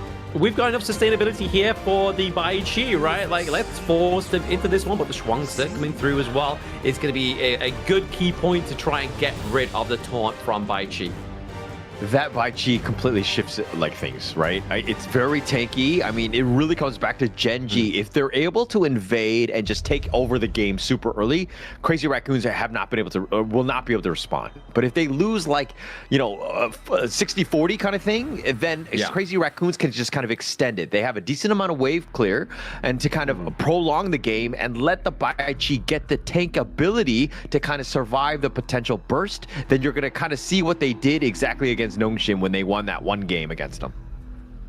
Yeah, exactly. Let's see how they're going to do this one, right? Obviously, the Bai Chi seems to be a little bit of a trump card here for the side of Crazy Raccoons. Maybe it's going to be enough to get them a second point onto the board rather than just one game point like they had from Nongshim, which would be really good, right? Like, if we could get Crazy Raccoon to go to a 4 best of 5 against Gen.G, then anything can happen at that point in the game because the BP looks very sort of like weary, especially with a global ban pick. But now it's going to be everything to play for here for Gen.G to try and finish this one off with a 3-1 victory here, especially going up against, like you were saying earlier, the Sun Bin here is what they needed, right? They needed that CC, big area of effect. The silence here could really encapsulate the team fights for Crazy Raccoon. And not only that, but the time flux from the Sun Bin, right? The ability to just get in and get out. Those are key as well, because this is a team that's going to be looking to deathball. Gen.G, they're vulnerable, right? If they're able to, you know, get caught out, they go out of position, Crazy Raccoons could really make them pay. And the Sun Bin just scales, and that late game becomes super scary. Like, the refund is like very real. Yeah, exactly, and she gets quite tanky as well, right? Like, it's not like you just got a squishy hero that you've really got to just protect in terms of positioning, because they can really do some damage and take a lot of damage as well. So it's all about how Nia is going to play this Sun Bin, and if it's going to be kind of like better than the Diadea, right? Because obviously Diadea definitely not his greatest performance within the support role, always getting caught out thanks to clue suppression, but already, Crazy Raccoon was kind of like accepted, like trying to think like, hey, are they going to gank us again? Because we saw, obviously, Kong was sitting behind the brush of the red, but no one came, man. No one came. They just looked for a bit of priority on top side of the map, and now they're looking to just make sure that Kong is safe to farm up. Yeah, he just needs to kind of just protect his jungle more than anything else. Doesn't have to go super aggressive. He just needs to kind of keep, like, he's definitely not going to keep on pace with the Rock, let's be honest, on this pay. But he needs to just not lose terribly. And it's one thing for Rock to then invade, but to also get those, you know, kills on the side lanes. They need to be super protective of just playing a defensive, like, turtle-ish game. Yeah, exactly. They just need that forefront, obviously, Kong. We need to get him online, need to get him with stat itemization as well. It's always going to be a bit of a blunder here for the side of Crazy Raccoon, so they need to make sure that he just has a good to okay early game, that he's not getting trounced by the side of Gen.G. Yeah, it's definitely gonna be huge. And look at, you see Rock already invading in the top part of this. Oh, the taunt. Oh, okay. Monto has to use the flash. I mean, that's something good, right? Like, burning a flash onto Monto means that Crazy Raccoon, if they go for another dive, it's going to be scary for the side of Gen.G. The potential is there, but at the same time, Monto is going to hit level 4. So once he's able to kind of take the disguise, he should be safe. Yes, it is a big cooldown, the common skill flash, that is, but I think come 4 minutes is when things are going to be really key, but Monto is now level 4. Not really too big of a deal right now. No, not too big of a deal, and they're just able to not just lose any kind of first blood here at the side Gen.G. But speaking of which, Inua tries to go up top side with that 3v1 invade onto Kai, but it's Kai with a flash, keeping himself alive. He needs to stay alive. Now he needs to play super defensive. This is more of a factor for him, but now Kong, with that jump forward, tried to go on to Inua. If he gets caught out, they might actually get that kill. Yeah, exactly right. Like, that taunt's going to keep him in place. It's going to do a lot of devastating tempo break for the side of Gen.G. But speaking of tempo, it is going in the favor of Gen.G right now. They're very proactive across the gorge, right? Like, you've got Rock and Wawa, very much kind of like, you don't know where they're going to be. Obviously, as we start to get to that 4-minute mark, there's going to be pressure to kind of curate a potential bot side privilege here for them. Yeah, and that would be key, right? Especially going into this one. I mean, the 4-minute mark is in about 40 or so seconds, which is going to be key for this Tyrant. They need to kind of protect their jungle, not give up anything to Rock, who's looking to take those boars for free, and he just gets back into it. Oh, okay. Just gets it alive. I mean, if Crazy Raccoon didn't have to face that minion wave, if he recalled in that brush, it would have been scary. But I mean, to be honest, Clue was nearby, right? Like, he was there, like the wingman he was. It was like, if they do dive on you, we'll get the butterfly effect, we'll get that CC immunity off, you won't get hit by that taunt, right? Like, you are going to get out of jail. Don't worry, I've got you, buddy. Yeah, but I mean, you don't want to use that one, especially going in the 4-minute mark. This is the Tyrant, and CR are just like fortifying around it. It looks like they're going to take this one because Gen.G have turned their attention to the top lane. Yeah, I think Gen.G just trying to create like a much better of a lung game, right? Like, they're making sure that they've got the access into the backdoor potential here for the side of Gen.G. They're like, hey, yes, we lose a Tyrant, don't worry about it, but we're currently up by around about just under 2k gold, right? So Gen.G, they're not worried about the Tyrant being lost there. They're more worried and more happy that they've got the priority into the top side of the map, which means that Wawa is going to be a bit more of a free agent. Actually, it's probably probably the more strategic play here. I mean, yeah, you give up the Tyrants, but they're not looking to fight right now. It's all about that space, as you were talking about with that top T1. It opens up the map, right? Taking towers, definitely where you want to be, especially since, again, this is a team that, again, are just looking to invade more than anything else. Yeah, exactly. I mean, if they went for the Tyrant, worst case scenario is that they lose a Tyrant and they also lose some lives as well. But here it is, Rock actually coming in on top of them there. But it's going to be Monto diving in as well. The Flaming Bombs is actually going to mitigate there by the healing of the Sunbeam. But it's going to be the first blood going up to Cliche. Those couple blades are going to hurt. But Monto comes back in with a re-emergence. But no, he's in enemy lines. He is behind enemy lines. Monto is on the run. Can he escape? Can he fall here? It's going to be up to Nanahana. Nia, he's looking to refigure with Inuit, the top side of the map here, trying to feed the fruit, trying to keep the escape alive, keep the dream alive, but at the same time, it's going to be Inuit trying to get the kill on the Sunbin. He gets the takedown, but now Kong comes through with the double kill. Monto was like, you know what, thank you for saving me, but then he dies as well as Monto anyways. So I guess it's like, you know, we're gonna have a funeral together in that sense, but they were at no man's land, really no chance. Yes, they got Nya, but that's really not the target you want. Losing both of those cores at this stage, not a good situation for Gen.G at this point. No, I mean, to be honest, it wasn't a good situation for Gen.G, but at the same time, they're able to create more and more pressure and open up that map, right? Like, obviously, bot T1 did fall because they kind of... Monto knew what he needed to do, whether it was a conscious decision or it was kind of like, it worked out in the end. Kind of like, basically bait Nanahana from that stop the defense in the bot side of the map, draw everybody to the top side so that nobody and all the resources that you had down bot side is now into the top side of the map, and meant that Gen.G could just force that T1 in the bot side. Yeah, but through it all, I guess space was created because Rock was then just consistently farming, so it's not the worst thing, but now Gen.G need to respond. They do need to respond to taunt onto the backline there, onto Rock, and now it's going to be the takedown onto Wawa as well. Ooh, Wawa, Rock falling down here. They were able to get rid of that minion wave in the mid lane, though, so it means there's not going to be push or an attempt for that T1 there. I mean, Kong is just way too tanky, and then you have the rest of the guys just following up. You have a lot of damage, and then this Nya Sunbin has just been very annoying too, and just like stealing kills from in that one with those zones as well. But Crazy Raccoons, this is why this is like their specialty lineup. They seem to play it very well, and you're seeing just the prowess of it. Yeah, I mean, you start to see the use of that time flux that he was talking about as well earlier, Hauler. Like that speed up for the Kong, obviously, of the Bai Chi, obviously naturally quite a slow hero. That's why you have to build the boots of deafness, so you have a little bit more kind of like movement speed out of combat. But once you're in combat, that's like it's like a brick house walking towards you. It's very slow, but pairing that with the Sunbeam, it's definitely amplified this play. I mean, that time flux also heals as well, so you have just so much value. Like, this is why that combination, and then the last two picks, they knew that this is what they wanted, right? And they were completely looking to do this. They did it against Nongshim as well, so this is a tried and true strategy for Crazy Raccoons. They're definitely looking to take this game because of this, because this is, again, a very well-tested, well-oiled machine, if you will.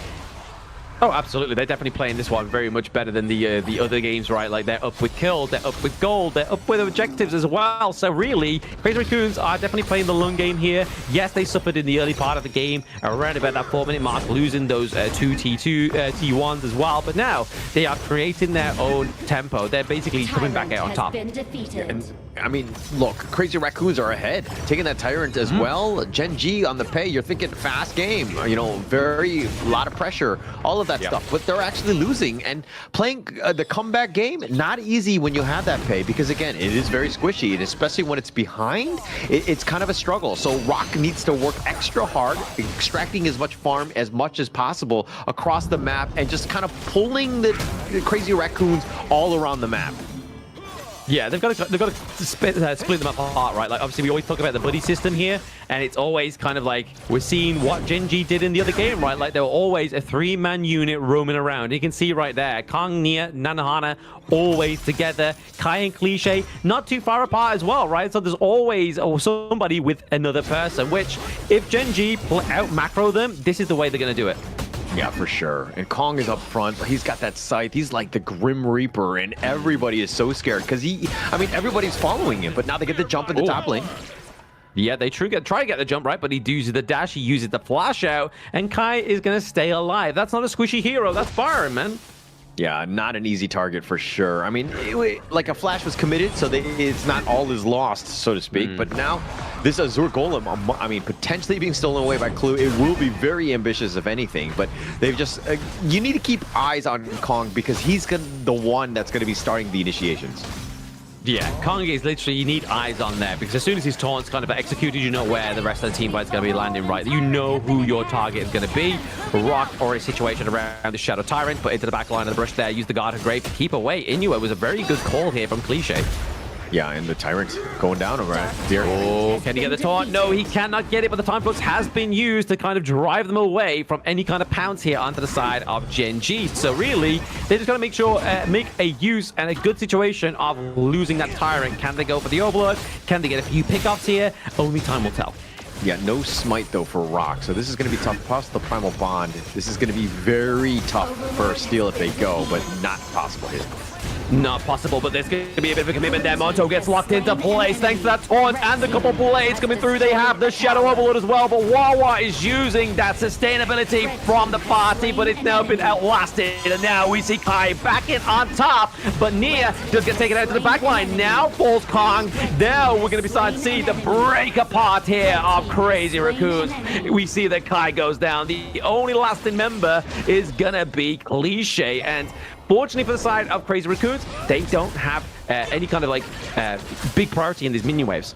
Yeah, they don't have priority. I mean, they're going to go into the top T2, but Wawa being able to stay alive. It's the deleted.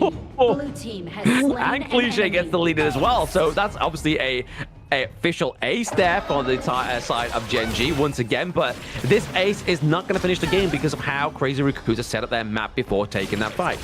Yeah, if anything, Gen.G was like Rock going in for that, like the team ace. It was more about sending a message of just like taking out everyone and being able to be like, hey, we don't care. We're going to be aggressive. We're going to constantly be in your face. This game is shifted. The net worth is in favor of Gen.G off of that ace.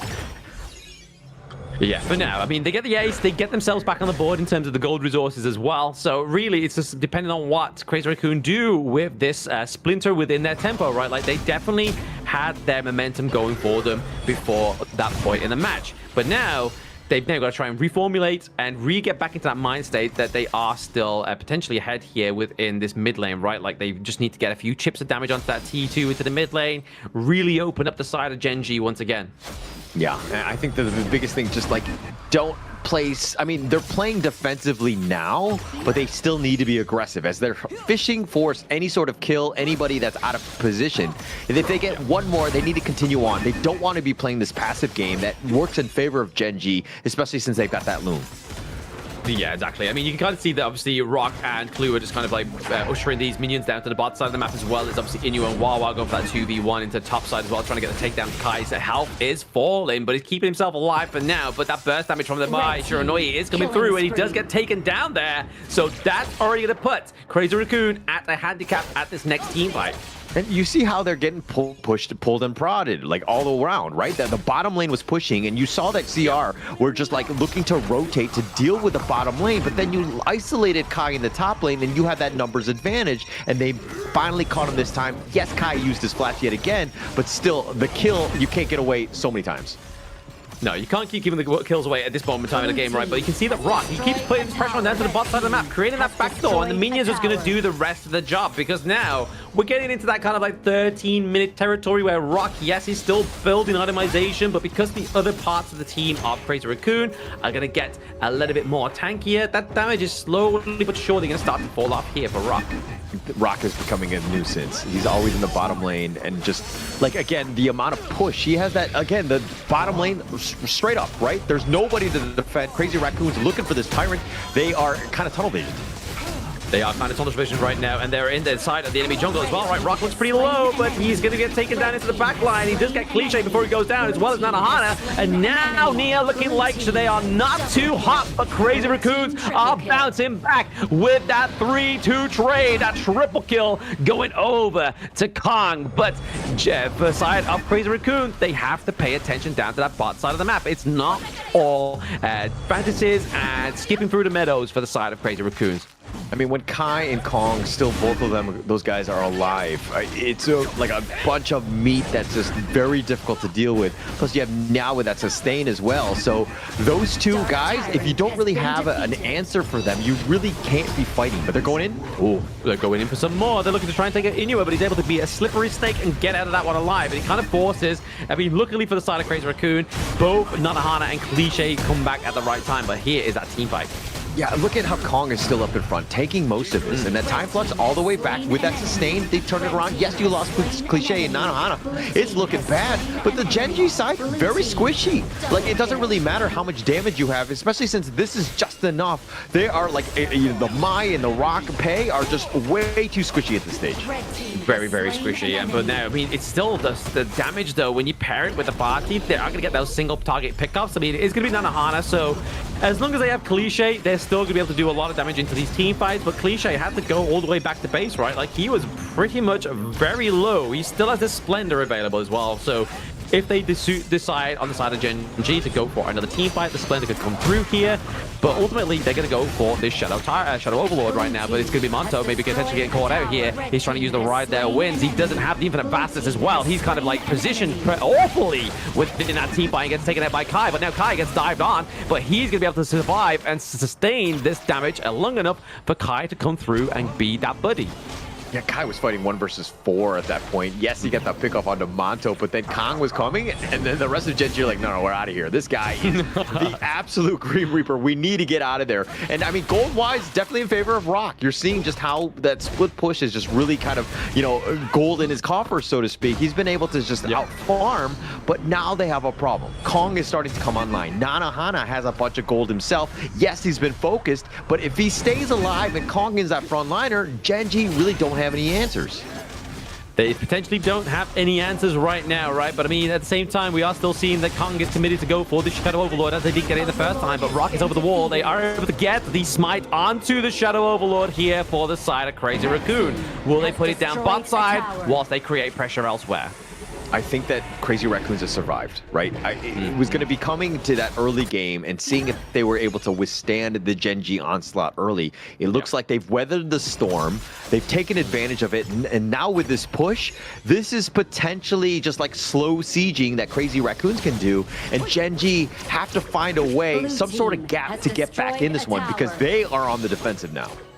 They are on the defensive, and they've got to make sure they're trying to like break apart and split apart this team fight, right? Like, you're really kind of like hoping for Wawa and Rock to get another pickup onto the back line onto like Nanahana or Cliche, but right now, taking a lot of trades is going to be Blow, but it's going to be Inua into the back line using the Splendor to keep himself alive before that team fight damage gets taken up, but Cliche gets taken down. Can they open Nanahana? Because Nia is down as well. There it is, for the fastness. That's more like it for Monto. He gets it, does the damage, but now Rock comes out on top with this. It's a 4-5-0 trade. Trade, one support for that fight, but the Vanguards are at the crystal. Hello, Gen.G. Rock needs some help, but he's going to be there to do enough damage to get the Vanguard off. If only one member survived on the side of Crazy Raccoons, that could have been a game victory, man.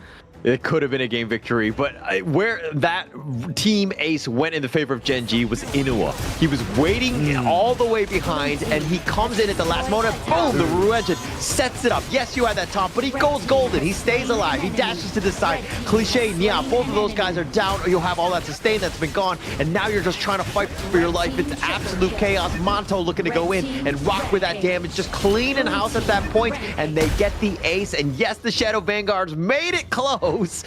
But just unfortunately, just that last couple of hits is not going to take the crystal. You needed at least one guy to be alive. Yeah, I mean, that wouldn't have been good for Gen.G's mental, right? Like, they just won the 2 games back-to-back, and then all of a sudden the Vanguard comes and clears out your crystal. That would have been a bit of a blunder for Gen.G there. But no, like you said, Inua played perfectly. It dived in at the right time, went golden at the right time, and even stayed alive after having so little health as well. Yeah, but just really well played. And Inua, he was like off the map for like 2 minutes. He was waiting in the brush in like the middle river, and he was completely dark. And the Observer did a great job of making sure, like, building suspicion, like, you know, for suspense, excuse me, for when that fight was about to happen. It was like a horror movie for Crazy Raccoons, because Inua on the back line just getting that jump in, and they had no idea it was coming. Yeah, like, here's Inua. He just come out of nowhere, get the knock up. It's super duper scary. But no, what's even scarier for the side of Crazy Raccoons is that Gen.G has now found their second win. They have the minion waves down to the bot side. They have priority in top side, as well as they've just taken a lot of damage onto that higher ground turret. So now it's at the behest of Crazy Raccoon and their attempts to defend the crystal and defend this base to see if they can actually push out to the Tempest. Yeah, the biggest part right now is about like stacking up with Sage of Sanctuaries, Destiny Splendors, like all those things to kind of see exactly how this game is going to go. It's going to be like who has the most when those team fights are really happening, because this is the potential. We've gotten to the Tempest Dragon, and it's coming up right now. Yeah, I mean, this is exactly where the rounds that Crazy Raccoons won from Nongshim, right? So maybe this is where they're going to come from. They need to make sure that they try and go for the Tempest. That 22-minute and 22-second game match was how Crazy Raccoons came back against Nongshim. So maybe they can do a little bit of a late game push here for the side of Crazy Raccoons. But Kai's taking a lot of damage. Nia and Nanahana are quite close by, just mitigating that push to the bot side. But they got to be careful. Check top side. Cliche might not be able to save that T3. Yeah, you might not be able to save it. They need to just do some housekeeping, ensure that the wave management is key. Kai is getting jumped on in the bottom lane. He's isolated by himself, fighting 1 versus 2. He will survive, but this is a situation where, like, you can't really go for the Tempest, because if the waves are crashing in that bottom lane, which is equal because they both don't have a T3, this is a very precarious situation for both of the teams. Yeah, exactly. I mean, Gen.G already looking like they got the foot into the door here onto the side of the Tempest Dragon, right? But down to the bot side is going to be Wawa going against Kai. Once again, they do reset the Tempest, trying to bait here. Rock looks pretty low, as well as Monto. Monto has to use the Infinite Vastness, doesn't have the Sage of Sanctuary either. So it's going to be a very sort of like precarious situation that he's going to be in. But you can kind of see that Wawa's just trying to go for that sort of like split push potential. He's trying to force Kai down really low as the minion waves just keep bleeding and bleeding through. Yeah, they're forcing it. I mean, Kai uses Sage of Sanctuary. Wawa and them have been going at it back and forth. If Kai dies here, Wawa could just end the game, but the Tempest... Gotta be careful, though. There it is, the Sage of Sanctuary boost. Help onto D-Range Jet, but it's gonna be the crucial kill there for Gen.G as Rock comes through, claims the Tempest, and looking to claim some more. He gets to pick off the Nanahana. Cliche is down, and Rock gets to pick up onto Nia. That is almost gonna be another team ace. We have Kai at the base, but it's not going to be enough to keep the base alive. Wawa is here as well. The crystal is laid bare, and now the damage is going to come through here for Gen.G as they take this a 3-1 victory. Just we're fighting in the bottom, but like who's gonna like come out on top with that Tempest Dragon? Once that steal had been made, it was absolutely huge for Gen.G. Really well deserved as they take this series here. Oh, massively deserved, right? But I mean, we obviously focused a lot on Rock or Wawa, right? But Inua on that Maestro Noye, that pick up into the top side of the map that really defended that base and got the team wide was just the moment and the momentum that Gen.G needed to get back in this game number 4 and win them the game. Yeah, actually, if that doesn't happen, if he doesn't go for that play, I don't know if Gen.G wins this game, right? No. Because it completely changed the game. They were definitely had so much momentum. Crazy Raccoons were looking to close the game out, and then all of a sudden that jump in, it completely caught everyone off guard. He had to use the taunt early, Kong that is, and then they just lost that team fight, and Gen.G, they got that momentum and pushed it across, and were able to make them pay. Really well played by Gen.G. What a great game. Yeah, hugely well played by Gen.G. I mean, to be fair, to the credit of Crazy Raccoon, they did take a round off of Gen.G there, obviously first game of the day. But this could have gone to a 2-2 as well, right? Like, Crazy Raccoon played that one very well. Nanohana, obviously, with all respects, got caught out pretty easily thanks to Rock. There's just too much dive potential as you're getting towards that kind of like mid-late game territory there. 159 for Nanohana and Nia, which really shows that if you caught one, it was a buy one, get one free. And I think moving forward, you're going to see this strat even more, right? This Bai Chi lineup is something that they want to do. I know Nongshim are like watching this one, and they're like, okay, we got to be prepared for it. We got to have some answers come draft or whatever, because we know it's coming, right? You know, they got punished, Nongshim that is. Gen.G were able to kind of withstand the onslaught and the momentum shifts. They were losing multiple times, and we'll see this in the gold graph. But Gen.G just being able to prevail in that game and just take over the series, just really well played by Gen.G in the end. Yeah, very well played, and very well played the Crazy Raccoons to kind of like keep them at bay, almost winning a 2-2 scoreline there as well. But I mean, this gold graph really just shows how kind of like bottleneck this whole match was, right? It was going in the favor of Gen.G. Then Crazy Raccoon, Gen.G again, spiked all the way to Crazy Raccoon, but then spiked all the way back down to Gen.G. And there we go. Like I said, props has to be given over to Inua, even though we were shining on Rock, shining on Wawa. But that crucial setup of that team fight meant that he got that MVP. That 718 KDA. 22% of the damage dealt, 18% of the damage taken, shows you that Inua is here to stay. Yeah, definitely here to stay, and just being able to step up at the right time. Like, hey, we need help. You know, it can't just be Wawa. It can't just be Rock. And yeah, we've been kind of, you know, singing their praises, but Inua going all in, even making the save. Monto probably should have gotten on out of there. He decided to continue on fighting. Did not expect that the ambush was coming from the top side as well. And so they had multiple opportunities to really kind of get themselves in this one. But Inua stepped up, clearly deserved this MVP here. Yeah, massively. I mean, there used to be a one point where you'd see Inua pick my Shiranui, and he was just like, this is not going to be it, right? Like, he's taking it just so the enemy team don't get it, and the enemy team know that. But now, he took that weakness and made it his strength, which is a great point to honor King's Esports, right? Like, if you want to be the best of the best, you've got to turn your weakness into your greatest strength. And that's exactly what Inua did there with this Mai Shiranui. Just always getting the pickups, always getting those crucial knockups, like here. Beautiful! Such a great play by Inua. I mean, that stun and then the heads-up play to just understand that just go golden. The rest of the team, just the communication to just make that jump, everyone together, and Rock on cleanup duty. Everyone surviving that except for Clue, but roam lines don't matter. So, you know, it was actually a huge one. And then this Tempest Dragon, this steal from Rock, and to turn it around, and it was like all-out retreat. Crazy Raccoon, no answers. Inua with another 3-man stun. Just a well-played game by Gen.G. Yeah, I believe that Gen.G also obviously get that Brucey bit of bonus, right? So that the teams have been getting within the leagues. Like, if you steal a Tyrant, you get some money towards your team, and the players get some more money too. So Gen.G, they win another score, another series, and back themselves a little bit of extra moolah, baby. So now that's going to be Gen.G getting their, I believe it is their first series onto the Gorge here in the survival weeks. They still have their game against Crazy Raccoons tomorrow, and they still need to find out if they win that 5th game against Gen.G. But first up, the break before we get into the last match of the day.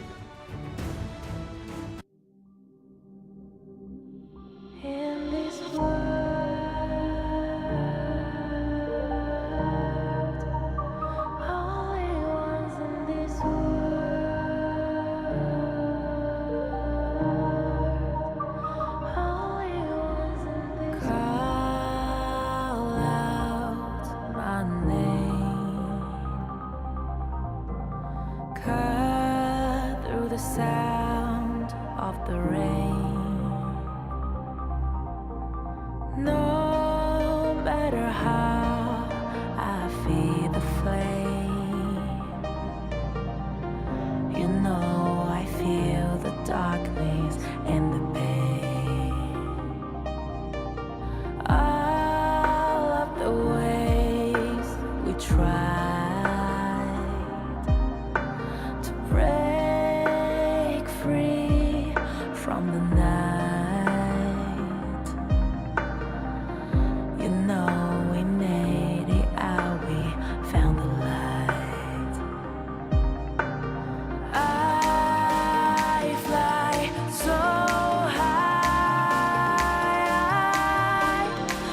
high, light up the skyline. Let's do it this time, like it's a whole new vibrant world.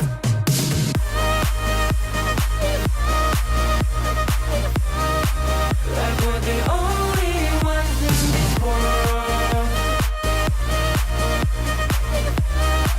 Like we're the only ones in this world. Now I see that I got everything I need. It's alright, I'm on fire, I'm alive, cause now I fly so high, so high, light up the skyline. Let's do it this time, like it's a whole new colorful world.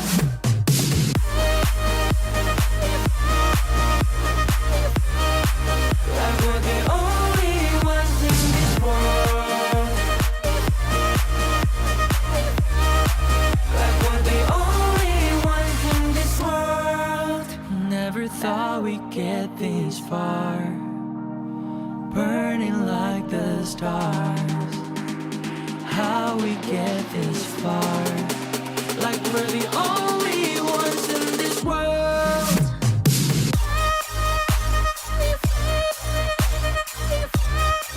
Like we're the only ones in this world.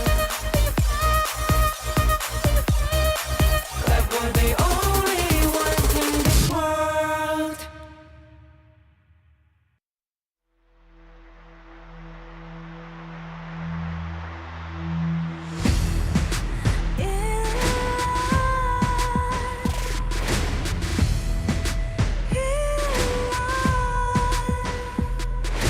What's a life without its worth? Compromising with what hurts inside. When you let fear decide your fate, you don't choose which path to take in life. In life, I'm finally letting go of everything that still holds me. I'm against all odds, but I won't give up, 'cause it's my time to shine. Standing in the spotlight, and no one let me down. Destiny is calling high. I'm not afraid to fight for everything I love. Victory's on my side.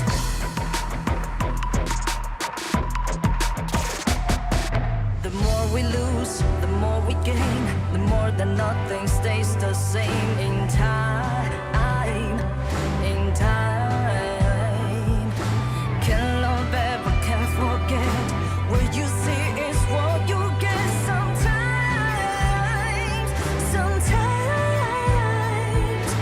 Gonna show the world tonight.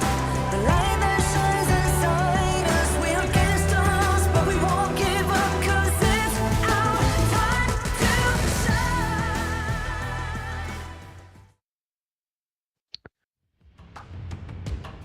Hello and welcome back. And of course, we've got the third matchup. We're going to go back into Group A, find out what Scarz and Astar Esports are going to be going at it on this one. Who's going to come out on top on this one, Blam? Oh, I mean, Astar for me, the one thing that always shines out for Astar is the Jinxian's jungle picks, right? Like these have been some of the most kind of like, let's say, like their better words, fruity jungle picks, like the Mayin jungle, obviously going up against CR Kong's Fade. But yeah, it's been a crazy one.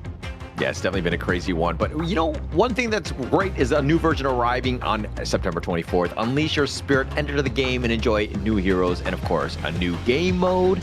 So a lot coming at us, but the game mode will be Ultimate Awakening, super thrilling MOBA combat, 15 awakened heroes, Ultimate Awakening of all skills. That one is coming on September 27th, though.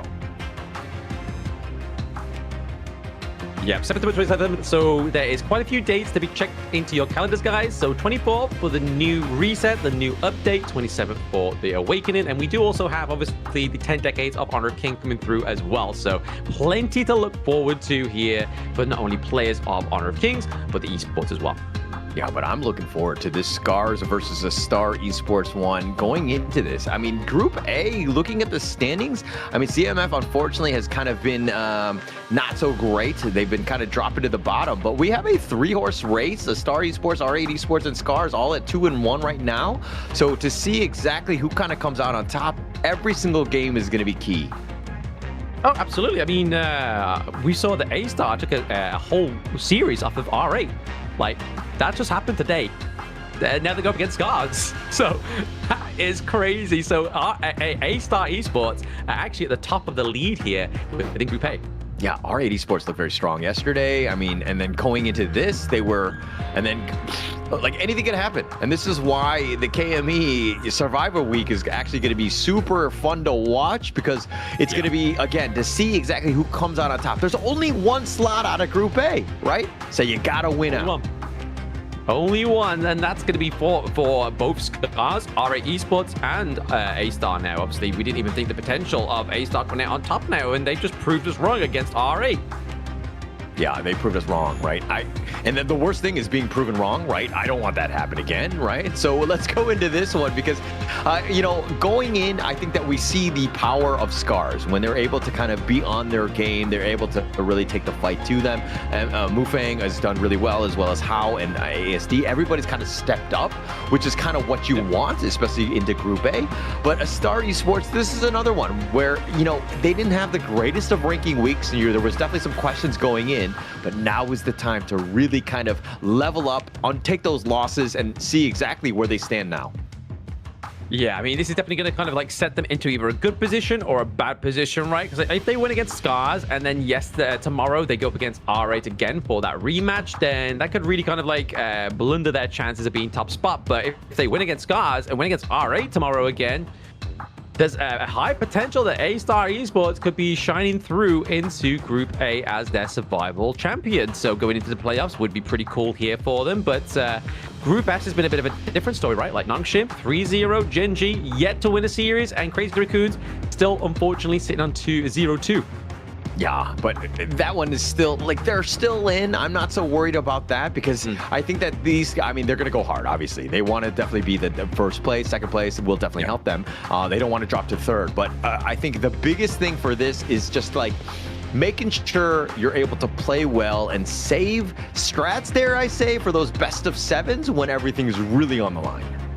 Yeah, exactly. You need to. I mean, especially if you do get all the way to the grand finals, that's going to be an even longer, prolonged game, especially if it goes in how the spring leagues went, right? Like every league that had a best of 7 format went to an ultimate battle. So really, I'm hoping for this within the KME 4 as well.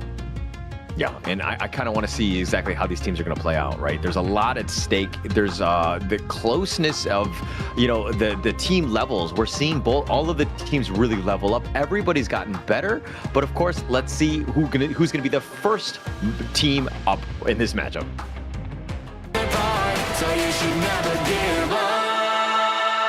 You gotta fight for it. Whoa, let's go. I know you want it. I see the fire in your eyes. You gotta fight for it. Oh, let's go. The battle's calling. You better give it all you got. You gotta fight for it. The time is right for you to raise a bar. Cause you could be the greatest of them all. Yeah. Whoa, let's go. The battle's calling. You better give it all you got. You gotta fight for it.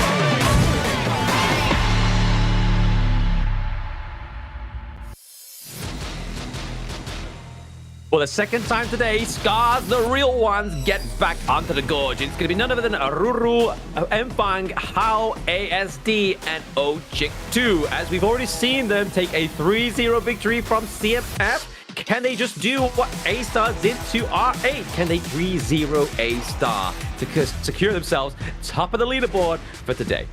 Last time these two teams met, even in the survival week, they 3-2 in favor of Scarz. So I do expect this one to go the distance. You know that Astar Esports, off of their win off of R8, have a lot of momentum. But let's see exactly who is made up of Astar Esports here. So you should never give up. You gotta fight for it. Whoa, let's go. I know you want it. I see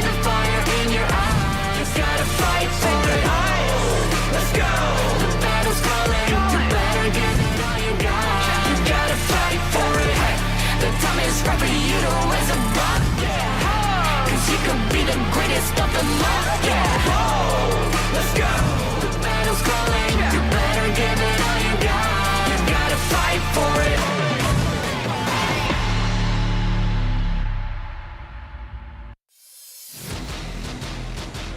Astar Esports, the Astromancer. It's going to be made up of Abdo, Jingtian, Vio, Mirage, and Zugzwang. This is a team that's kind of, dare I say, there are moments, flashes of brilliance with Abdo and Jingtian kind of owning that top part of the map. But the rest of the team, there have been, moments where they're not able to kind of help support. But this is a team that is on the rise. They're playing well. They just beat R8 earlier. I expect them to take Scarz to the distance here. I mean, imagine that though, right? Like, R8 Esports just lost to their ex-Clash laner. Like, how good is that going to feel for Abdo, right? Like, that's going to be like, you got rid of me? Bro, come on. We just beat you 3-0. Like, do you wish having me back? Are you having some of these kind of like, I wish I was back with my ex, It's kind of like that kind of love story going on between R8 Esports and Astar. But no, like you were saying there, Holder, really the experience from Abdo, obviously being part of the Honor Kings Esports since 2022, being part of Yalla Esports as well, has so much experience with just this one player alone. And then if you pair that with their import, Jingtian, that's going to really kind of like propel them into those flash glory moments that we was talking about moments ago. Yeah, and Abdo's been kind of that guy. I mean, there have been moments where he's like solo carried some of the games. He's been able to kind of put the team on his back. And so you're kind of thinking, I mean, it was the whole ex-girlfriend thing with the R8. It makes a lot of sense. But I think Abdo has found a newer, hotter girlfriend. I think that he's kind of moved on, right? Abdo is too good to go back to R8 at this point because it seems like he's found a new thing and he's doing very well on this team, Astar Esports. Hey, sometimes new things are a good thing, right? It's clearly got the spiciness from Jingtian, right? Like, you don't know what you're getting when you walk through the door, but that's what we have, the spice of life here. But head to head, let's look at that farm lane. Look at Mirage here. Actually, more kills than Hal. We have, obviously, more damage dealt as well. We have that gold average per minute going over to the side of Mirage. Also, and then teamfight potential. This is the guy with the pose. He's leaning back. He's looking for the bigger picture. He's like, oh, let's go. And then goes in. So Mirage right now is going to be looking to be the focal point, with one of the focal points, within Astar Esports. Interestingly enough, yeah. I mean, he's been that guy. He previously played from Vicious Esports with VO. So they have that compatibility, that synergy that those two guys have kind of brought to this team and carried it throughout. There were, again, some questions in terms of just how this team was going to do on the big stage, right? Yes, they qualified. Yes, they were here. But then now that we're seeing exactly how this team kind of gels well with one another, we're seeing them on a new level. But now we're going into ban picks. Ban pick, and they're already looking at Mfang right now. They got the eyes on the Jing. They're taking the eyes off of that prize there for their enemy jungler. And then the Maishu Nui obviously being banned out because, again, this is just a pick that some players can play, kind of like that argument we had, right? Like, our early players into the bot side of the map is always an issue, as well as potentially not being able to perform on it. So taking the Mai is just a safety insurance out of that game number one here. But Astar going with a little bit more of a targeted ban here as an overall rule, which is that Hue 1, right? Even though they're on blue side, they're not going to take it for themselves. They want to get the Ali into Mirage's hand.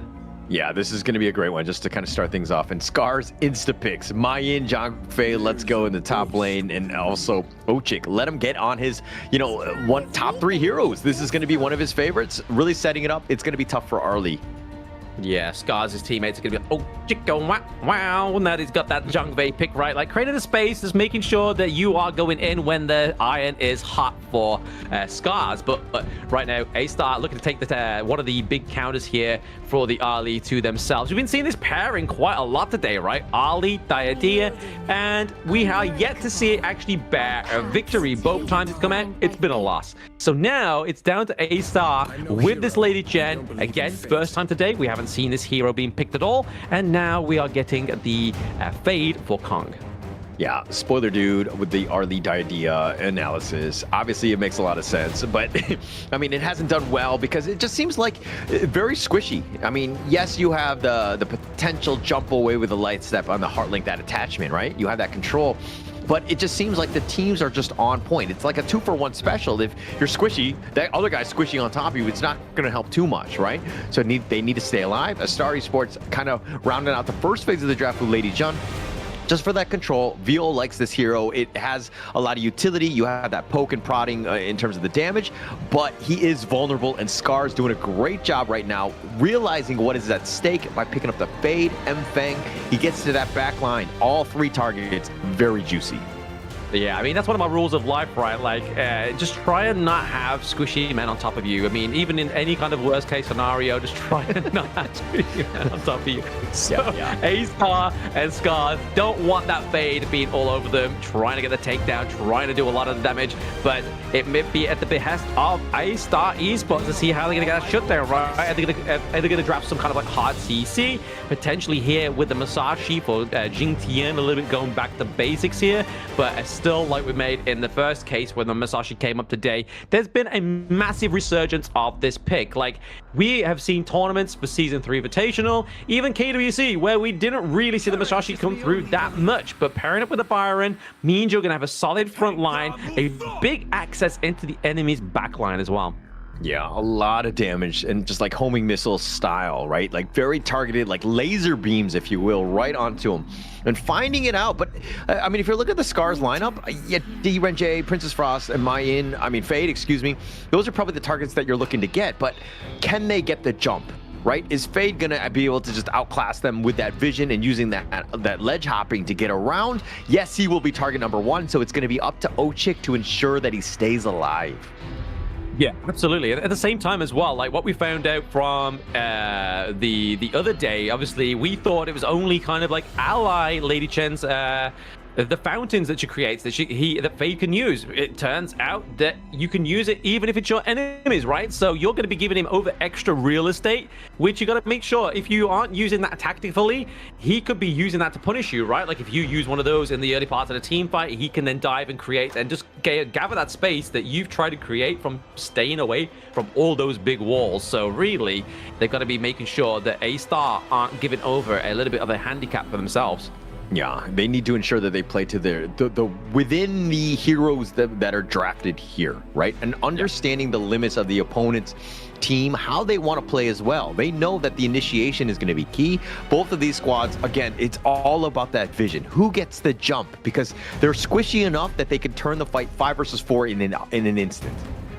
Yeah, it's scary. I mean, Scarz drafts even scary as well, right? Like, I mean, one mage in the mid lane having a massive AoE to destruct the Deluge, but then you also have Princess Frost that's also going to be using that huge AoE, but it's going to be more so to kind of devastate and slow down the likes of Gen.G as well as Abdo if they're going to try and get into these team fights, right? So really, they've got to be careful on how scrappy they want to be with these team fights, but when it comes to the team fights, our official gaming phone, the Real 15 Pro, is going to be there to get you through it. Built for performance, made for gaming, smooth, cool, and reliable, just the way esports demands. Ready to level up?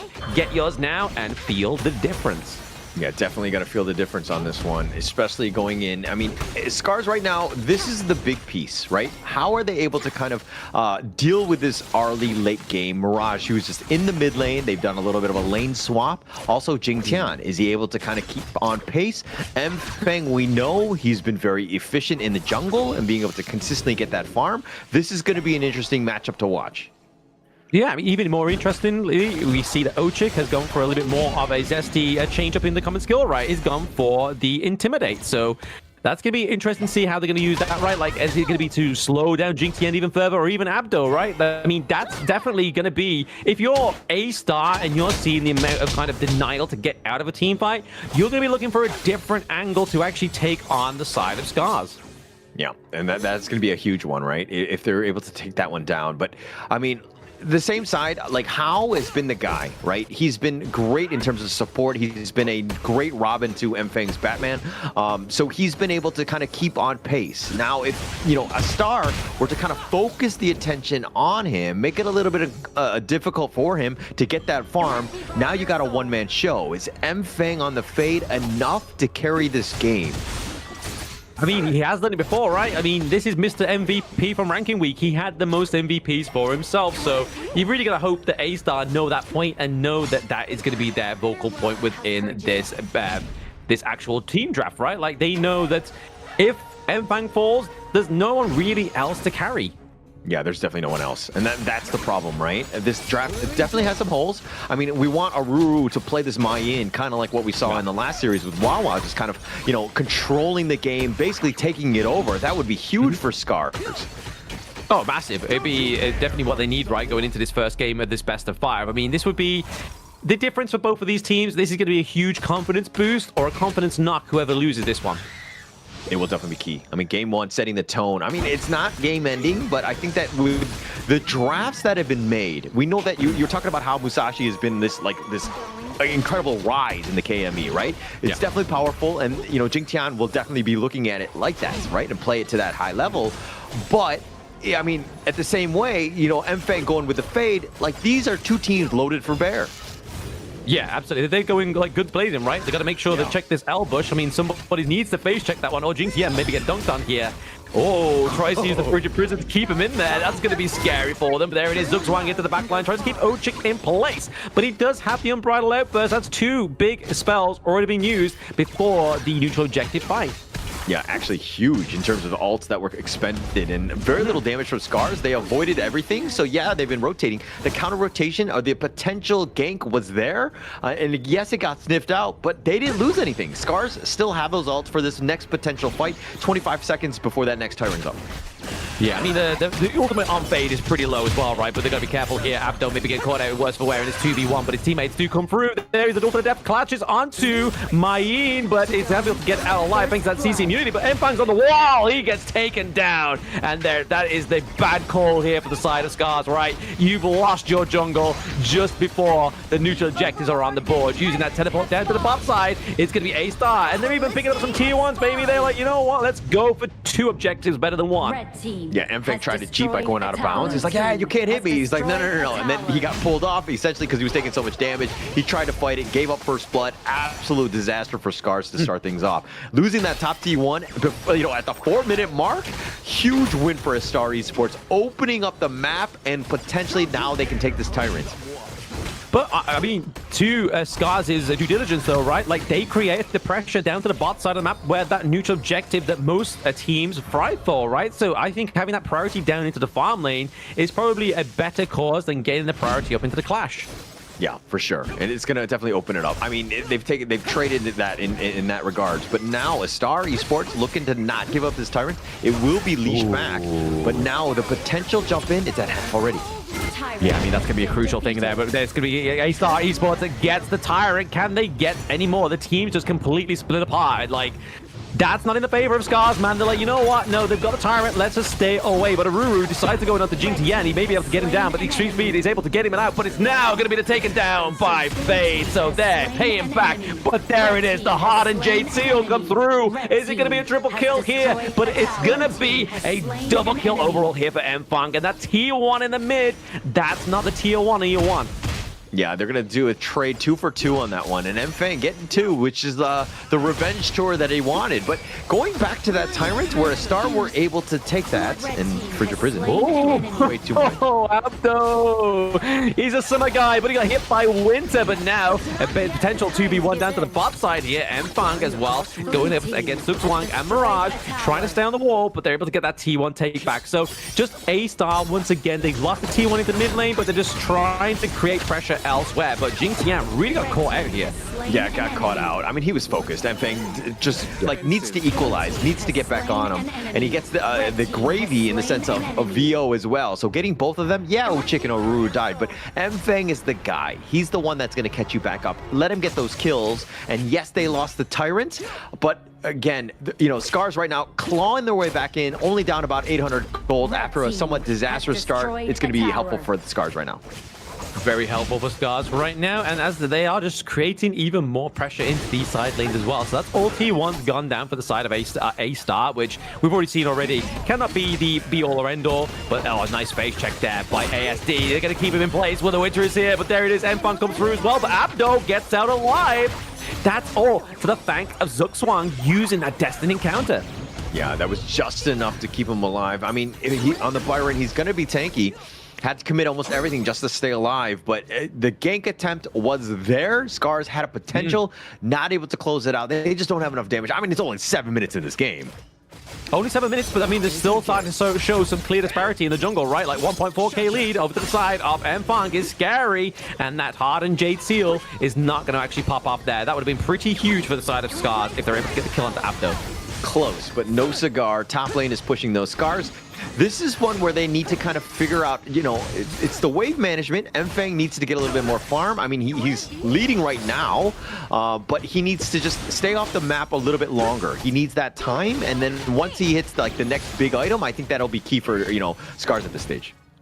No cigars or no Scarz? I'll see myself out, ladies and gentlemen. Sorry about that one. But you know where the door is. I had to take the opportunity there, Heroes. My pretty little head just fired off its neurons. Was like, hey, that's something good to say. But right now, between the Scarz and A7, it's looking pretty much neck and neck, right? Like they are losing territory onto the side of Astar, and Scarz do have that very crucial T1 into the mid lane. But in terms of gold, it's very much neck and neck, which is going to be a scary attempt for either of these teams to go for a team fight. It means that every movement counts. Every movement definitely counts. I mean, this is Ochik and ASD with that vision. That's all the way up in front, seeing where they are. I mean, there's no mid T1, so there's a gaping hole in the line of Astar Esports. But in the bottom lane, they're potentially going. Yep, speaking of gaping hole, there's a gaping hole in the help of Aruru there. Gets taken down to T2 as well. This may be the assault that A-Star need, but you can kind of see top side of the map. We see the Mfang and Hao are looking to just create that counterplay for themselves. And Ochik just trying to give over the pressure, give over the vital intel to show where they are. As you can see, the Mfang with a rotation here. Yeah, the nice little rotation. Getting that gank, but turning it into a tower, huge, right? That's the biggest thing. That's the true conversion. It's one thing to get kills, but if you're not getting towers, it's really no value at all. I mean, it's really maybe not even worth doing, but the way that they're moving with conviction, able to make those plays and turn that into a net worth lead. Yeah, I mean, ASD with the phase check and obviously using the free to prison and all that, like, it's such a good play. It's like what real good, like, Princess Frost players should be doing, right? Let's make sure they're checking the brushes, using that skill. If they get somebody, it's bingo. If they don't worry. We've got the intel, but they're not there. But now, they're able to steal away that Tyrant from under the noses of Scarz, and that's another Tyrant going over to A-Star. And that's going to be the second one, right? And I mean, not to say that the steals are the biggest thing, but the big neutrals is a big factor come the jungle lane, right? In terms of that role. That matchup is going to be key. Jingtian has gotten the better of it both times thus far, putting themselves in a position to win. And this is why Scarz are behind. They need to figure out how to, like, shore that up, not give it up to Jingtian so freely. Yeah, I mean, Mfang there just robbing Peter to pay Paul. He was able to get the Azure Golem. He lost the Tyrant, but now, obviously, you can see that it's just formulated around there. He took a very long kind of rotation, kept himself out of vision's sake, but now we do see that Mirage, Vio, Zugzwang are all here with Jingtian as well. Obviously, just trying to go for their own Azure Golem, trying to take it away if a Jingtian tries to go for it, because that's crucial. But now I'm going to the backline, get the pick off onto ASD as well. So that's a lot of AoE going through, but A-Star are still committed to go for this Shadow Tyrant, trying to lock in the third one for themselves as they've been taking these team fights and taking names. And this is why Abdo is so good. Just the ability to just go in, get that two-man stun, but, you know, just stun lock ASD. Once he's down, Scarz knew that they couldn't fight. You know, Mfang just had to just secure his own blue buff more than anything else, but now they're on the defensive. Oh, that damage, though. That damage from the Gen.G really just kind of sorted out Mfang there with the setup of the Hardened Jade Steel. He's looking to go for more here. Vio gets the Splendor from that skill, but he's going to be looking for the side of Abdo to come through. Mfang claims a double kill. They need to get out of here for the side of A-Star. They don't want to be victims of a triple kill here onto the side of Scarz. And this is why Mfang was going to be so much fun to watch in this game, right? Yeah. Just being able to run it down. Find Mirage, who was like, hey, actually, we're winning. We're doing a great job. But he was out of position, and Mfang made him pay. Vio was running for his life, casting all of the spells, even trying to go golden just to stay alive a little bit longer. But you're not getting away from Mfang. He will track you down. He's like a hired hitman. He finds you, and he will take you out.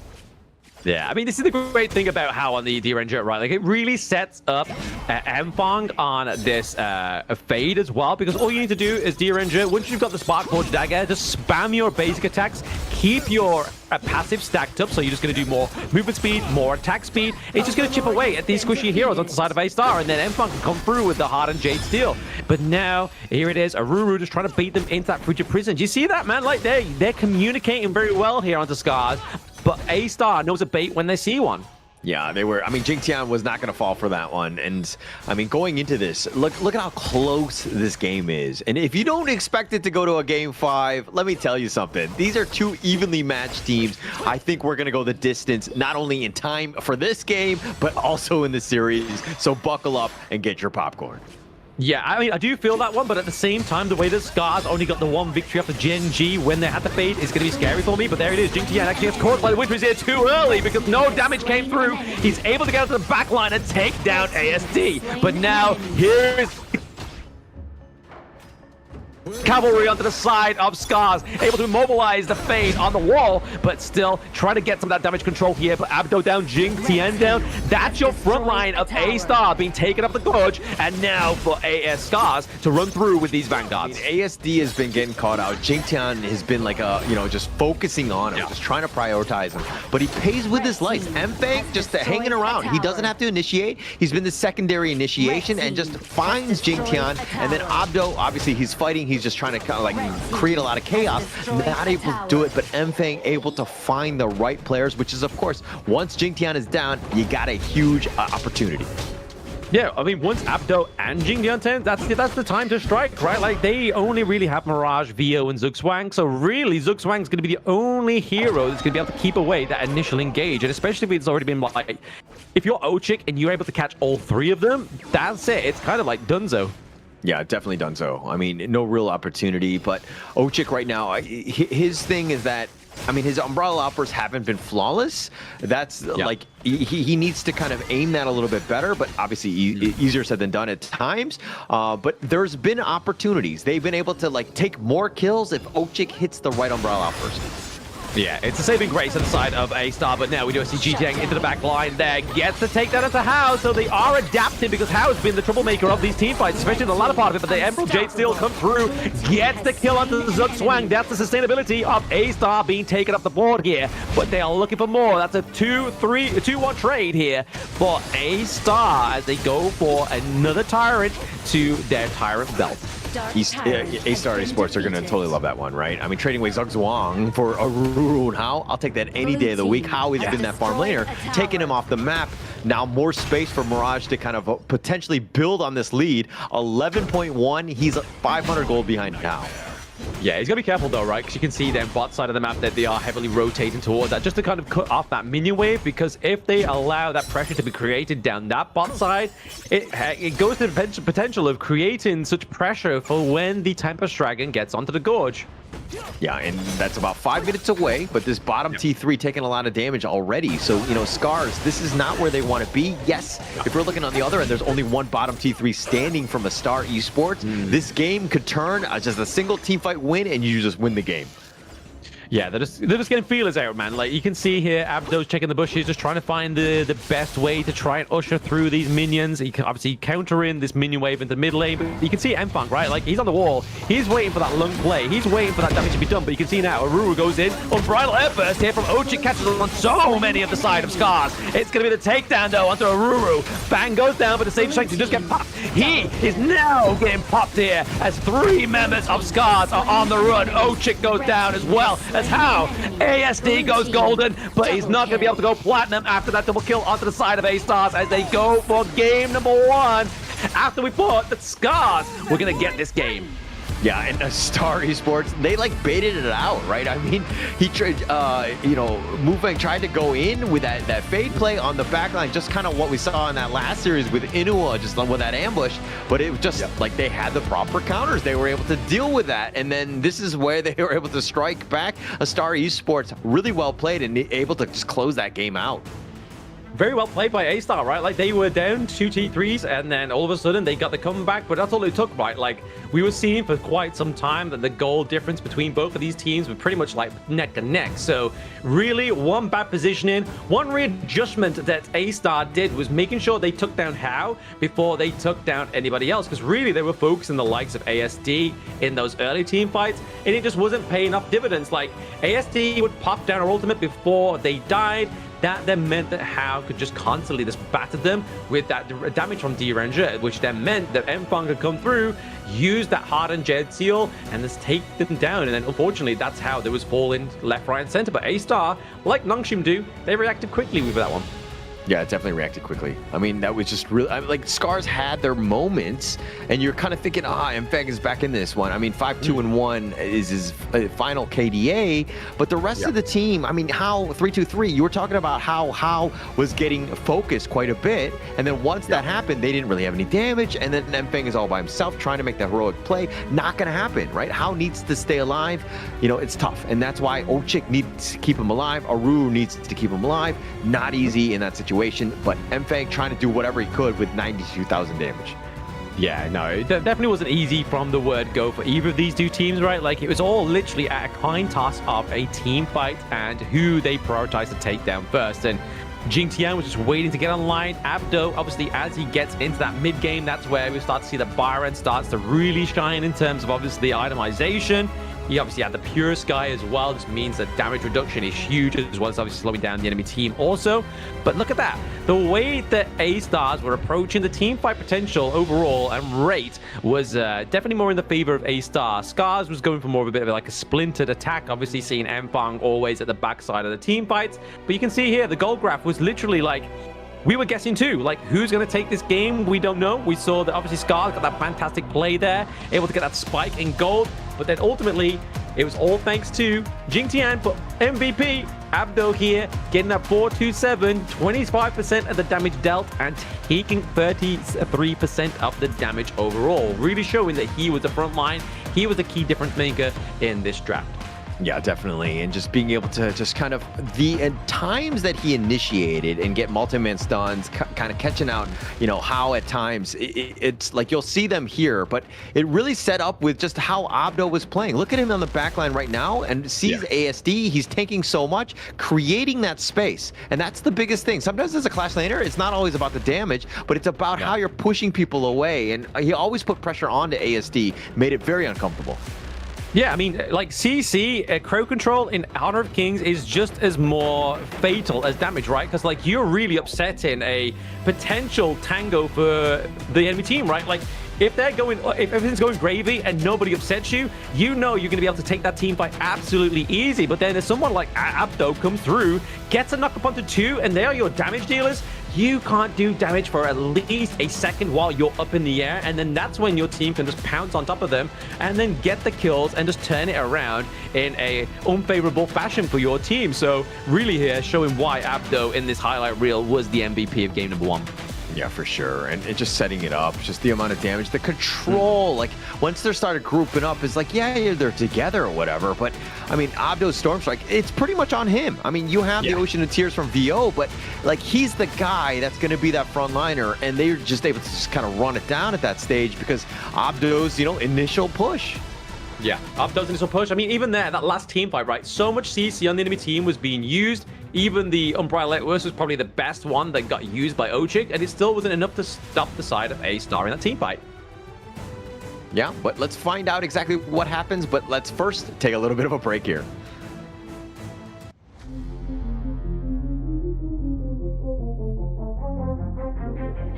I said I'm born of this, I'm born this way, ayy. This is my chest and my bonus play. Can't be late, won't hesitate. What do you say? Raised to find my face, scars to find my skin. I can't convince them, can't please them unless that I'm the one that you hate. H to the E-R-O, doing it for real, locked on my goal. From the ashes, I roll the game. Flow with a rumble, make them crumble, make them run. Cause baby, it's go time. Knocking you down's how I rise. An inspiration, I know I'm the one who will fill them up, no lie, we gon' do it. Facing up peers, we don't think we just move it. No, we the best and we don't gotta prove it. Somebody test me, I swear I'm gon' lose it. I got a sure fuse on this boom and illuminate. The truth within, another day, another win. You got the power to turn around. Inside a champion's yet to be found. It's my war cry, oh, calling out for the game. There's no time to hide, oh, won't you yell out my name when I sing on top of our lungs, where I belong. It's my ride or die, oh, won't you yell out my name? Let us begin, crush the foe. Look at me now, ready to go. Power within, we're standing tall. Fight for your name, ready to give it all. It's prime time, gather around for everyone to see. On my grind, in disguise we bring it to your knees. We kick it, smashing down the walls of enemies. Hit him with the boom, then we get him with the beat. Punch him with the power, then we serve him with defeat. I ain't never missing a day, missing a night. I'm on my way, I'm holding my pride. Fill up the game, top of the show, we're not the same. Flaming the blame, same on the aim. When you reminisce on this battlefield, it's on my silhouette that you see. We gon' do it, facing our fears, we don't think we just move it. No, we the best and we don't gotta prove it. Somebody test me, I swear I'm gon' lose it. I got a sharp fuse on this boom and illuminate. The truth within, another day, another way. You got the power to turn around. Inside a champion, yet to be found. It's my time to fight. Oh, calling out for the game. There's no time to hide. Oh, won't you yell out my name when I sing on top of our where I belong. It's my ride or die. Oh, won't you yell out my name? Let's begin. Crush the foe. Look at me now, ready to go. Power within, we're standing tall. Fight for your name, ready to give it all.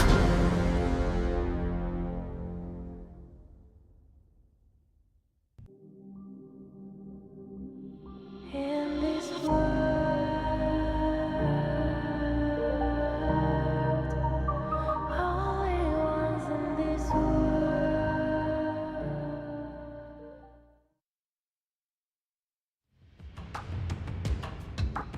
Astar Esports taking game number 1 in convincing fashion, if you will. Yes, Scarz had their moments, but it just seemed like it was too much Abdo at the end of the day.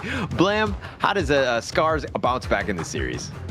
I mean, it's going to be hard, right? Because, I mean, the only series they won off of Gen.G was, again, with Fade, with that kind of team comp that we just kind of saw there. But it was then, obviously, blundered here by Astar. So, really, Kong's got to change something up, right? Like, Enfang's got to change something up, right? They got to make sure that they're able to try and get this win for themselves. Trying to get the Fade to work was probably not the best fortune here for the side of Scarz. Yeah, and I mean, I don't know if Fade was the problem on this one. I just felt like the rest of the team, like Ochik was not hitting his marks. Hao was kind of getting caught out after a certain point of time. It just seemed like they were, you know, Astar was able to kind of exploit some of the out of positioning heroes or the players of Scarz, right? And just kind of made them pay. And it wasn't really like a huge, you know, the mistakes that Scarz are making, but Astar was just like enough to just kind of capitalize on. Exactly. Like I said, they reshifted their focus into the team fights. They made sure that Hao was going to be their prime suspect within the first kills within these team fights. And then from that moment on, it just became very easy for them. But now, Astar, after banning this hero in the first part of the banning phase of game number 1, they look to lock in the Q1 for themselves. Yeah, they have other heroes to ban, the Arlie especially. That was the one that they wanted. So if they're not going to pick it or they're not able to, they definitely want to ban it. They don't want to give that one to Hao or ASD, depending on who wants to play that. So they're going to pick the Yuan. This is a very strong one. Again, just kind of start things off. But the Lady Soon, they're going to go aggressively into this pick. There's no way, right? Lady Soon? Yep, Lady Soon with the Dharma here. I mean, it would have been a bit of an issue there if they didn't pick up the Dharma, right? Like, Abdo would have snatched that off of Aruru's hands if he had the chance. So, going for Yixing would have been a little bit of a skew with pick here for the side of Scarz. But Astar was like, you know what? How you did great on the D-Ranger. Mirage is like, you know what? I'm going to take it here. But, oh, no, they're going to go for the Lung. So, Lung's going to come through here. Late game against late game. It's going to be interesting into that farm lane. I think it makes a little bit more sense. I don't like picking the ladies soon here. I think that there are definitely other heroes that I would have liked to pick up sooner, right? You know, pick up myself, right? And unless they have some sort of idea in some sort of strategy in mind. But, I mean, the Ming, yeah, potentially, but I don't think that it's really strong enough to kind of warrant that sort of draft, especially in a game 2 here. Yeah, I mean, the Ming works, especially if it's kind of like you're already steamrolling ahead, right? Like, you have to make sure that Lady Sun is getting ahead, you're funneling everything, you're kind of sticking to her like glue, and that the enemy team doesn't have like a dive onto the backline, right? But what can you see over to the side of Astar? They have the Q1, they have the Mai Yin, so even if they do go for that, and we've already seen with the likes of Wawa being a stellar clash laner, like getting those double knockups with the Mai Yin, it would be crucial. With a pairing like Lady Sun and Ming, you're just basically serving up a free hot meal to Astar at that point. But banning at the Lian Po here, it could start to spell that maybe Jing Tian is thinking about going for that Orgrim pickup, right? Yeah, the potential is definitely there. It kind of goes with that draft. It adds quite a lot of flavor to it. I think that they would be very helpful if they're able to pick it. But, you know, it's coming back to the final drafts or the final picks for them to see exactly which direction they go. But Scarz, they gobble it up themselves. They're going to pick up the Ogryn here. Yeah, I mean, either this is 4D chess or they lock in the Ogryn here for themselves. Because, I mean, the Bandit, the Liempo, right? Like, Astar, they know they can't play the Masashi, which is obviously always going to be the key point here for the side of Astars if an Ogryn appears. So, banning out the Liempo, they might be like, oh, you know what? Let's kind of, like, fake the Liempo pick here, the Ogryn pick here. And then, obviously, Scarz pick it up. We have the Gudo here now as well. So, not only do we have that late game potential from the likes of the Lung, you have that early game aggression, that great wave clear here for the jungle of the side of Astar. If they decide to lock it in, right, like they're definitely deliberating about this Agudo pick, and it looks like it's going to get locked in here. Yeah, it's going to be locked in with the Zia as well. So this is going to be an interesting one to kind of round out. And it looks like the Yuan will be flexed to the Roam. And then now the final pick for Scarz. Like wave clear for days on both of these squads, right? So it will be interesting to see how this one plays out. I mean, the Suya makes sense, right? Like, you want damage reduction that Suya gives you onto the Ogryn. That's going to make it so easy just to rip him apart into these team fights. And we've been seeing a little bit of a stagnant performance from Ogryn players for day number 3 of the survival week, right? Like, it has not performed yet. So really, Mfang here could have the potential of actually performing the first time today on an Ogryn. It's been a bit of a slow starter, a bit of a slow burner into these team fights, but here, Astar, they definitely have all the key things that they need, right? They've got that early game aggression from the Agudo, just constantly kind of harassing them, using that pseudo tank that's going to be a furball into the back line of the enemy team, especially when you're trying to lock down something like the Nua as well, right? So really, it's going to be interesting to see how Scarz bounce back in this one after that game 1 defeat, and they don't have the carry pick per se, the assassin in the jungle. Yeah, I'm kind of wondering if we were to do like a tier list, like where the Ogryn lands now. I don't think he's S tier anymore. He's definitely dropped down. Teams have figured it out. Plus, he seems to have been nerfed where he's like really not been able to be that raid boss. He needs a lot of time. The Conduct for Souls is a little underwhelming at moments. So this is a hero that's kind of, dare I say, fallen off. He is not that monster that we previously saw in previous seasons. So he's very vulnerable. He is very vulnerable, yeah, correct. I mean, it just means that you can't, for me, with Ogryn, you have to funnel everything into him to begin with, and then maybe once he's got, like, the key itemization, you can then let him fall off, and then Hao can then take the lead. But for the side of Scarz, they got quite a bit of resources that need to be given over, right? Like, Nua doesn't really get online until late game, same with the Lady Soon here, so really, you kind of splinter in their early activations by giving over Mfang all these resources. So we've got to wait and see how they're going to play this one. Yeah, Astar Esports, though, if they're able to kind of, put the pressure on, and kind of get that going, especially with Jing Tian's Agudo, with that wild growth, you could have that push. You could do some serious damage. I mean, Scarz is all about the late game, but are they going to see a late game? Yeah, it's going to be really interesting to see if they do get into the late game, right? But I mean, I like the fact that they have the Nua as well, right? Like, obviously, as soon as that Infinite Bastus has been used and you know where that's going down on, you drop Emergence, you drop the kind of push, it then feeds them back into your enemy team, right? So it's going to be scary for Scarz here, but Aruru might be getting picked up here with a 2v1, but that's so much damage already from Mayin. And Abdo's like, he's not even level 4, man. He's not even got all his skills on board. And he's just kicking the life bar out of Aruru. Just doing a ton of damage. I mean, this is why Abdo is very scary. I mean, the Mayin, we've seen time and time again just how the ability to just make plays, almost like solo carrying in that top lane and just being incredibly difficult for any other heroes to kind of deal with. Yeah, exactly. It is very difficult. Obviously, the wave clear here really kind of saved the side of Astar here. Obviously, using that universal law from the Suya as well. But the interesting point we haven't made yet, obviously, it's going to be that sanctification. Where's that going to go over to the side of Astar? Is it going to go... I mean, giving it over to Jing would just make him more tankier. So it's like, do they go for that? Do they give it to the front line? Or do they give it over to Mirage? I think you go to Mirage. I think it just helps out. It's just, you want to go late game, and then he'll have that spike in that sense. I think it just makes a little bit more sense to go with Mirage, and you can kind of outduel the late game monsters that is the Scarz lineup here.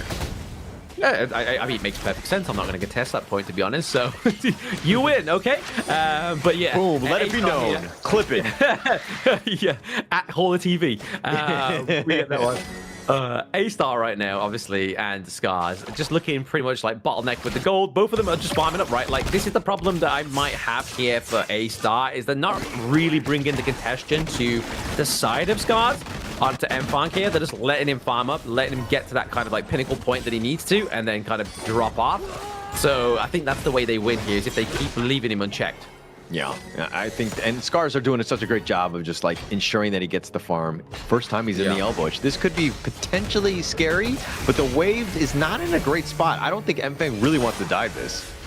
No, I guess if he dives, this looks right. He's got the unending sorrow, right? So he can just completely just get himself out of there. And we see Mirage has the infinite fastest. They're just trying to create that pressure into the bot side of the map. Maybe try and force out these ultimates before the Tyrant comes up, right?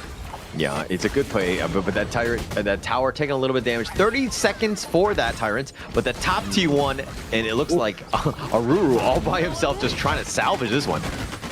He is, but that's the beauty of the Mayim, right? Like, if you try and get that Truth Mantra, you just CC out of there, and that's it. You're pretty much out of there scot-free, but both of these teams, they are looking for that counterplay across the gorge here. Stugswang and Ochik just trying to check each other out, making sure they're getting the intel, knowing where the enemy team are. Yeah, more of like a pillow fight more than anything else. Those two really won't do too much. But yeah, it's all about invading, and I think M-Fang needs to do a better job. He took some boars on that one, but he's been largely stuck on his side of the map. He's trying to secure the red buff, but the 4-minute mark has happened. The Tyrant is up. Yeah, Ochik actually managed to get the knock up there onto Zugswang, but I mean, it's not the be-all or end-all, right? Like, he uses the Ride the Wind to try and get into the bushes there, trying to kind of bait the enemy team to bring them into here, because it's a bit of a splinter here. Aruru gets the Truth Mantra, but the Unending Sorrow comes through as well. Aruru is going to get taken down potentially here as well. Double kill into the front line of the side of Scarz as well as Vio. Zugswang looking down on the gorge right now, but nobody gets a Tyrant. Kind of a bit of a splinter way here, but it does overall go to Scarz with that 2-1 trade. Oh, you can never group up when you see a Dharma on the other team, right? Like Aruru, he was just wanting that. The Flash Truth, the perfect setup. Vio and Zugswang both down. Yeah, you didn't hit Mirage or Jingtian, but you'll be super happy with that, especially early. Oh, absolutely. Definitely happy with getting one kill over the other, and then the enemy team not getting a turret, or you're getting a turret. It's kind of just like, we neutralize this at this point in the game. But you can start to see here already, like Vio, he's built the Venomous Staff. That means the Orgrid's not only going to have that damage reduction, but also the healing reduction as well from the anti-heal items. Actually going to be huge, right? And the ability for him to just wave clear, like, you have so many different options. You just like need to nick him, and he's going to have a much harder time. But now this is opening it up. Scarz looking to take the Tyrant essentially for free, but the top T1 is under siege. Yeah, I mean, so exactly right. The counterplay down to the bot side is just that, hey, we've got a minion wave. It looks very much more healthy than compared to the enemy teams. We'll get the Tyrant. We'll knock on effect down to the bot side of the map here, and then we'll just try and go top side, see what they go. But it looks like the Crimson Golem isn't quite up just yet, so they may try and push for this second T2, right? Like, why not? You have a Gudo on your team. The siege rate you can do with this pick is huge. Lady Sun cannot replicate that. Yeah, cannot, but he's trying to. He will eventually get there, assuming that that minion is still alive. But one thing I like about Astar Esports in this series is that they've been playing with tempo. They've been very aggressive. Nice knock up there onto the M-Fang there, using the conductor zone too early, but now he's going to get chunked down. Can they get any kills before he escapes? Third ball being used, but they are not able to get the kill onto M-Fang. He gets out with the lick of life. Yeah, just a sliver of life. He was barely there. I mean, I think if he just like waited for the stun, the furball stun was a little bit later, they might have gotten it. It just seemed like it was a little bit early, but they were kind of panicking. They weren't patient enough, and M-Fang just barely survived. And again, it's all about the millimeters on this one, right? If he gets that kill, it completely changes the dynamic of this game.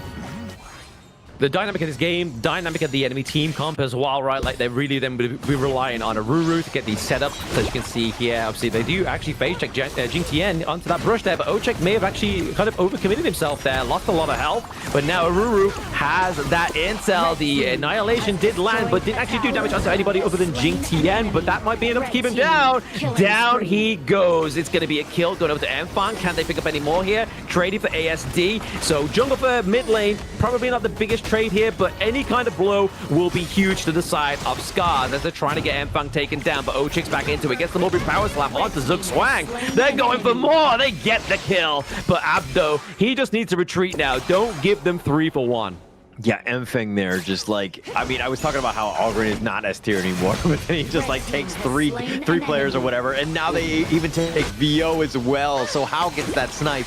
But I mean, like Mfang, he was playing on the absolute edge, and he knew that Ochik was going to be there for the How? Oh, he overstood there. Like, that was like some distance being claimed there by Abdo. He did exhaust the flash, but he can't get out now. The emergence has come through, which means that even though that was a good play, it was soon countered by Scarz. Yeah, definitely counter there. I mean, he was just making that play, but How, like, going in, like, he's really stepped up, right? And that's kind of what you needed. You needed him to do that damage, and I think it was going to be an interesting pick, especially since they went with that Lady Soon very early in the draft, but it seems like, okay, let's just lock it in, make sure that he's on one of his more comfort heroes. Yeah, it's definitely working for How, right? Like, he's definitely playing the farm lane role a lot better than ASD is. I mean, ASD definitely holding his own into the mid lane. He did get, obviously, MVP performance as well from the last series he played, that one game that he actually did win, but they've got to try and do something here. Obviously, Astar, they were finding themselves in a similar situation in game number 1, and they were able to pounce back, but there's definitely a lot more room for error here, right? Like, if the positioning for VO and Mirage is completely off, it really upsets the balance of the team fight going in their favor. They're not going to have a good time. They're not going to be able to continue on. Both of those guys need to get on the same page. To your point, they haven't really been able to do that. But the bottom T1 under siege.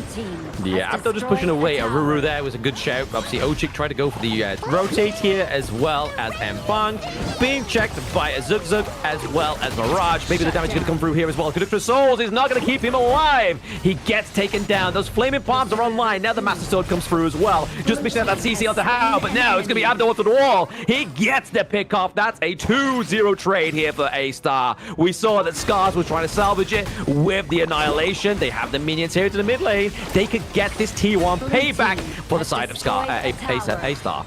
And Astar, just again, this tempo, right? They get those 2 kills, turn it into the mid T1, and this is the power of the Agudo. It's like you give up any sort of kills, any sort of space, they will take advantage. And they've been putting the pressure on. It's not even 10 minutes. They have a lot of towers. This Astar Esports lineup is really leveled up. Yeah, I mean, interestingly enough, though, we just saw Jing actually build the Spark Forge Dagger onto the Agudo. So he's not going complete tank. He's going for a attack speed item as well. But not only that, get those zaps over to the back line of the enemy team and do that magical damage as well, which is also going to kind of try and force Mfang to build some more kind of magic resistance. It's not just all physical damage he has to contest with.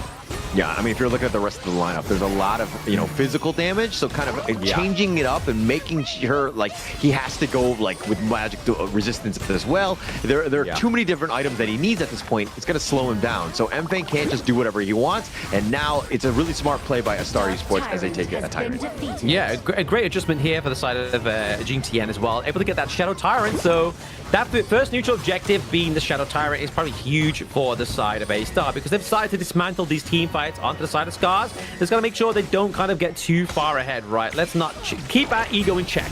Yeah, keep it in check, but slow roll, do that death ball. And Astar Esports taking a bottom T2. They've done a great job of just taking things and, not giving anything in the process.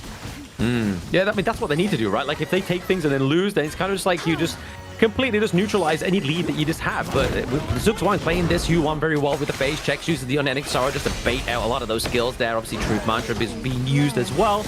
Already been exhausted. How gets hit by the DC, but just using Furball just to keep Mfang entertained, right? We knew he was a dog lover. We knew he loved furry pets. So it's kind of just like, hey, just have a little bit of a fight with this. Yeah, and it's definitely going to help them along. I mean, Zugzwang with that space, he doesn't have the Unending Sorrow, so he needs to be a little bit more careful here, but he's providing a lot of vision. That's the biggest thing. And Scarz haven't been able to lock him down because just of that sustain, and they don't really want to commit everything on just the U1, especially since the rest of the team is following up behind him.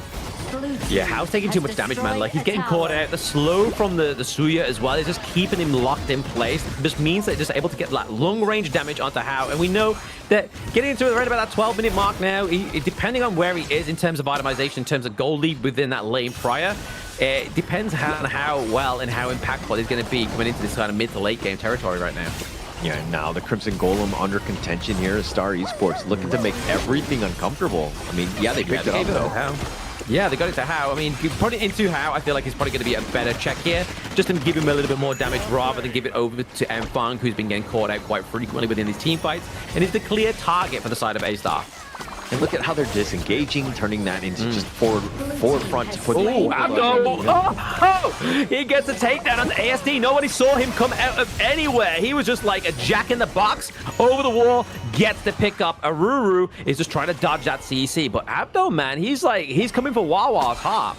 Yeah, and that's a huge one, right? ASD is all about that wave clear, and now it's going to be a little bit more difficult for them. It's slowing it down, right? And, you know, ASD hasn't had the greatest game. He's 0-2-4, but it's all about that late game, just kind of getting that wave clear. Deal with the minions, but now with this Overlord, it's going to be even tougher for Scarz to kind of defend here.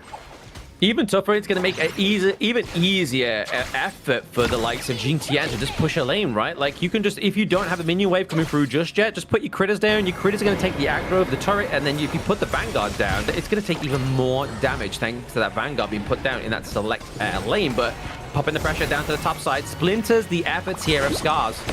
Yeah, and the Shadow Vanguard in the bottom lane, something to take note of. They're going to put pressure on the top, though, just to kind of, you know, just balance them out more than anything else. Chip away, do some sort of structural damage, whatever they can do. Because, again, Scarz can't even leave their base at this point.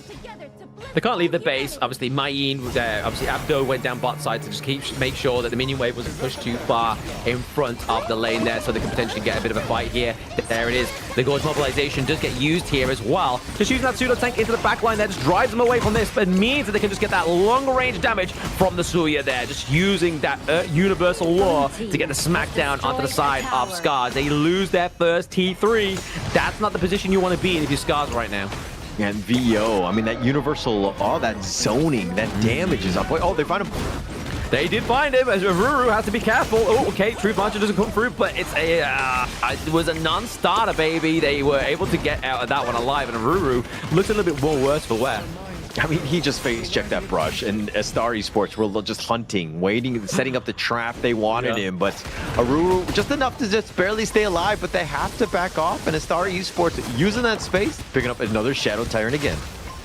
Yeah, I mean, you just briefly caught a glimpse of the vision score, right? Like, the person who with the most vision score is Zugzwang here. So he's just playing this year one to perfection, right? Like, he's just making sure he's face checking with this huge AoE. He's getting the intel off. Aruru's always in the most predictable of brushes, and they know this. And they're just trying to take these team fights. And Abdo is always catching them by surprise. And right now, they're looking to go for that T3 into the top side here. It's going to be a lot of damage being taken off here. And Fang's getting hit with the knockups from the Mayin, from the Agudo as well. That's 2 T3s down, and Scarz just put themselves in a little bit more of a worse situation, but we can't have A7 overextend. Perfect siege right there. That's exactly how you want to do it as Astar Esports. Lose nothing, but take everything. And the way that they did it was so clean. They were able to take both at the same time because of, again, this Agudo has been a problem for Scarz. Yeah, huge problem. I mean, it's put the pressure on into the early game. It's still putting the pressure on quite visibly here for the side of Scarz also right now. But Astar are now currently ahead around about that 3k gold lead. So from what has been kind of like a very neutral 100 few gold difference between both of these teams is now slowly going into favor of Astar. And it's really going to start to build here as we see Mirage has that sanctification, right? So he's going to do a lot more damage as the time goes on. Yeah, continuing on, but look at just how the suffocating offense from Astar Esports. They're just all the way back dealing with all these minions. It is mad chaos in this house.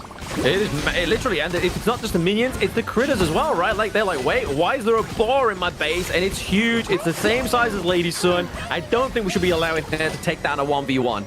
But if we kill it, we'll have dinner. I mean, that's the positive way of thinking about it, right? But they take it down. They've held, at least for now. The Crystal has taken a little bit of damage, but they need to just try to just salvage what they can in the jungle. They're not going to find anything. Yeah, I mean, they're committing too much, obviously, into the own jungle, right? Like, you just saw there, Abdo went for a little bit of a Hail Mary play, right? Just kind of, like, forced the bot side of the map. And you saw all of Scarz into the top side, trying to just kind of recover that Crimson Golem, but didn't get anything from it. Yeah, they didn't get anything. And I mean, Astar Esports putting the pressure on all 3 lanes. They've done a great job. And now they want this Crimson. Scarz just trying to fight for whatever. They're trying to fight one forever, but Abdo into the backline, just keeping them all in check there. Look at that damage coming through from Abdo as well. Oh my goodness. We see Mirage with that double kill as well. He makes it a triple. Can he go for a quaddy? He could potentially there, but it's going to be given over to VO there. Now we just need the minion waves to come through, and Astar with a team ace could get this game 2 on the board here. Quadra kill for Mirage, baby. And that's going to be looking to be it. I mean, Astar Esports just going to walk it down. They're going to wait for the minions, and Astar Esports going up 2-0 against Scarz. Wow. So, I mean, we're getting a bit ahead of ourselves here, Hall. We almost get an A-Star back-to-back 3-0 matches, which is crazy to think about. They've just taken RA Esports with a 3-0. They're looking for more blood. They're looking to be the top team within Group A, which completely overshadows my predictions for this week. I said, hey, the only 2 teams that could possibly come out of this is either R8 or Scarz. And now it's like, sorry, A-Star, there's another star here. We're not Scarz, we are stars. Yeah, I think Astar Esports hurt you. They got offended, and they were like, they took it personally, right? And they showed up. But the biggest thing is like the way that they're taking towers. That's the biggest change that I've seen, is that the tempo that they're playing has just been like it's about speed, right? You get some sort of kill, turn it into a tower, and continue to push. Before the 5-minute mark, I mean, they've taken like 2 T1s. They're looking for that T2. This is a team that's really starting to roll and finding it, playing objective-based and very smartly. Very smart as well. I mean, it's not like they went up against an easy draft as well, right? Like, they played up against a Dharma, very expensive pick. The Orgren, we're still debating if this is an expensive pick for some of these teams within KME. Obviously, Lady Sun, Sakia, Nua, all pretty sort of like top tier picks, right? It's not like it's kind of like a ragtag of hero team comp. It works, but not under the pressure of what A-Star was able to amass in the early game and still transition that through to the mid game, thanks to obviously Abdo with those fantastic catch-ups, Mirage with the quadra kill towards the end as well. I mean, Mirage has really stepped up in this series. It's been amazing, right? And Mfang, when you're talking about Ogren, there are moments where he was like fighting 1 versus 3, but once Mirage got those critical, massive items, he would just tear through him. And Mfang had to respect that. Not able to be up front, not able to chase him down, and Mirage was able to kind of get going. Yes, he ended up 5-0-3, but he got a quadra kill, so he was kind of largely quiet. He was chipping away, only doing about 55,000 damage, which is actually the lowest on the team. Yeah, that's lowest on the team, which is crazy, right? Super duper crazy that these teams have just kind of gone back for back. Obviously, Fang there with the damage, as well as obviously ASD trying to kind of translate that damage onto the back line of A-Star. So really, very interestingly here, they were able to get that 2-0 for right now, but it just looked like this at any moment in time could have been Scar's game if they just took the right team fight. Yeah, if they took the right team fight. That was the biggest issue. And this is why, this is a difference, dare I say, from like the top tier teams and then, where we are with Scarz. And unfortunately for them, they weren't able to kind of hit that mark, but the guy who did hit that mark was Mirage. MVP 5-0-2 with that quadra kill towards the end. But he was just enough to kind of get you over that hump to close this game out. Yeah, I mean, 16% of the damage dealt there. I mean, it's not the most impressive number, right? But like, it's still... He laid the damage where it needed to be, like getting those 5 kills onto the board. I mean, 4 of them happened at the last part of the game, right? So if that quadra kill didn't happen, he'd be sitting on 1-0-2. But really, it was the efforts of obviously the sanctification coming online earlier to deal a little bit more damage towards that late game. But then obviously just down to his due diligence, his positioning within these team fights meant that Mirage was able to pop up and get his MVP. Yeah, they had moments, right? Scarz, that is. I mean, yeah, Mirage did get the MVP, but, Scarz, like here, like Mfang just getting caught out there, can't die, right? And then this is that moment where they're trying to go all in just for this Crimson. They get caught out. They lose everyone. Astar Esports literally running it down at that stage and made them pay, right? They got baited out by the Crimson Golem more than anything else.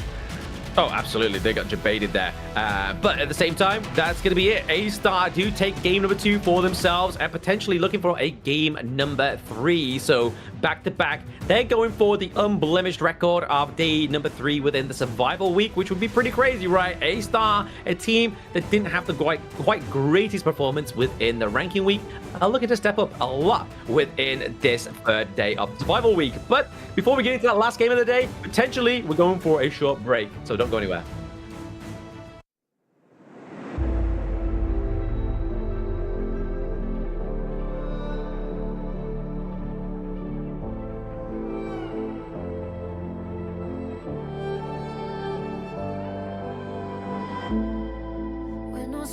to the fallout.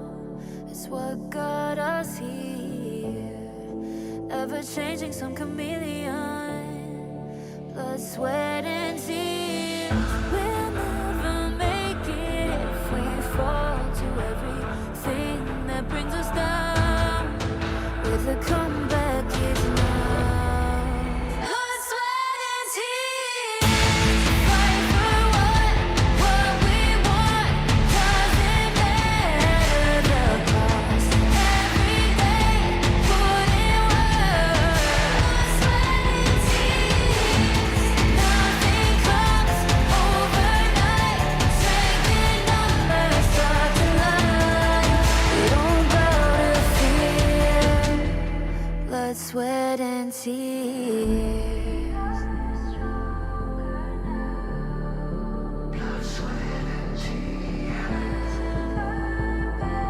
We don't bow to fear. Blood, sweat, and tears. Blood, sweat, and tears. Fight for what we want. Doesn't matter the cost. Every day, put in work. Nothing comes overnight. Strength in numbers starts to line. We don't bow to fear. Blood, sweat, and tears.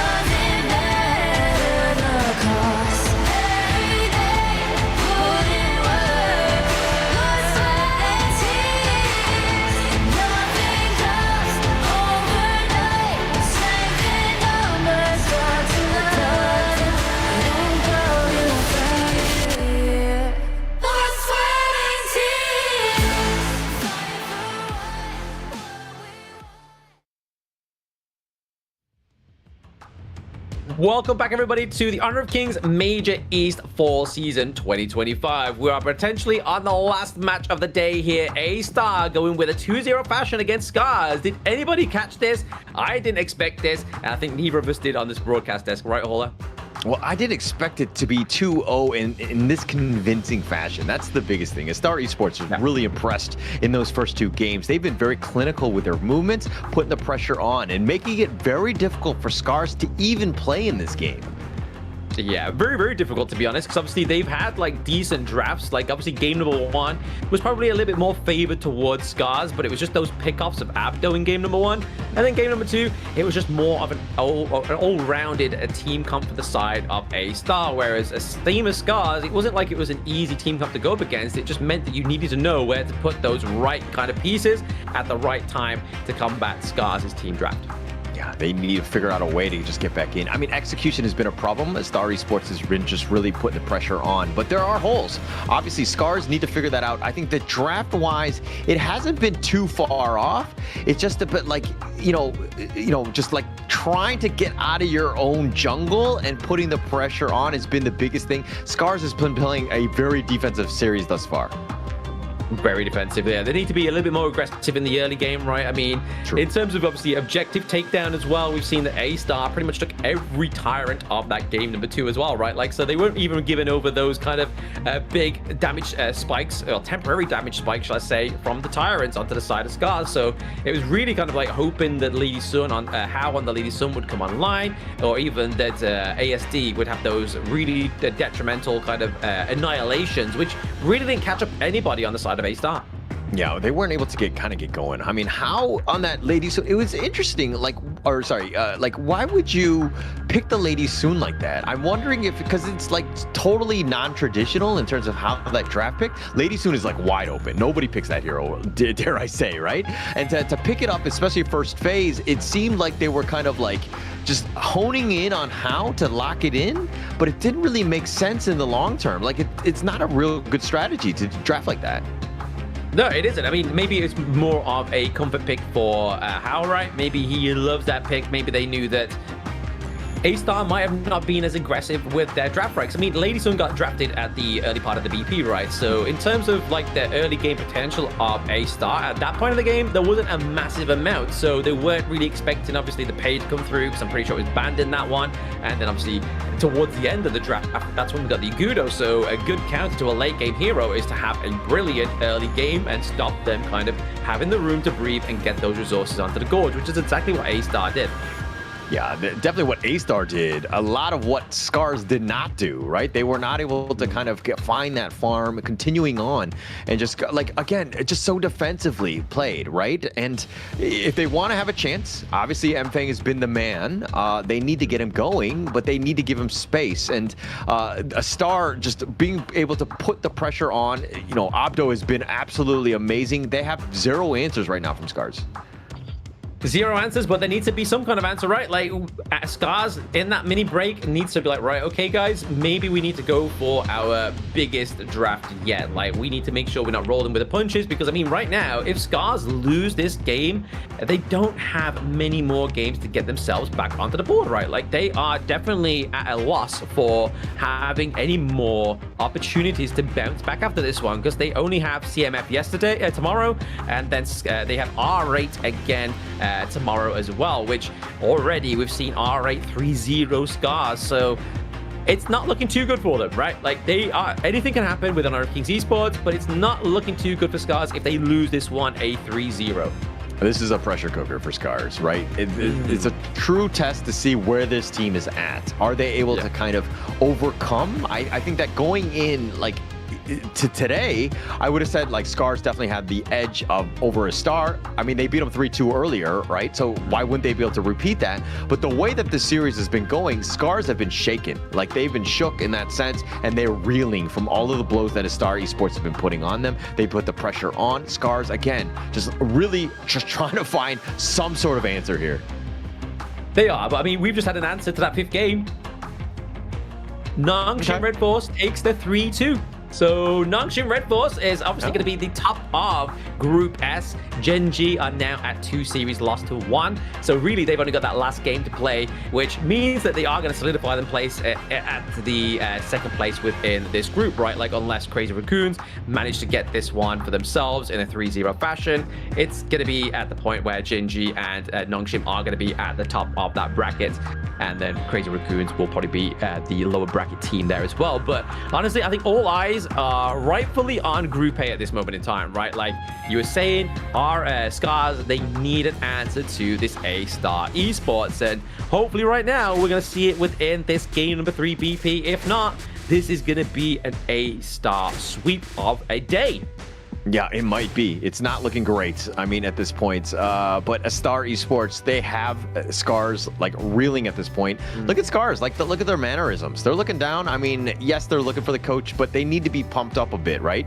You're down 0-2. You haven't lost the series. You still have a chance on this one. You got to play for this game, and you got to play the long game in that sense of just giving your team a chance. Yeah, that's all they need to do. Give their team a chance, draft themselves one of their best drafts yet, but it looks like they're not going to give over the pay to the side of Astar, and Astar are still not giving up that early. So is one of these teams going to go for the Mai Shiranui? I mean, VO, we've been seeing play a lot more mages rather than the Mai Shiranui, so maybe they give it over to Scarz, and maybe that's how Scarz come out on top. Yeah, I think for Astar, though, this is one where you've got the man down, you got their foot on the throat, now is the time, end it, right? They're going to go with Yixing, which is not the typical first pick, but again, setting it up for VO, realizing that, hey, this guy is so much utility, a lot of damage, it doesn't really matter what you're picking, especially to start this draft. Yeah, I mean, it's a nice first blue pick, I think. Yixing, especially as we get into the the latter parts of a best of 5, right? Like the global ban pick is definitely going to kind of like thrust these like Yixing picks towards the kind of like front and vocal point of a blue side draft. But over to the side of Scarz, obviously the reason why Astar didn't take it is because obviously they've already used the Hue 1 in game number 1. But now we see here that Flowball Marksman started to come through, Hue 1 as well. And then over to the side of Astar, it looks like they're going to go and draft in another big pick here for Abdo. It's going to be the Guan Yu and the Zhang Fei. So a nice crowd control combo going on here between those two.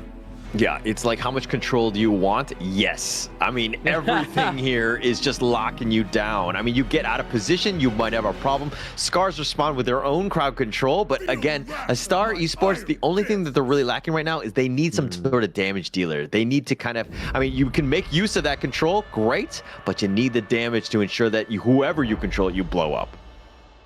Yeah, exactly. You definitely need the control. I mean, the damage is going to come from Yixing at a certain point in the game, right? I mean, taking Liberties definitely does a chunk of damage in the early game, but as he kind of progresses within the mid to late game, obviously he's going to stack with his passive. That's going to give him more ability damage as well.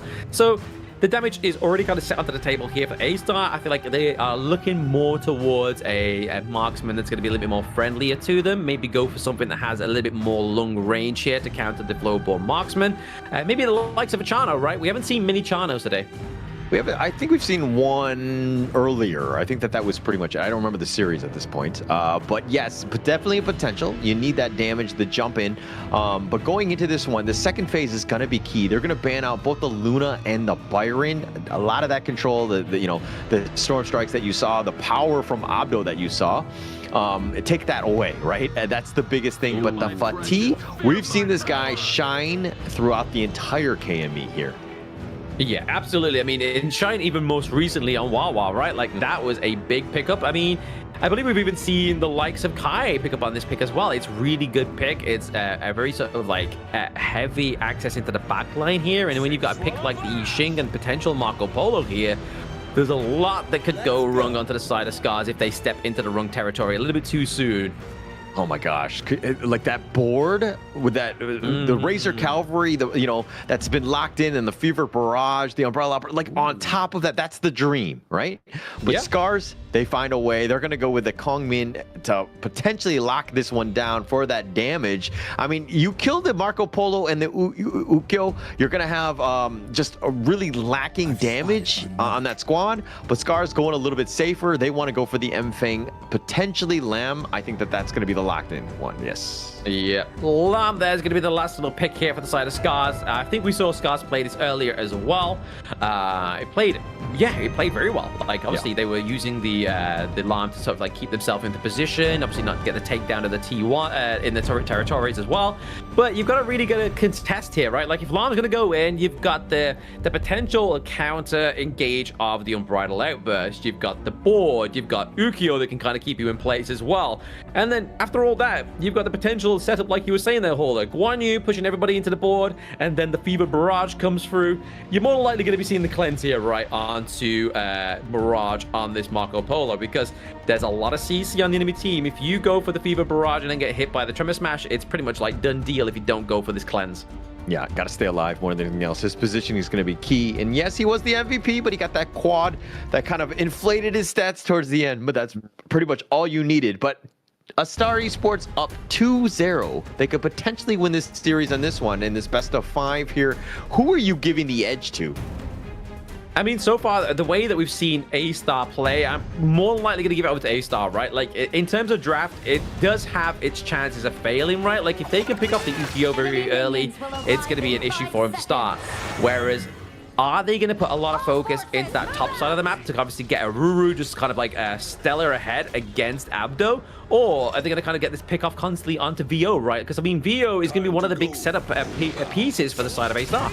Oh my gosh, they're all charged. Oh, they found Ochik in a bad spot. He's going to be trying to burst Ram to safety, but he's going to give up burst of blood. Astar Esports, they change things up and they make him pay.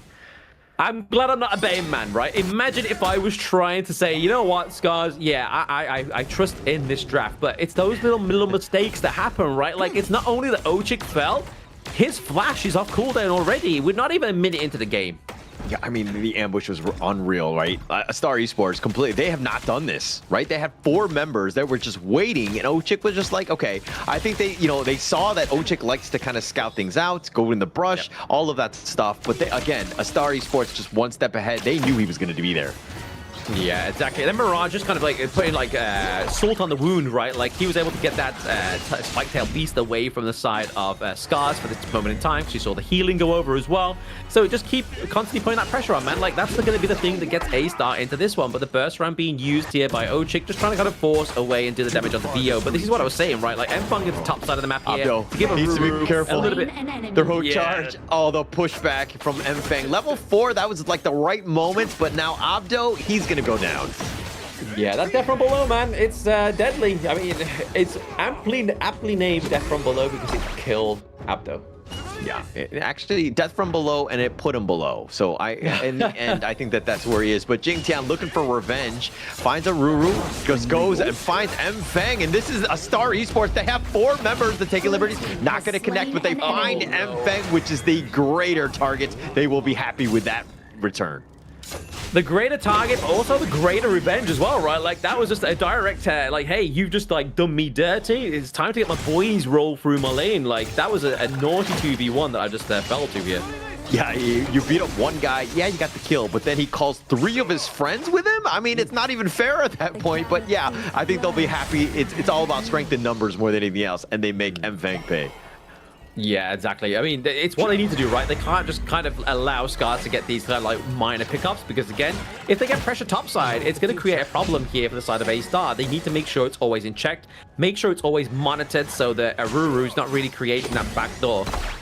Yeah, he needs to ensure that, like that safety, right? To being into the right position. But the nice little board on the 2, locking him in. And the Unbridled Outburst on top of this one. But the Tremor Smash used in return. Ochik is looking to turn this around. Not able to get anything from the Death from Below. But they push him out. Scarz will survive, though. The worst thing was, in that entire thing, was the fact that ASD flashed while the board was literally used. Like, you know, like it was locked in, it was concealed, and then he was like, you know what, I'm gonna flash now. It's like, he thought he could get out, but he couldn't.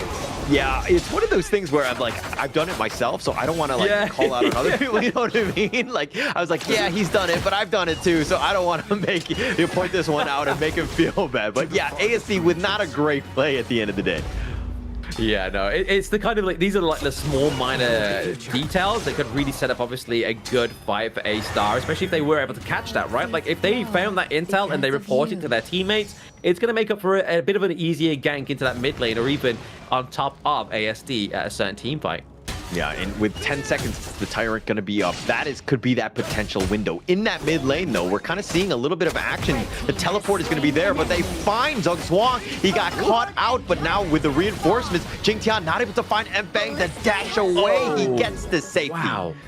Look at, I mean, it looked like he had no health on that gauge, but it's paid dividends here for Astar. I mean, yes, they lost Zug Swang, but it means that Enfang's too bruised. He cannot go into that Tyrant pit or he will fall. So it's really just paid dividends here for the side of Astar overall. And now that they've got the Tyrant and now that they're ahead with the gold, it means that they can have a little bit more of a breezier team fight at this moment in time. So really, Scarz, Enfang, we need some more of those pickoffs.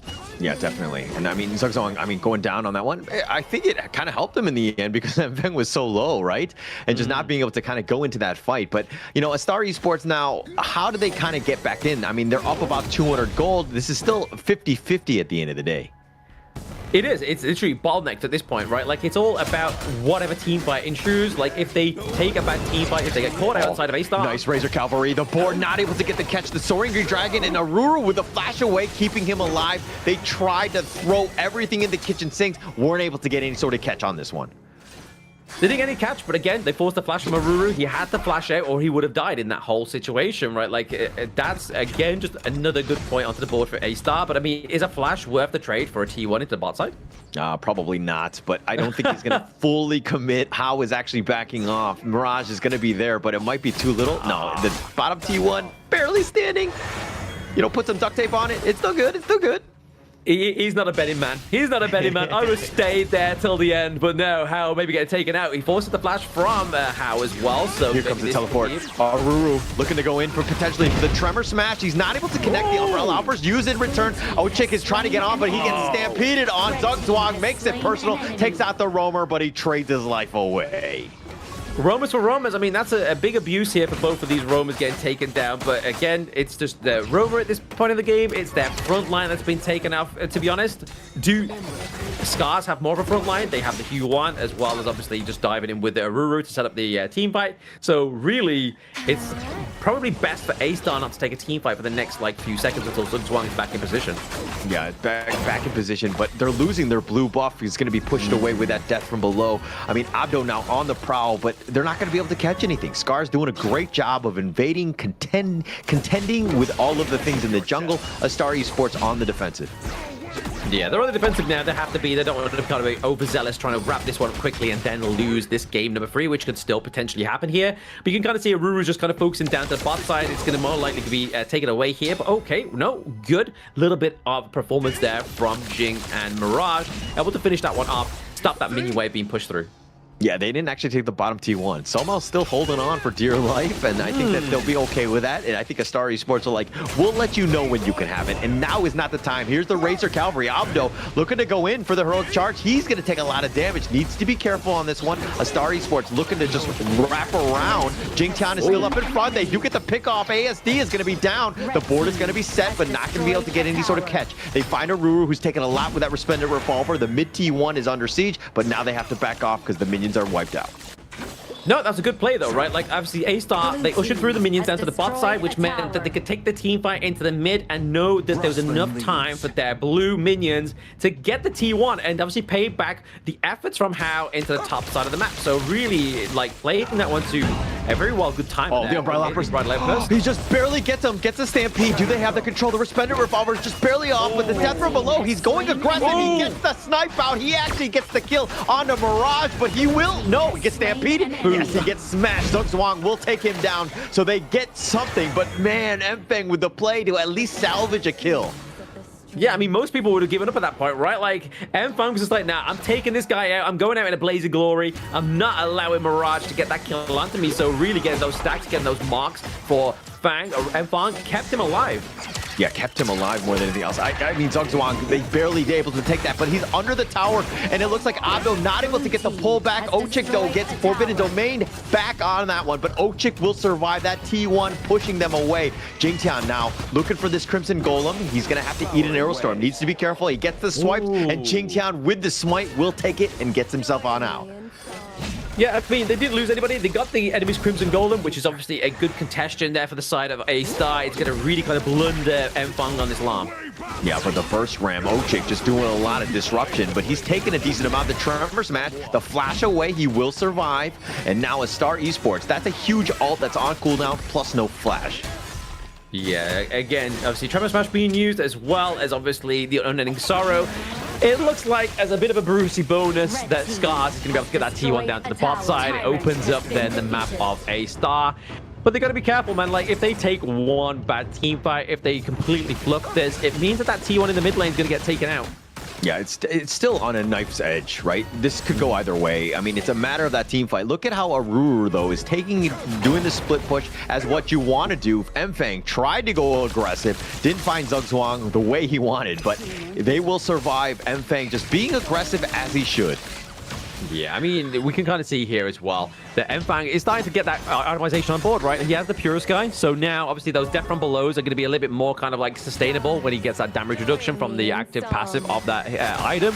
But he's got to be careful. He's got to use it at prime moments, because as soon as that gets taken off, and you are going to bet your sweet bibbity that somebody's going to be building that anti-heal right now. Obviously, Vio's more than likely got the Venomous Staff, so it's going to be a lot harder for Mfeng if he doesn't use the perfect Pure Sky to actually get anybody from these team fights. And just a matter of time. I mean, he's still getting that farm. I think that will be key when he's feeling comfortable. I think right now, I mean, these big neutrals have gone all in favor of Astar Esports, forcing it down, even with Jingtian not even there. Abdo waiting the wings. Who's going to take this one? The board set up, not able to get any sort of catch, though. He does get a catch, but he obviously isolates the minions away from the side of Scarz, which means that obviously clearing this up, one solo counter minion is not going to siege that turret just yet, but Aruru needs to be careful. He doesn't want to get caught out here, top side of the map. He's been playing well. I mean, he's stepped up. Game 2 was not one of his finest, but in this one, with this fatigue, he's doing a much better job. He needs to ensure that that split push is real. He's able to kind of do that wave clear. He needs to stay alive because he does contribute quite a lot of damage. Oh, absolutely. I mean, we're currently seeing that Hao hasn't really had that damage come through yet. Obviously, just using those arrow storms to do damage from afar. But all right, okay. There we see Jing go against Aruru. There's a lot of slashing going on top side of the map.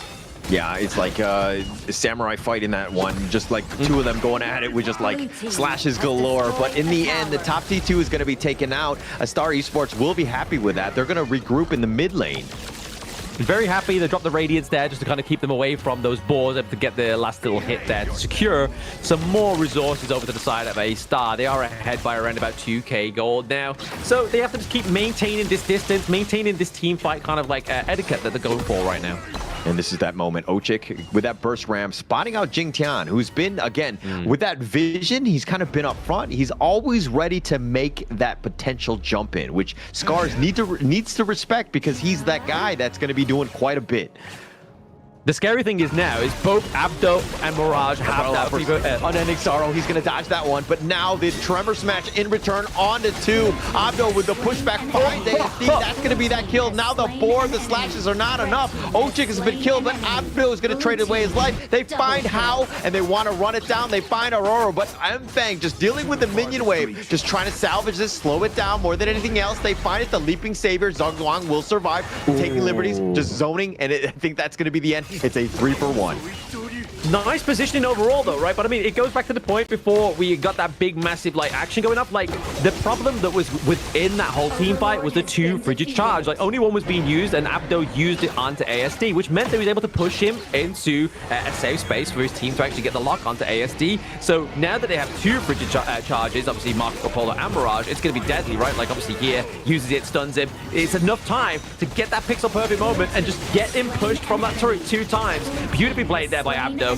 Really good play. Obviously, the positioning and the way that Zhongguang was able to get from that T1 territory without dying was a really good play as well.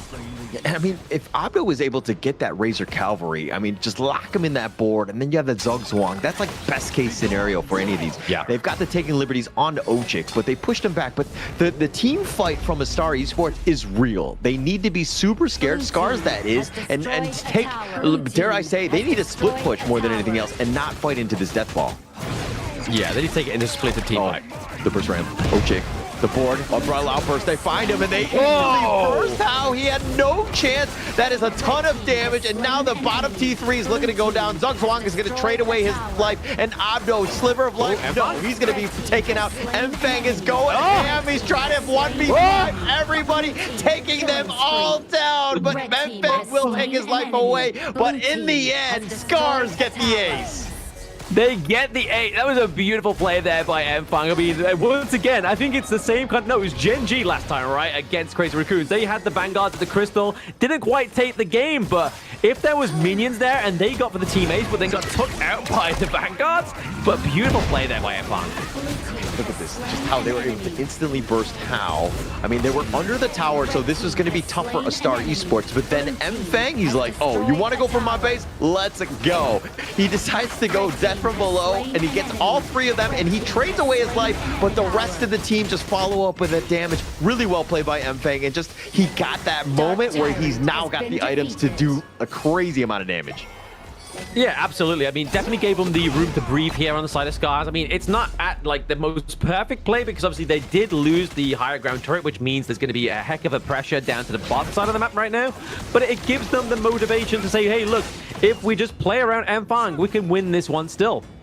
Yeah, Mfang has been the guy, right? I think that finding Hao has been great, and it looked really good for Astar Esports.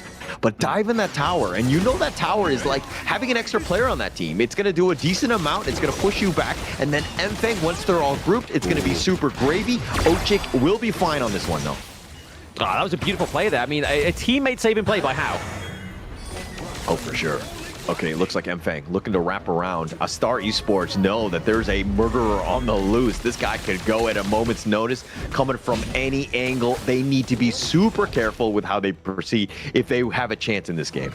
I mean, Zugzwang's just too trigger happy with that Radiance, right? Like, if he timed that a little bit more correctly there, Mfang would have been caught. They could have literally had green light go onto the side of Astar, but he's just kind of pressing it. As soon as he sees Mfang, he panics. He's like, guys, I gotta press it. I gotta press it. If I don't press it now, he's gonna kill me. And then they press it a little bit too early. I feel like they need to be a little bit more reserved on that Radiance. Yeah, they need to figure something out because, I mean, Mfang can also, he has the speed to really kind of bait spells out potentially. Now, Ochik is in a bad spot. The Umbrella Outburst pushing him the wrong way, though. And now they have the board, but they have Ochik locked in. He's got the Burst Ram, but he's taking the Fever Barrage is on point, though. But Barrage is all the way up in front. He's going to be picked off as well as Jingtian. And Mfang is finding them on the back line off of a double kill thus far. And they want more. They want Zugzwang. It's a triple, and they're continuing on. And look at where Mfang goes. Instantly the top lane looking to push and end this game. And the worst thing is, Zugzwang can't recall. He can't recall. That has to be a healthy minion for them to take this base with that one. But you can see ASD, you can see Aruru. They're rotating around. They're looking for a comeback here. And what a play by Mfang. They get game 3 going into Scarz' favor. All right, clear MVP's got to be Mfang, right? Once he hit one online, it was just instantly in their favor. Every single team fight, and that was that moment. I mean, he was completely off the map for quite some time. Astar Esports were looking very good. They were starting to open it. But once that bottom T3 siege went on, that was that moment where Mfang was like, time to shine, brothers. This is where we kind of see that tunnel vision come through for some of these teams, right? Like, yes, they're 2-0 ahead, but then little moments of that happen, and then it's kind of just like, that'll haunt you into going into next game, right? Like, you've really got to make sure your mental's in check next game, that you are always checking that the minion waves are pushed in your favor before you take a team fight. Because if you look back on that one in the highlights, you're going to see the big mistake that happened there by Astar. They played that team fight a little bit too aggressive into the enemy jungle, and then it just meant that as soon as Mirage used the Fever Barrage into the backline enemy team and couldn't do enough damage, it just meant that the damage just fell away for the side of A7, and Mfang just had that clear go to get into the backline and take down BO. And that was what we were waiting for. We were waiting for Mfang to just turn it on, right? But 2 other games, we didn't really see him kind of have this moment. But the LAM has been his jam, right? And being able to turn that on, right? And when you know that, hey, if we lose this game, we're done, right? We're completely out. We're not going to have a great chance. But Mfang is like, nah, I got you, brothers. 8-3-3, and just really stepped up and carried this game. Oh, huge step up. Not only a team ace, but then towards the end, just wiping 4 of the members. But then a good, obviously, like, little bit of shepherding here for the rest of the side of Scarz, right? They kept Zugzwang from not going back to base. If he went back to base, I mean, it's a Zhongfei. He's not going to be able to clear out a minion wave, especially what was coming through onto the side of Scarz. But 93.4k damage from Mfang. And honestly, I have to give props to How and ASD, right? ASD with 96.5, but How, whenever they tried to go in with a bit of an engage, especially with Jingtian on the Yukio, he would just use the Arrow Storm, and by the time the Arrow Storm finished, Jingtian was like a 3rd health just left of his bar. It was really crazy the amount of damage that How was doing, even though his presence felt quite like minuscule within the team fights. Yeah, he wasn't, it seemed like he was being focused. And I mean, in the end, I think the rest of Scarz just had a lot of damage. Ochik did a decent amount, but this Gold Graph, wow. I mean, just a little bit of red, and that's kind of all you really need in the end. Scarz just being able to close the game out, find ways to come back. It's about those gaps, right? It's about those mistakes that you had. Astar Esports on that siege, everything was looking gravy until that high ground siege, and Scarz made them pay. They made them pay, and Mfang gets another MVP. It is going to be a KDA of 833. Damage dealt is going to be 20%, and then damage taken 26%, which is all obviously at the thanks of that Pure Sky, right? Like, if that Pure Sky wasn't built, he would have got run down so easy into those team fights. He wouldn't have lasted any more than like 2 seconds, especially with the damage that was coming through from the Marco Polo, as well as obviously the Yixing as well. But now, as we're going to see in the highlights, how Mfang played this beautifully to a comeback. Yeah, I mean, it didn't look good for Scarz, let's be very honest, right? Yeah. Astar Esports put the pressure on. I mean, they were trading away things. I mean, they were making some good ones. And then they find Mfang on this point. Mfang gets the kill onto Mirage before he visits the afterlife, so to speak. But there were moments where you're like, oh my gosh, how are Scarz going to come back? But they had that fighting spirit. The resilience is unreal, being able to just kind of take this. Abdo doing a great job here, shepherding them in. They get ASD. This was a huge win for them.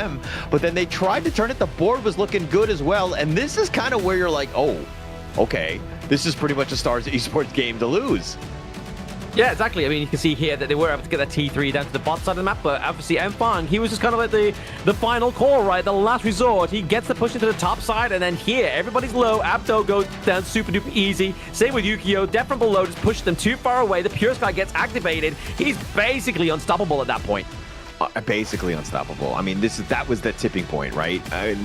Every fight from that moment, Mfang was the guy, right? Yes, they had the board, and they're like, oh, chicken, like, look at Mfang on the backline, fighting 1 versus 5 for everybody, and then Aruru coming on in, and then that was just cleanup, right? So Scarz understanding where the weak points are, how to get to the flank, Mfang with that perfect engagement, and this is why he was MVP. Oh, absolutely. Definitely deserved it, especially after that KDA, that performance. But before we get into the next game, we're going to take a short break before game number 4. So don't go anywhere, guys. We'll see you soon.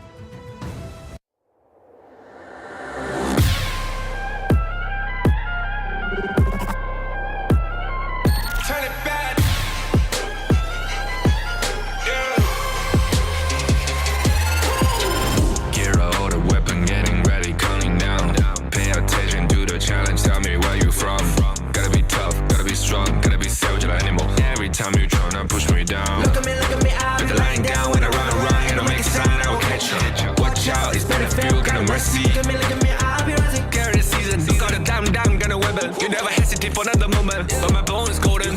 I'm invincible, just let him know. I can show you all the glory I own. Through the jungle, find a way to the pad. It's time we go. Live and rock and we go.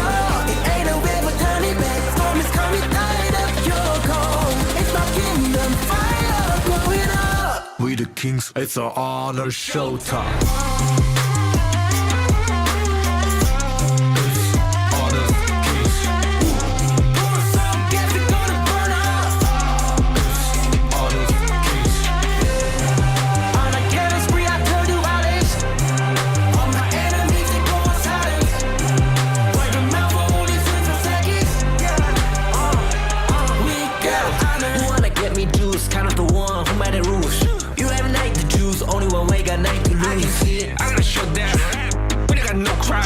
We barely fight, there's one question pieces you can G. First blood, double trouble, then I take a pen, I kill. All you do is sweat and look at me stay victory. Say. I've triggered my soul down. Follow my pace. We the champions screaming, I'm invincible. Just let them know I can show you all the glory I own. Through the jungle, find a way to the pad. It's time we go. Live and rock and we go.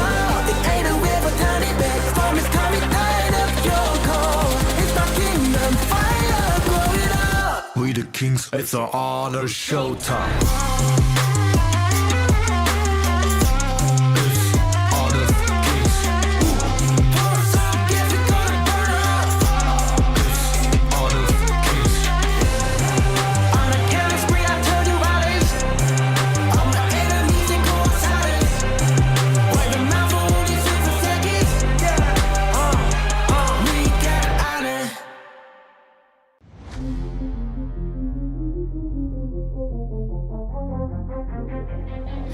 I'm born of this, I'm born this way, ayy. This is my chest and my bonus play. Can't be late, won't hesitate. What do you say? Race to find my face, scars to find my skin. I can't convince them, can't please them unless that I'm the one that you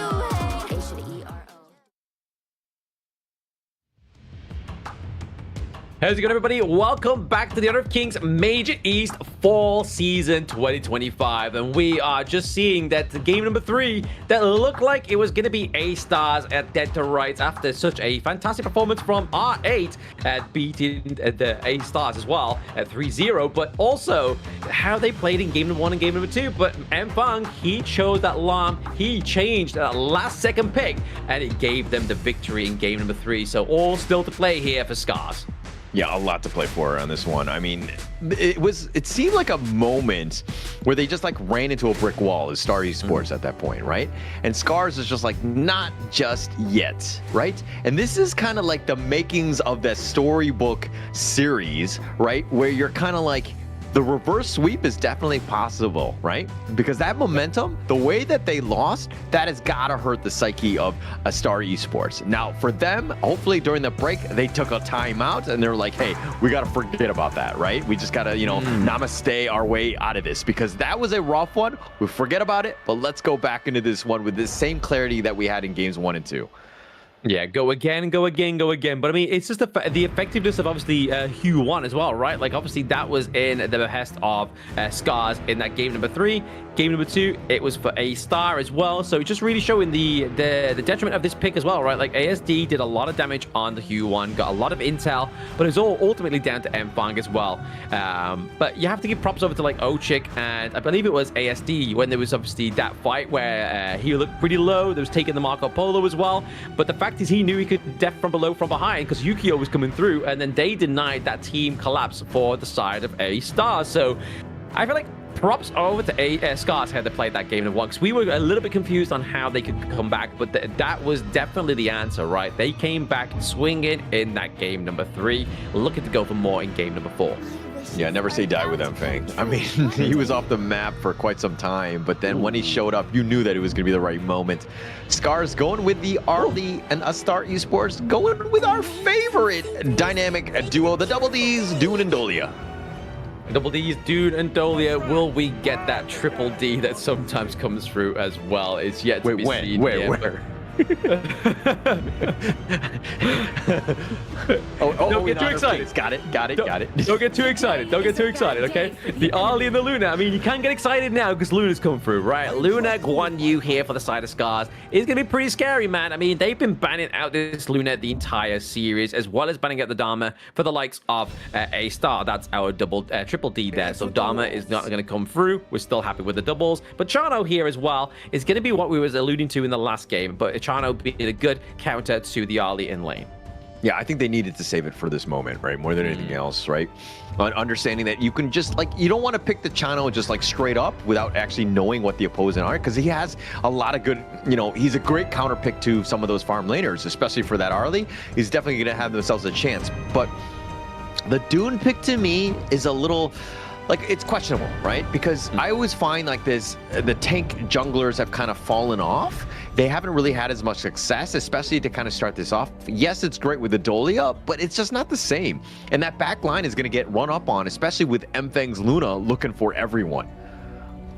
Yeah, I think maybe A-Star was just trying to bait them out and say, hey, look, it's going to be the Dune and Dolia combo, not the newer and Dolia combo, right? Because, I mean, they banned out the newer here. They banned it out 2 matches in a row. So they're really kind of focusing VO here in terms of what they could go for.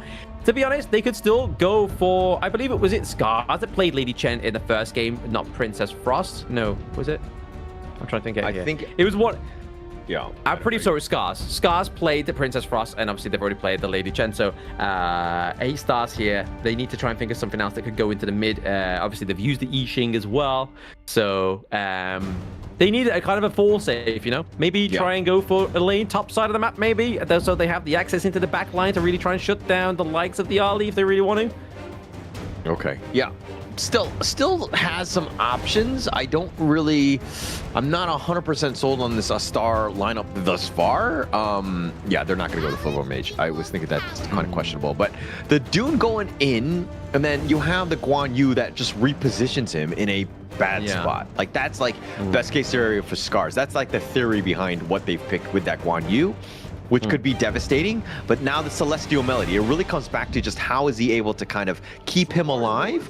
But now the Dolia, like, not too much value if you're talking about like the Celestial Melody at this stage, though. Yeah, exactly. There's not much value. You're not going to give 2 leaders stance over to Chano. You're not going to give 2 blazing brilliances over, you know, right?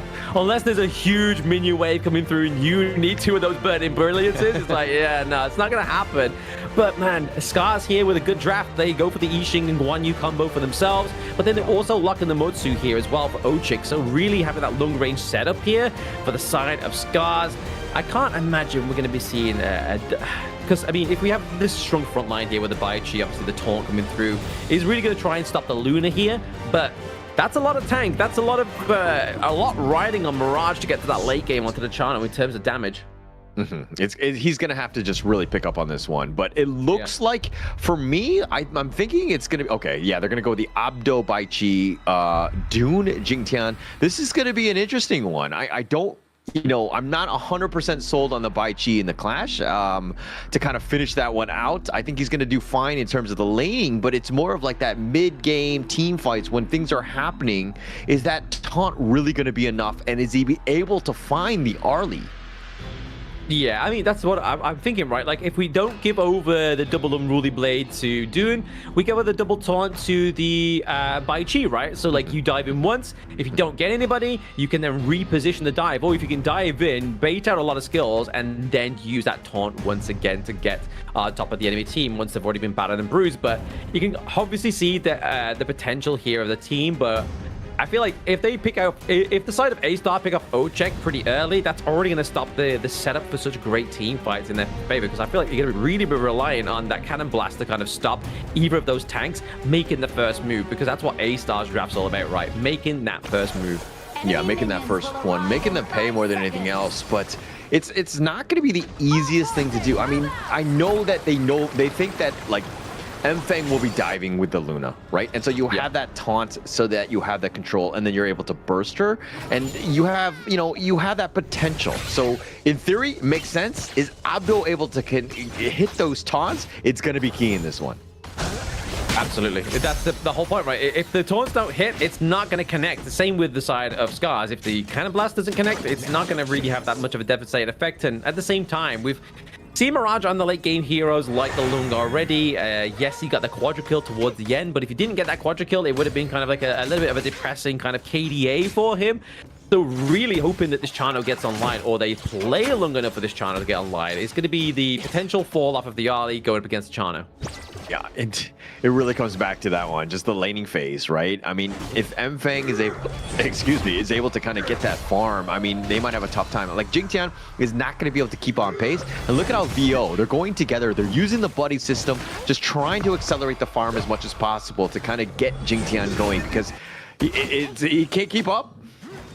No, yeah, I mean, they're taking the leap out of Gen.G's book, right? Like, they're just making sure that Zugzwang is going to be a lot more proactive onto the Gorge, rather than kind of the sticking at the hip of either the Dune or the Chano here into the bot side of the map.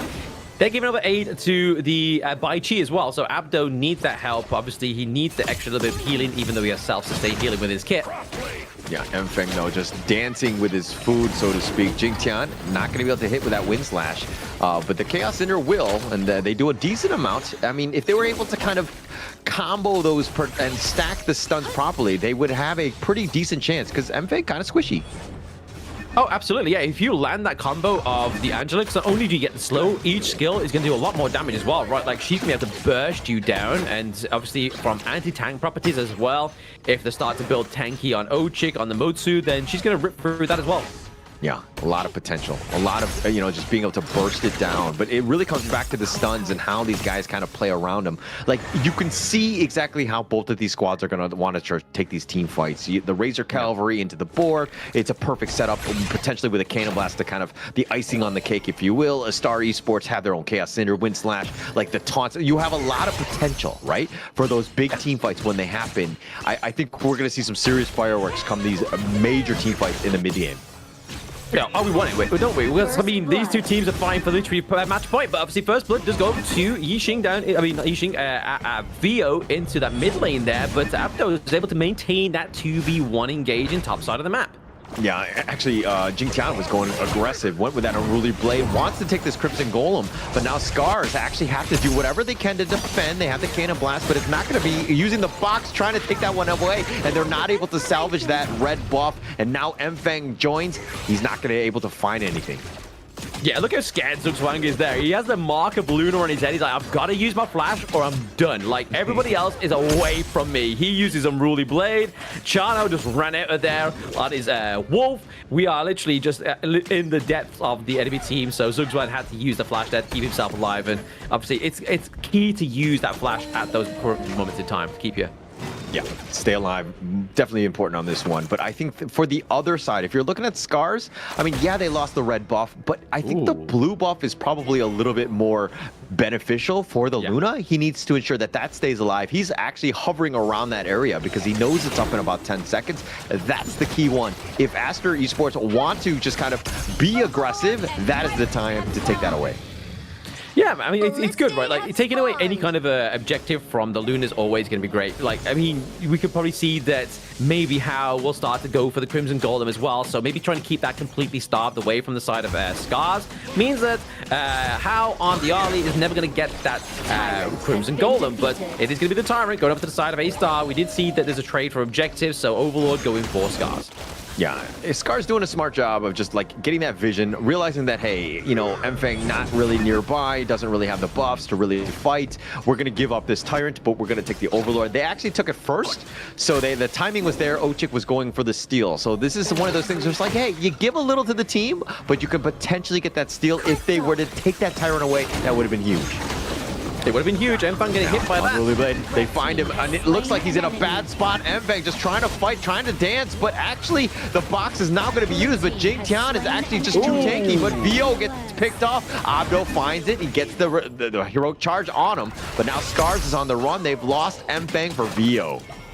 Yeah, we say he's trying to dance there, but what we didn't let you guys know is he's got 2 left feet currently on the game, so he needs to make sure he gets his right foot equipped so that it can dance very effectively and very fluidly. But to be honest, that was a nice, obviously crucial crowd control there from Aruru as well. Really stopped the kind of like flow and momentum of that team fight that was already going into the favor of Astar. And thanks to that Overlord take as well, right? Like, they weren't able to push any of those lanes. Yeah, they weren't able to push anything at this point. And, I mean, Jingtian with this Dune has done a great job. He's been that tanky frontliner, and Scarz had kind of, like, yeah, they can kind of burst through the other ones, but they don't really have the answer to this Wind Slash, which could be a serious detriment to their plans. Oh, absolutely. Definitely. The Wind Slash with a knockup is a great tempo breaker for the side of Astar. Like, as soon as somebody dives in, they try and get a bit of it more of a combo going. That's going to stop the flow of the ocean. But at the same time, it's kind of just like, is that going to be enough to disrupt Scarz as they get kind of like into that mid to late game territory if Astar's allowed them to? Yeah, I think we're going to have to see exactly if they're able to do that. I mean, look at how Mirage is putting pressure on that top T1. But this blue, if it's stolen away, it's not. Jingtian will smite it. He needs to secure it. Mfeng on the other side, though. Again, largely off the map and kind of quiet like it was with Lam in that last game. But this is a space and opportunity for Astar Esports to put the pressure on. But with that bottom lane pushing, things are looking in favor of it, Scarz, at least from the minion perspective. Yeah, I mean, they have a bit more of a pressure into the bot side of the map there, rather than how Astar were able to maintain it into the clash lane. So, like we say here, both of these junglers are really reliant on that Azure Golem, and even more so here onto this Crimson. They don't want to get taken away again. Yeah, they've got the Wind Slash onto one. They're going to look to go for this one, but the Cannon Blast used in return. They have the board, but Abdo taking a lot. He's going to be picked off, and the box is going to be used, but they find the wrong one on this one. Mirage is going to be killed as well, and Abdo, or Aruru, excuse me, is trying to push him around. They find Jingtian. That's 3 members down from Astar Esports. Yeah, a little bit of an overzealous play there from Astar. They tried to set it up nicely, but I feel like Vio in that brush was kind of like a little bit more of a bad positioning because it only meant that like Chano could be elsewhere, right? Because if they were going to go and dive in onto the Angela, they would get a 2-for-1, and then that's all your damage gone onto the side of Astar. But Scarz, they're striking while the iron's hot, right? They're looking to go take this T2 top side of the map here. They have the minion coming through as well. But it looks like Abdo is back online with Zugzwang as well as Mirage to keep that one alive. So no T2s falling just yet. Yeah, I mean, they'll take at least the mid T1, which will open things up, kind of give them Scarz a bit of an advantage. Now Mfeng will feel way more comfortable. Nice Cannon Blast on it too. They've got the board with 3, but they're pretty much just locking them into prison so that Mfeng can get that Azure Golem.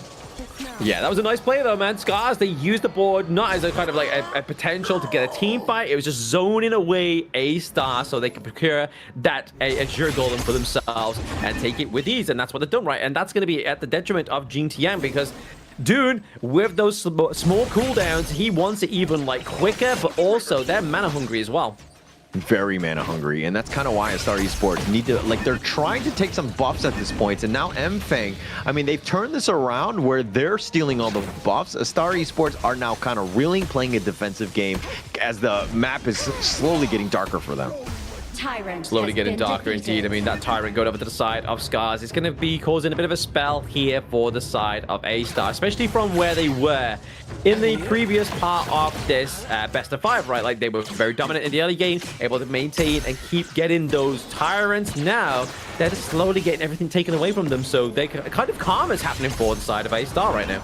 Turning it around. MFang level 14, 3 levels higher than Gen.G, right? The guy's been farming. He's doing it with a lot of efficiency. If they were to take this Crimson, he's potentially looking to go for that, and he's not able to get the smite. Gen.G will. Yeah, I mean, a little bit of a booty bonus here for the side of Astar, but like you were saying, level 14 to level 12, that's a lot of extra little bit of attributes going over to the side of MFang on the Luna. So really, we want to start to get in Gen.G online, get him a little bit more tankier, maybe building some more kind of magic defense, right? Yeah, magic I mean, any sort of tank at this point. Just stay alive. Just stay alive so that you can kind of deal with the wave clear. But the cannon blast, they find Abdo. He's just going to barely limp away. But now Aruru looking for that play. And the wind slash, the unruly blade, excuse me, Gen.G will get to safety. Yeah, nicely done there by Mirage, though, right? Like, even though he could have been dunked on, Mirage, that is, he took that cannon blast just so Abdo stayed alive. He body blocked it, kept himself alive, kept his teammate alive. But is it going to be enough to keep his base alive as that T2 down into the bot side of the map gets fallen here as well? And that mid lane one is looking like it could be the next target. Could definitely be the next target, but the biggest target right now, Shadow Tyrant. They're going to do this one right at the 10-minute mark. I mean, Astar Esports are looking to come in, but Scarz have already taken that out. Astar are not going to find anything. They're going to CSI the Tyrant's body. Yeah, nice use of that Radiance, right? Like, we saw Gen.G and he was running for it. He was like, if I could just get within range, use my Unruly Blade and smite it, I could steal this away. But it was just like, nah. Ochik, Radiance, you're not going anywhere, buddy. You can run as fast as you want, but on Baywatch. In the slow motion running right on the beach. That's all what it's all about. But Scarz now chasing, running after them. Not able to hit their marks, though, with these cannon blasts. But now the board is going to be set up, but it's under the tower. Not really where you want Gen.G. They have the cannon blast. They have a little bit more control, but there's no follow-up damage. No follow-up and no minion waves just coming through just yet. Obviously, it will be circulating through any moment now, but maybe Scarz take this point to get a bit aggressive, right? They get the T2 into the mid lane, maybe try and look for a little bit more. Try and keep them away from that T2 and top side of the map. Yeah, that's the biggest one. That's the main target that they're looking for, and they're kind of chip it out. The minions will help out with that one. So Scarz doing a great job on that one. But the bottom lane, they're going to turn their attention now to that one because all of Astar Esports are in the top.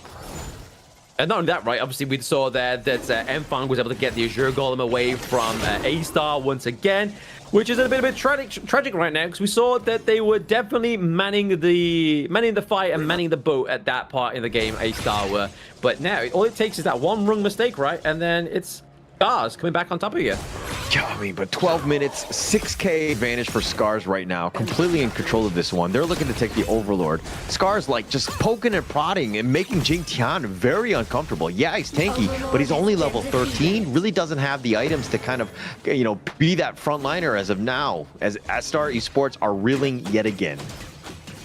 And the problem is here for Astar, obviously, we're only 12 minutes in. Mirage doesn't look like he's had one of the best games of his life on here onto the Chano. We need to get Chano to the late game. If he wants to do any damage onto the Gorge, we need him a little bit more fed. Yeah, it needs more time and space. The board, but not able to catch him. The top T3, though, is taking a little bit of damage on that, and it's going to be chipped away. How? Not enough to actually take it. And though the minions will be there, the cannon blast, now they're trying to go. They get the taunt onto him, but Abdo is going to actually just back off and just stay inside the base. stay inside the base for now. I mean, it's probably a good call, right? You don't want to lose any of your big tanky heroes as you may potentially be falling at the crystal right now. But the Vanguard has been dropped down to the bot side of the map, so you know all eyes are on that high ground turret.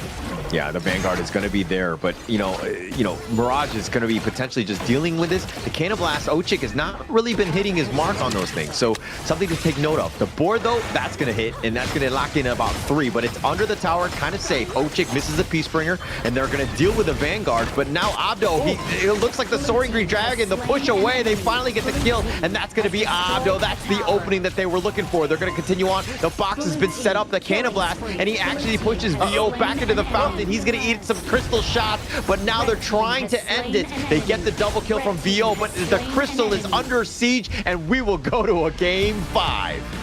Oh my goodness, Scarz are coming for the silver scrapes, the real ones. They definitely are in this one not to lose it. They don't want Astar advancing too high within Group A when their chances are at a full tier. So Scarz really coming back on with that one. Like, they didn't have the right tempo in the early game, but then they were able to turn it around after those big mistakes onto the side of Astar. A little bit overzealous within their team fights, within that Crimson Golem. That's where it all started to dispel from the side of Astar. I mean, the biggest thing was that Luna, right? Fang, just the amount of control. And, like, he was outpacing everyone, out-farming, out-damaging, doing everything, the Lord's work, if you will, from Scarz. Yeah. And in terms of getting into this comeback and just really taking the fight to him, Astar Esports, really defensive, really no answers, and they couldn't get anything going. They couldn't even leave their base. They couldn't leave the base, and that's a hard predicament to be, right? Like, if you're able to not leave your base, as long as at least get your farm up, right? But even at that point of the game, we saw that Fang was already like 2 levels ahead of Jing Tian. He was hard to sort of like press at that point. But overall, obviously, Luna only got 2 kills, right? But it was just the pressure that they put onto the side of Astar was enough to make that pick seem like it was like a supernova, that it was kind of exploding the side of Astar. But it was just the fact that it was just too much pressure, too much control, and too much zoning on the side of Scarz for Astar to even have a good team fight. And it wasn't really about the kills. I mean, if you're looking at the KDAs, they're all very pedestrian. Nobody's really sticking out, but it was all about the objectives, being able to go in at the right time, even on both sides. If you're looking at the damage, Mirage was doing the most. 40k, everyone else around the 20s or the the 10s. This is not where you want to be, especially when that siege is happening. It seemed like this is a huge draft issue. The Dune Dolia first 2 picks, but where was the value of that Celestial Melody? I don't think I saw it used a single time. Literally no value was given over, right? Like, it was definitely maybe drafted a little bit too early within that one. I mean, sometimes where we do see like a solid Dolia combo come through, it's in the first 2 picks, but the Dune and Dolia there, I feel like it was just too much damage onto the side of Scarz, especially magical damage as well, right? Because normally when you're a Dune, you're looking to build that attack, like obviously naturally you get a lot of the physical damage as well, but not when you're going up against the side of Scarz when they have the likes of the Luna. But we are looking at the MVP here. The playmaker himself is going to be a Ruru on the Guan Yu. Yeah, this is going to be, I mean, in terms of setup, he really just kind of put them in a bad spot. It was all about the repositioning and just letting them just get those kills. So while, again, his KDA, not so great, they didn't get too many, but the 11% damage, also not as much, but it was the plays within the actual team fights, and we'll see a lot of those in the highlights here. See, yeah, exactly right. Like, we saw a very early good game for the side of Astar. They were definitely getting, obviously, the pressure into the side of the enemy jungle. Was it the right side of the enemy jungle? That's for debate. Obviously, we'd like to see the Azure Golems be taken away for something like the Luna, but this is where it all kind of fell at the wayside, right? Like, just the positioning here. Chano got caught out. Great positioning there from Aruru. He kind of, like, found from the back line, pushed Chano in, and obviously, he's a squishy guy. He's not going to stay alive, and he has very little escapability. Yeah, no escapes whatsoever. The Soaring Green Dragon from, Aruru right there. That was one of those moments, right? That opened things up. They take the bottom T3. Then he looks to go back in. Yes, he hero charges VO back into the fountain. But that's the space created for Scarz and Fang to really do that, that damage on those crystals, which is just what you need to end the game. Just really well played in the end.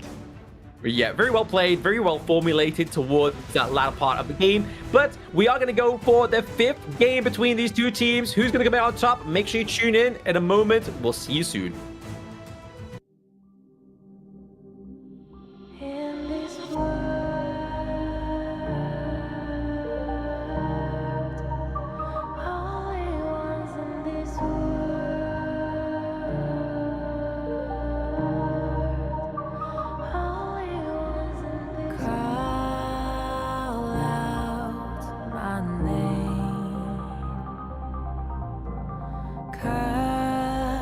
the sound of the rain.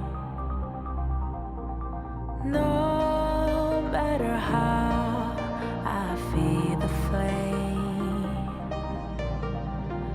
you know I feel the darkness and the pain. All of the ways we tried to break free from the night, you know we made it out, we found the light. I fly so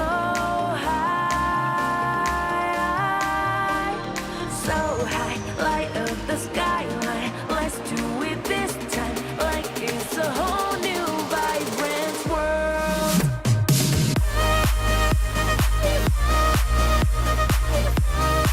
Like we're the only ones in this world. Like we're the only ones in this world. Now I see that I got everything I need. It's alright, I'm on fire, I'm alive, 'cause now I fly so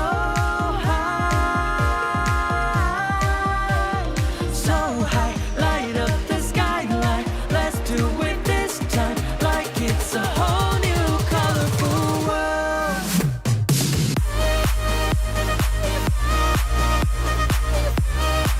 Like we're the only ones in this world.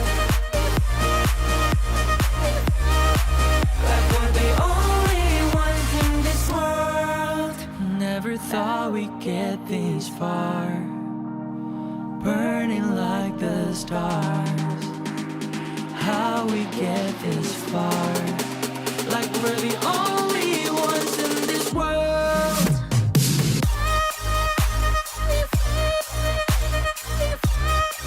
Like we're the only ones in this world.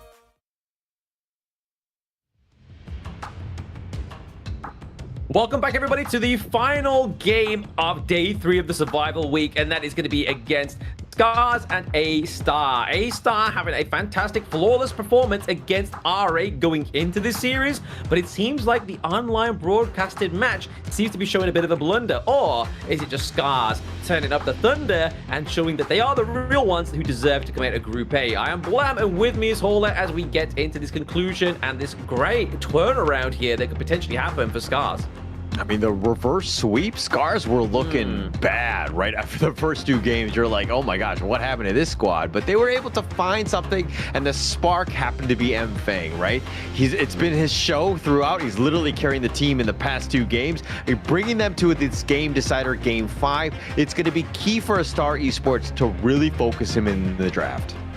Yeah, exactly. You need to make sure you're taking all of Fang's pick off of the table here, because if you don't, he is just going to come back and just like in those games where he played for Lam, he was just like, you know what? Even if I'm going with a 2v1 matchup here, I'm still going to come out on top. And that's exactly what you don't want, right? You don't want the pay to come through. You don't want the Jing to come through, because as soon as those picks start to come through here for Scarz Esports, it becomes scary. Yeah, it becomes scary. I think they're scared now. I mean, look at the players from Astar Esports right here. They're all kind of like, whoa, what just happened? Now we're in a best of 1 for this series. We were up 2-0. We had such a golden opportunity, and we might have dropped it. We cannot lose this here. Yeah, exactly. I mean, just look at all those heroes being like taken off the board here right now. Obviously, for those new joining in, that's just not to show that all the victims that have fallen within the last 4 games. It's because neither of these teams can pick these heroes twice. Now, because the global ban pick, you can only pick it once. So really, that's 20 heroes off the board for both of these teams. You can tell by the faces that they have to think. Like those pieces of paper that the coaches have, they've got to just run through them and find what's going to actually be the best out of a bad bunch, per se. Yeah, it's all about the strategy here. Just putting your, again, the best foot forward. I mean, Pei and Jing, great bands. Just focus on Mfang more than anything else, and see exactly how the other players, how deep their hero pools are. Are they able to respond? I mean, but when you have openings like Aruru's Byron that's been first picked here, you have a lot of options, especially in this game 5 here. Yeah, I mean, to be honest, it's actually not looking too bad, right? Like, there is still some big picks coming through here. Obviously, the likes of Astar, they are drafting a little bit kind of like a little bit more weirdly with these prio picks onto the red side and blue side, but Byron, as well as the Dideer and the Maestro Nui here, is really showing that Scarz still have a lot more to pull from, right? Whereas obviously A-Star, we're looking at a solid front line for the rest of these next 3 picks, right? Because obviously Motsu is just going to be the shot caller on Zugzwang, but you're going to need something that's going to drive the force of the enemy team, right? Maybe a Flowborn tank comes through with the help of the Fati, and then you just got the Duranger that's going to be able to kind of push the backline and just chip away at the enemy team. I kind of want to see what they picked in earlier games, because like looking at these heroes now, they're all kind of meta. They're still available in game 5. Like I mean, I know that we've seen it either on one side or the other, but like this is still, there's a lot of good heroes that are available going into this game 5. I don't think anyone's gonna be like, oh yeah, we lost this game because we were like, I was picking my 7th best hero or whatever, right? This is there are a lot of good ones still available. Oh, yeah, a lot of good picks are available. It looks like Scarz has called out those big tank picks that potentially come through here for A-Star, the Ogryn, the Flowborn tank as well. So really, we're going to be looking at something different here for A-Star, right? I mean, let's just hope that Jing Tian doesn't lock in the Yang Jian, right? Like, we just don't want to see that pick just yet. Like, just keep that to yourself. Keep it in the ranked games. It's not going to quite work here in this one, especially what's riding on this match as well. Yeah, everything, right? There's got to be so much pressure, right? And I think that there's more on Astar Esports' shoulders more than anything else. I mean, you were up 2-0 and now it's 2-2, game decider. That's got to be a lot of pressure, but they need to calm down. They need to ensure that Deg, the coach, is kind of ensuring that, hey, these guys, let's forget about everything. We'll talk about, you know, all the games later, but right now it's about focusing on this one, ensuring that we have our best chance. Yeah, and right now, I mean, we get the Princess Frost. So in terms of control, they have plenty of control here for the side of A-Star. Obviously, they have not only the Cannon Blast, they have the thing inside the box here for Zugzwang on the Motsu, but the Princess Frost for the Winter is here, and obviously the Frigid Prison is going to be what we're looking for here to try and get the pickups right. So if we can see maybe like a buddying system between Vio and Zugzwang, then we could get the lockup of the Cannon Blast and the Frigid Prison to really lock in the enemy team, right? This is it. This is that moment. Kong Min, like, being picked up for Scarz. We hadn't seen this. I don't think we've seen this in the fall by Mfang, but this was his signature hero in the spring league. So being able to pull this one out, but Astar Esports also have a trap card, so to speak, a trump one. The last pick, Prince of Lanling. Oh, man.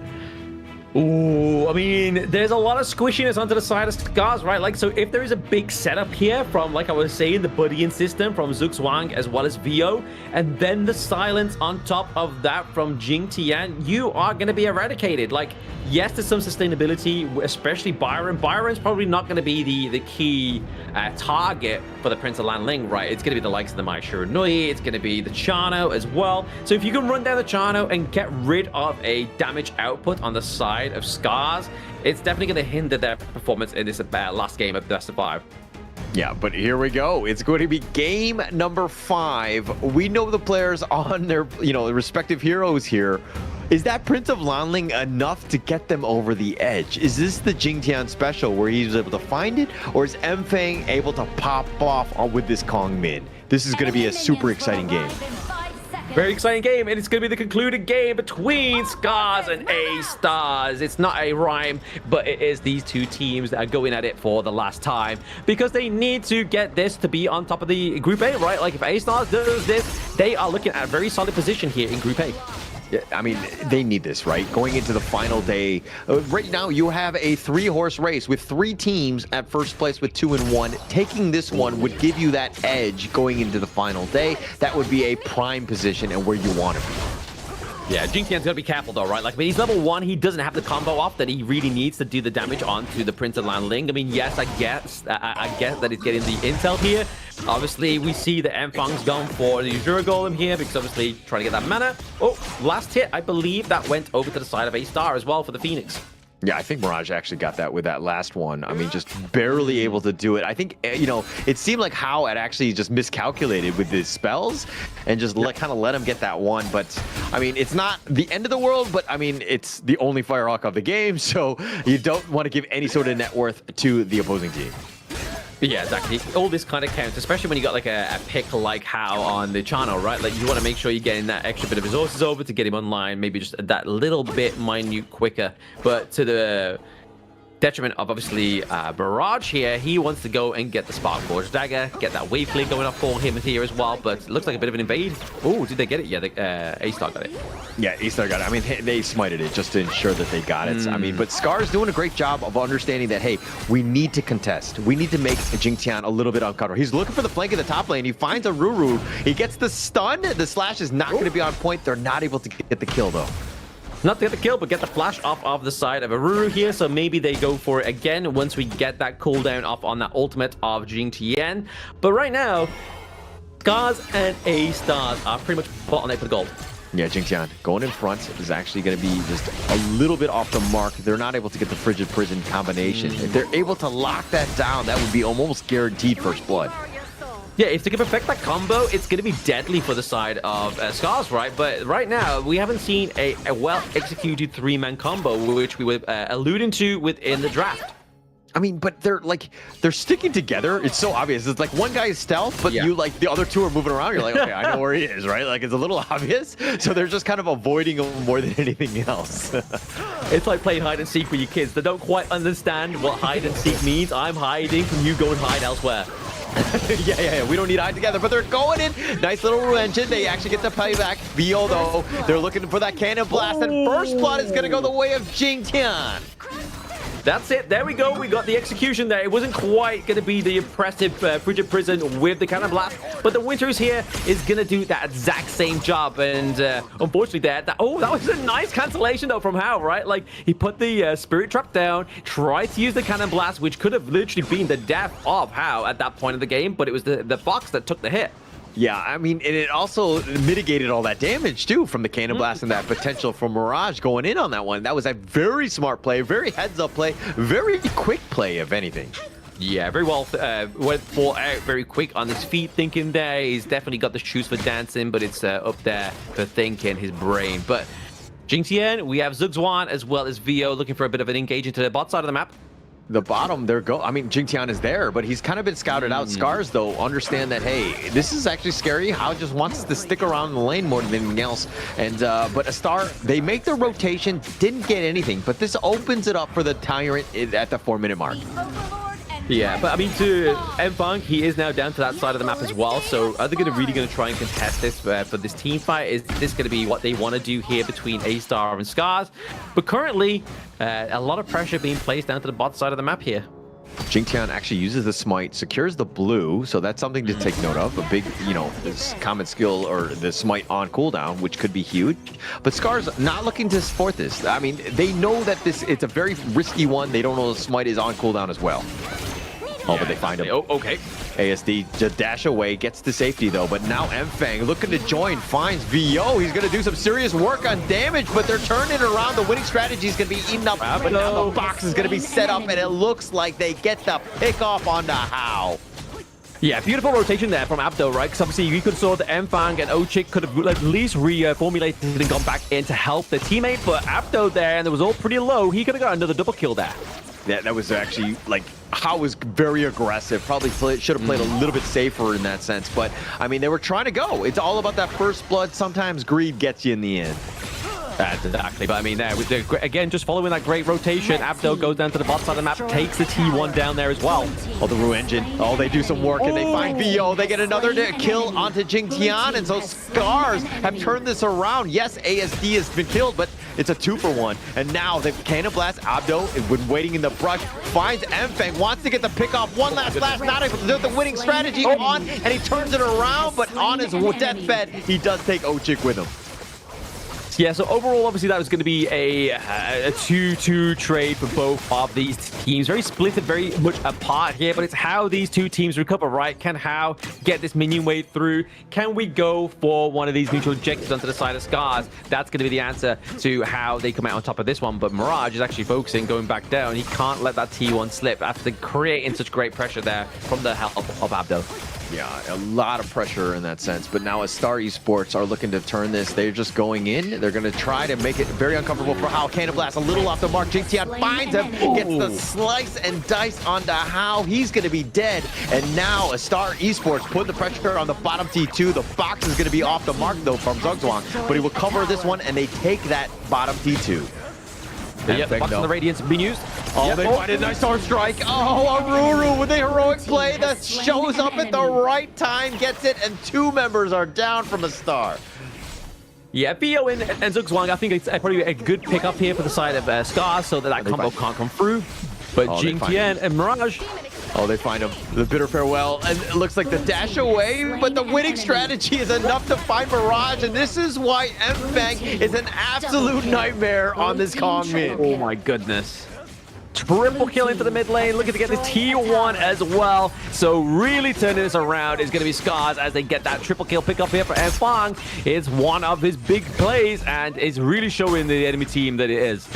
Yeah, I mean, he's just been able to just duel them, and like outstyle them, just get on point. He's been doing so much work right now, and he's gonna do even more. I mean, he's got a 2-level advantage over Jing Tian, who has been dead for quite some time.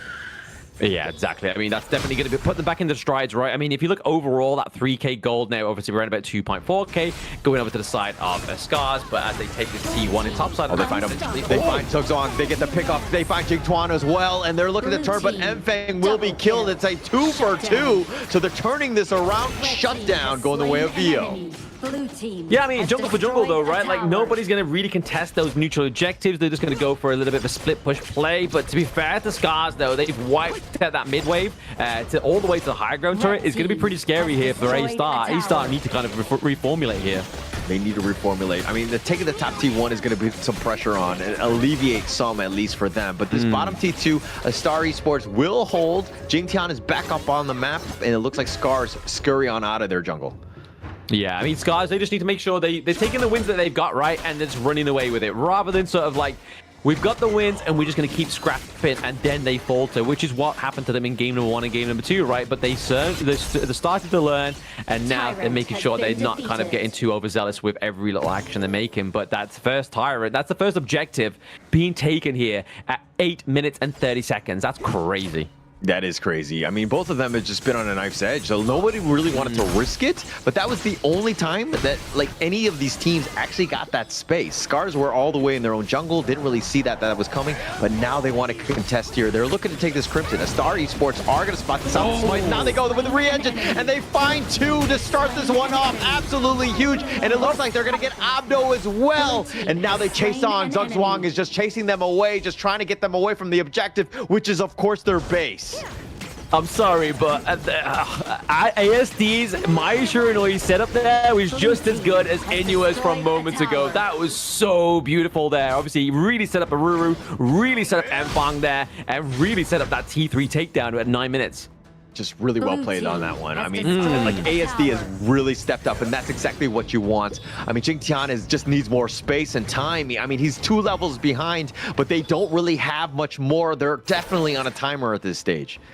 Yeah, exactly. They got to make sure that they don't allow any more to come through, right? Like, if Abdo starts to get his way with the enemy team fights, if they start to kind of like isolate Aruru, which if you look at it in terms of obviously isolation, you've only really got like the think inside the box, right? But he can escape that if he really wants to.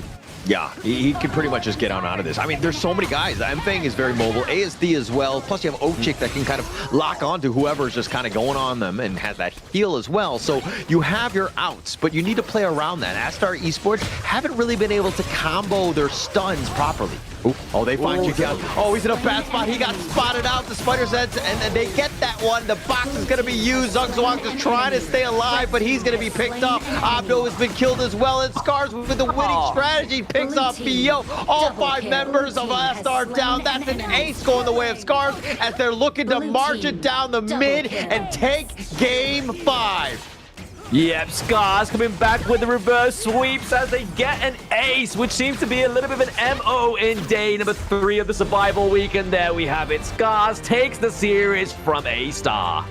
What a great game. What a great series, right? You saw it. This is why we're like, hey, Scarz are a strong team. It just took them 2 games for them to really wake up in this series, but they were able to come back. Obviously, the play of Mfang just really helped them, you know, just put them on the shoulders in that sense, but they were not losing this series, especially after game 3.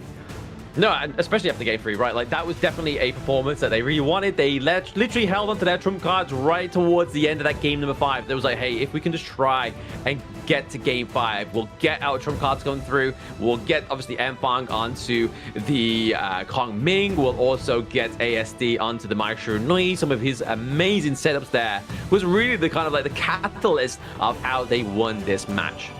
Just being able to come back like the way that they did, really, they dug deep, man.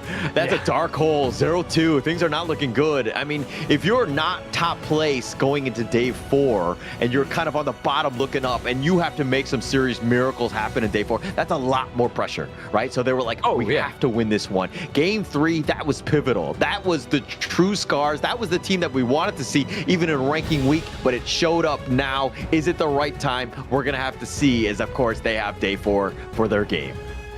Yeah, I mean, someone called 919, right? I mean, Mfang with that KDA, that's crazy, man. Like, those ultimate strategies, those battle strategies was so good. Those ultimates was always on point. There was nobody really to block it, right? Like, yes, you had the likes of Abdo if you really wanted to, but it would still run him down. It would then force out his ultimate. And then same for Zugzwang. He didn't quite build anything tanky just yet. And then, obviously, that would just run down his health. But look at that damage, man. 97.9k. No one else came close to it on the side of Scarz. They totally slow rolled this one, right? Scarz. Yeah. They did not play that Kong Min. They were not showing it. They knew, I mean, this is in the spring. This is something where you had to go back and do that research and to see this team, but he always had it in his back pocket. They know, coming elimination game, game 5, whatever it takes, backs on the wall, this is my hero. I will carry you, and Mfang shows why with this Kong Min. Oh, absolutely beautiful play here from the Kong Ming, right? Like, I don't think there was any doubt in my mind as soon as that came through. I mean, we saw some hope with the Mutsu, and Princess Frost, as well as the Prince of Lanling, right? Like, those 3 picks coming through, there was some really big, crucial setups that could have happened, but it was all stopped thanks to one man charging his fist. And once again, call 919, especially when you need Mfang here to get the MVP for you. 43% of the damage dealt. I think that's the highest damage dealt we've had today. Yeah, for sure. It's like a one-man show on this one. Literally like Jordan-esque performance, Kobe, whatever you want to call it. But clear MVP of not only the game, of the series. Like, this is a guy that had so much impact. And the reason why they were able to scrap this together. But, man, this highlight reel, all Mfang in the end. Oh, yeah. I mean, to be honest, would they have had such an impact if Ochik was on the Diadeer? Because really, Diadeer was getting those immobilized as well as those like little knockbacks with that enhanced power basic attack was just huge, right? Like, that was the real setup here. Everybody else was so squishy onto the side of Astar, so really, it just kind of gave them that edge, that momentum, that time for Mfang to just come through and separate the enemy team, so nobody was there to body block it, just like we saw there, and then Abdo gets taken down. It was just a really good draft here. It was very risky in terms of, like, if the enemy team decided to build a little bit more tanky. The team fights may have not gone in their favor, but there was just such a lack of execution here for Astar because they just danced around him on the side of Scarz.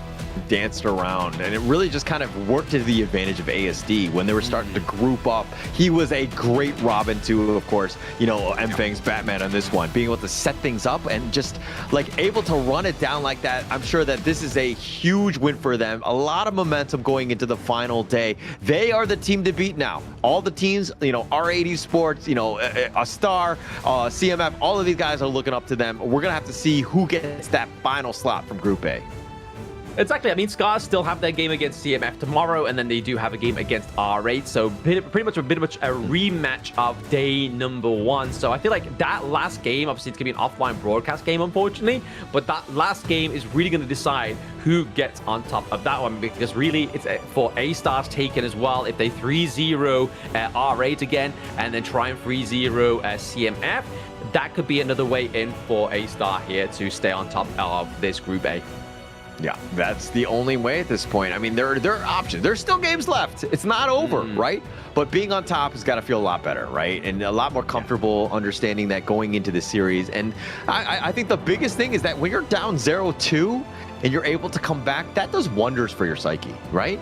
Oh, being absolutely. down is, being able to be able to bounce back. I think that speaks volumes about this team and just being able to come back. Yeah, the mental is definitely there for this team. It just means that sometimes the execution's a little bit off. Sometimes they're a little bit too reliant on Enfang as well. So I feel like if they just kind of alleviate that pressure from him, and then they know that other members of the team can just kind of either carry or formulate the winning succession, so they're not always kind of like waiting for him to make the play, that could be the key here for the side of Scarz. Yeah, that's the opportunity here. But now, if we're looking at the Astar Esports side, I mean, they stuck it to R8. Things were looking kind of good for them. They had a 2-0 advantage. Yeah, the wheels kind of fell off in the end, kind of rough for them, but I think that they're still going to learn from this. They still have an opportunity. They just need to come out stronger even tomorrow. We're going to have to see. I'm actually very excited about tomorrow, although I will not be on.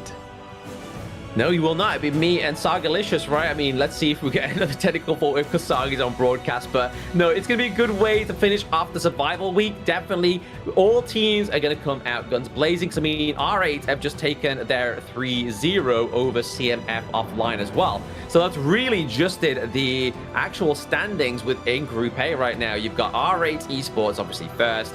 Scarz is second, just by a few points difference in their round potentials. And then Astar is now falling all the way back down to third. So they had that glimmer of hope to begin with after that game. And now Scarz has taken that away from them unless they can win their next 2 series. Yeah, I mean, they got 3-0'd by R8. That's the problem, right? So, I mean, it's going to have to come back to tiebreakers. It's going to be super dicey going to the very, very end. And, I mean, with Scarz playing 2 series tomorrow, not going to be an easy day for them. But this is today's result. You saw that Scarz with a 3 over CMF started off strong. Crazy Raccoons fall to Gen.G 1-3, and Scarz coming back in their 5th game. We knew it was going to go the distance, but they take it 3-2 over Astar Esports here. Yeah, and this is going to be the standings here, ladies and gentlemen. Obviously, that 5th game that Nongshim and Gen.G needed to play went into the favor of Nongshim. They have not dropped a single series yet, which puts them at the top of Group S. And Gen.G here, they're currently 2nd place, but Crazy Raccoons do get to go up against Gen.G tomorrow to see if they can try and take another victory from them, or will Gen.G solidify their place as 2nd place. But right now, R8 Esports is at top of Group 8. Once again, a little bit of a repeat of the spring season. Yeah, and here we go. This is going to be for tomorrow. R8 Esports to start with Astar Esports. And to see exactly where these teams are, how does Astar Esports come back? 2nd match is going to be Crazy Raccoons versus Gen.G. They still have, I mean, they're going to play on this one. I'm actually interested to see how that one's going to turn out. And of course, the final one, Astar Esports versus CMF. Yeah, exactly. So a lot of Astar action for those Astar esports fans tomorrow. They may potentially be able to get themselves back up into the top part of Group A. So there's still a lot to play for. This has definitely been one of the closest Group A's compared to the KM worst. But that's all for us today, ladies and gentlemen. We hope we brought the action. We hope you've enjoyed the action. But I'm going to be signing off at BlaMoba, and obviously follow at Hauler TV for Hauler's insights on game off broadcast and on broadcast. So we'll see you all both tomorrow.